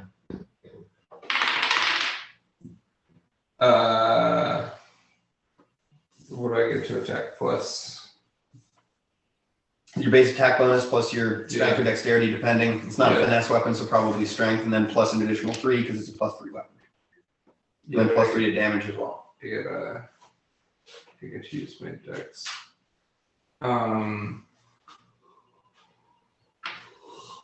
Your longsword's 1d8, right? 31 to hit. That'll hit. Yeah, dude, let's take this thing down together. Okay. Teamwork. 1d8 point of it's one. It's 1 point of force Okay. damage. I might as Well, it's a +3 weapon, so it's okay. Four force damage. That was a d12. Oh, I mean, The- I'll the roll D&D again. guy was That's like, 10. oh, you think? D8 is. There you go. There you go. That's it. There we go. Tower. It's gonna be a 1. Yeah, it is. It's 100% another one. 7. That is a That's 7. the one with bangs. Yeah. Okay, so that's a total of 10. 11 No, it's a +3. plus 3. Oh yeah. Total of 10. There you Pretty go. fucking badass, dude. We're doing it. We're doing it. One sword. I at a did time. 16.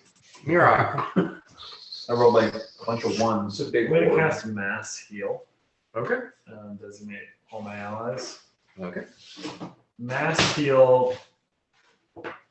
This is area where I'm a little bit unsure about. Mostly it's a broken. Mass Heal. The spell function as heal except is noted above. The maximum number of hit points cured to each creature is 250. My understanding of that is I can now heal 160 points of damage. Okay. So I heal all of my allies 160 points of damage. Okay. And I should remove any ability damage, blinded, confused, dazed, dazzled, deafened, diseased, exhausted, fatigued, feeble-minded, insanity, nauseated, poisoned, sickened, and stunned. Okay. Yeah. Negative ability levels, etc. Yeah, it does not remove negative levels or restore drained ability score points, and unfortunately, what has happened to Boutron is drained. Okay, that's a drink. I wasn't sure. Good to know. Yeah. But everyone should be, if not full, very close to it. Yeah, that should completely I'm change. topped off. I'm good. Let's change the game for you. Okay.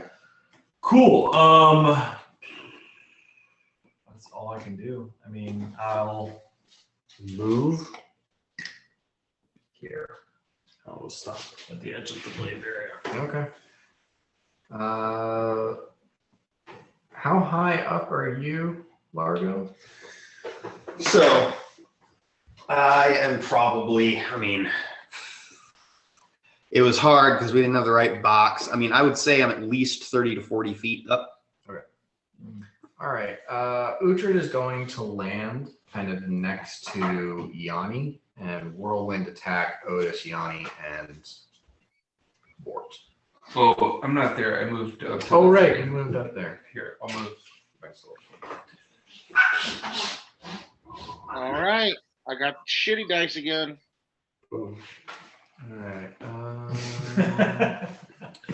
I got this shitty The dice. shitty. Okay, dice. then he's going to land below Largo, and with his 10-foot reach, he will still be able to hit Otis, Yanni, and Mirak.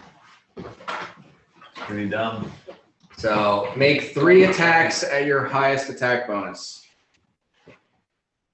Oh no. Would I have like no inner Super Saiyan will save not to hit Otis? Nope. All right. You want to beat your dog. You Brodus eater. How dare you? 48. Okay, that we'll start on Mirok. We'll move Mirok, Otis, Yanni. Well, fuck. Okay. That succeeds. 51 or 52. He's not gonna roll low on any of Yeah, it. he's gonna get everybody. I think so. He probably won't hit. He might not hit Yanni. Oh, I rolled a 2. I didn't hit Yanni. I mean, on a 2, he would still hit Mirok. You think so? Oh yeah. Okay. All right. Well, got that. then it's all good. Yeah, what is his bonus? His bonus is like a 30 something. Nope, you're wrong. Okay, what is it then, Glenn? It's a 41. Okay, excuse me. Yeah. All right. So roll damage for Mirok, and then roll damage for Otis. Hey, he just mass healed everybody. Yeah. Oh no, yeah, I'm not. Yeah, I'm perfect. thinking about my damage reduction. I have spell resistance 18. All right, it's my chair. I have 10. Truth chair. I have 10 DR against magic. You said all of our weapons are magic, so that means I have 10 DR against this weapon. No, it's only bypassed by magic. If it's not magic, you get 10 DR against it. Yeah, it's DR10/magic. So it's anything that's not magic is reduced by 10. Yeah, magic is what bypasses. So I do not get 10 DR because his weapon is magic. But you do get 5 DR because you're wearing adamantine armor. And then like I have DR10/. How much is that against Mirok? I was gonna say just real quick. Fire damage is only every other round, right? You don't add fire. No, damage. it's every attack. Every attack. But you're not using your axe, right? Oh, right. He doesn't have his axe. Oh, Yeah. So I don't know what damage do I roll then. You would have to like take out another weapon. Or just punch. Falcon punch. Yeah. Yeah. Oh, but whirlwind attacks. Yeah, but I would have to. I guess other than I would have to pull out another axe as a. And then you'd have to register that axe with the local authorities. It would take at least 2 weeks. Pay the axe tax. Yeah, you probably. Axe tax. Who's the dude from Street Fighter that goes? Zangief. Yeah. Paul Tompkins. Yeah, he does I that. thought that was E Honda. Actually, he's got his adamantine axe on him. I got a great axe and a war axe. Like in his hands, right? So he has to like grab it and. You can pull a weapon as a move action. He has to move to get to you guys, and then it's a standard action to do a whirlwind attack. So he can pull the weapon as a move, but then he can't. He can pull the weapon as part of a move. Oh, cool. Okay. So you're You saying can like draw- as he came Draw a down, he weapon drew as his part of a move axe. action. So yeah, he's coming down. He pulls his axe off of his back, and he starts an attack. Well, that would have a lower number to hit, right? It's going to be a -2 to hit and a -2 to damage. Okay, cool. Cool. That's your damage. Dan, would you mind texting the security guard and being like, "Hey, could you check around the trash compact? Because she never texted me anything." Sure, will do. Thank you. And around the door, just kind of. What'd you roll for damage against Mirok? God, sorry, but I want to say like a 46. 46. Rolling, Okay. carrying -5 for adamantine, and then you said -2, so it's -7. So that'd be a 39 points damage. And she didn't contact me, so she probably got in touch with the camera operator or something. Just thank you. Yeah, the camline operator went on with a new suit. That is probably too small for him unless it is Joe. Drawing? Yeah. Yeah, Joe would be the only one. You're gonna see Joe, he's gonna look fucking fresh. And I'll be like, "Oh damn, dude, that's just like my suit." He's like, "I bet it is. It's definitely not." He's like, mine. "No, There's that's way great. you're trolling it." That's crazy, dude. That's wild. So want to get into like cool Wow. new van? He has the coolest new fucking Nissan Oh yeah, Transit van. yeah. That's awesome. Those are awesome. So how much against Otis? Wait, hold on. So now do I still? So I'm confused. Do I still roll a D12 or D8 for damage?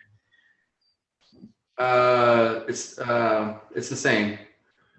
Mm. All right, so yeah, it's the same. I just need to roll again. I don't know. 6, 7, 8. Actually, it's a little less, but honestly, it's not gonna matter. So it's gonna be like 3 points.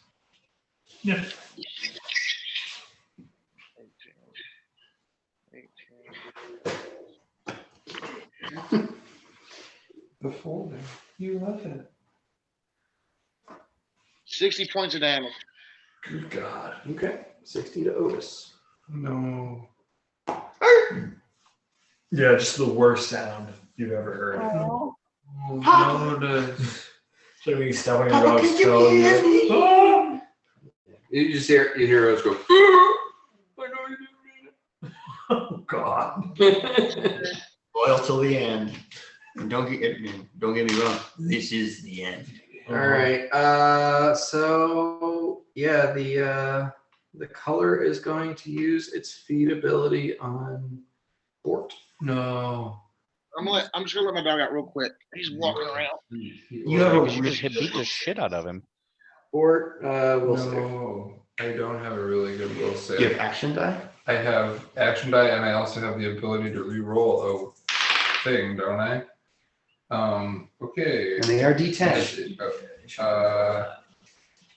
Not good. Go ahead, 13. Give that What? another try. 13. Okay. I mean, You take 6 points of Constitution and 6 points of Poison the Drain. can I re-roll it? No, it's on my Next next round. turn. Damn, can I add a 2 action die? It's not gonna work. It's not It's not gonna gonna, do even if you it. roll 10s on both, it's not gonna. Yeah. Okay, 6 points of. Actually, 10s on both will do it, but And take 3. Never wrong. Okay, so 6 points of Constitution damage. so like it's gonna be a -3 hit points per level. So it's 48 points of damage. Or so we're just gonna reduce your max hit points by 48 points. Totally. I see. So I'll be at 87 total hit points. I guess that's a lot to me. It's not good. It's a blow. Yanni, you gonna try rolling a 20 again? I mean, I guess I don't have a fancy force sword, so It's the charisma. let's see. I will just take my 1, 2, 3, 4, 5, 6, 7. I'll take my 8 d20s and just roll a bunch of disarms on Uhtred again. I'll let you know if I hit a 20. That's what Just trying to take all of his That's weapons. just what it takes. Yeah. Give it! Give it! Give it down again! Yoink, yoink, yoink, No. yoink.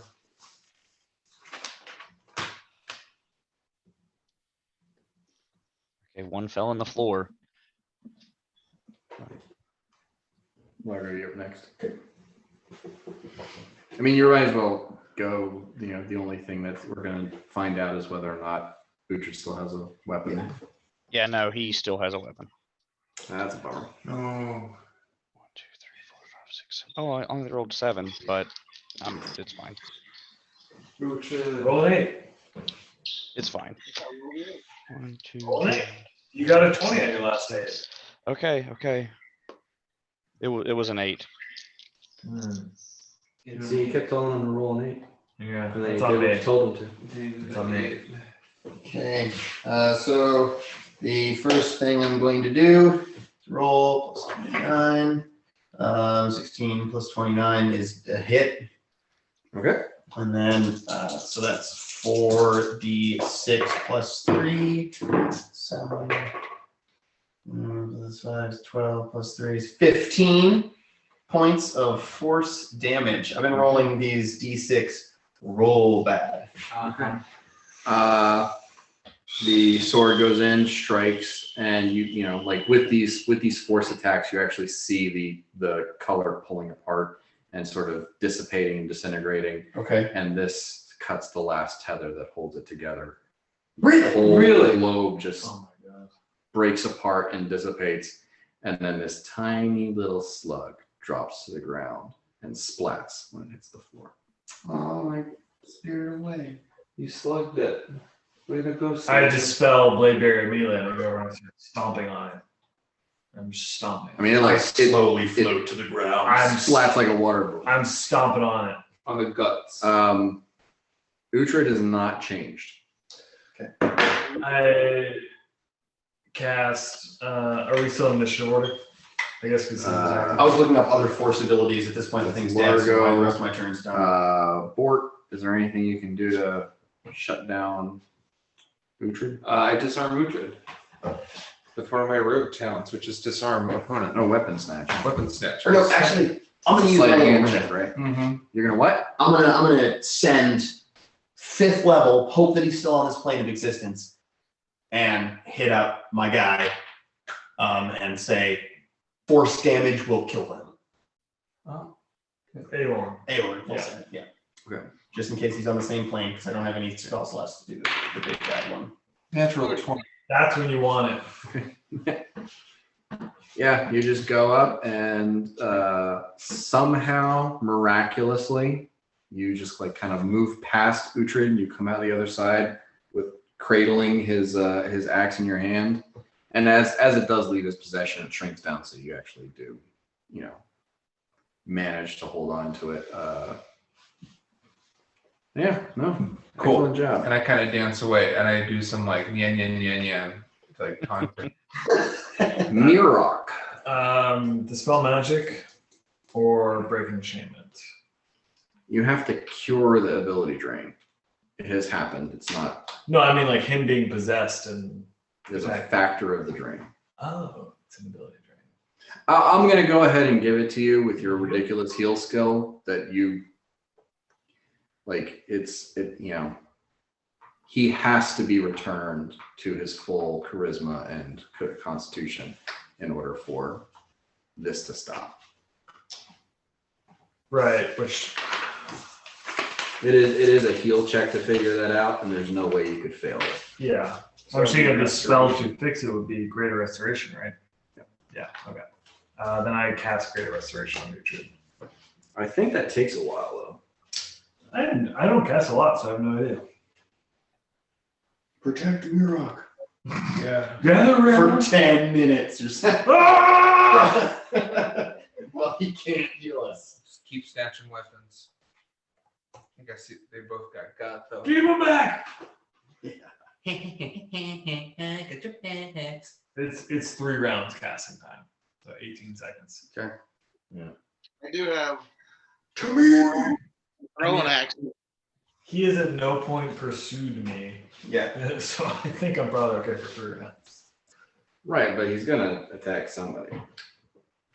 Yeah, He's got throwing axes. throw him some chuff. I have a war axe and For that, you also need 5,000 gold pieces of diamond, which I'm pretty sure you have on you. I have that. I hate that. I have it. I hate it. Hate it for you. Hate it. Have it. You need 5,000 gold pieces to cast your Greater just restoration now. I have it, but I hate it. Just Dust or gold. You have diamond. just plain shift Uhtred to the realm of positive. Regular restoration will only restore points permanently drained from a single ability score. Yeah. Greater restoration will restore all permanently drained. And he's negative charisma. Is there anything He's else? negative charisma and constitution. Yeah, so it needs to be greater. Yeah, I cast it.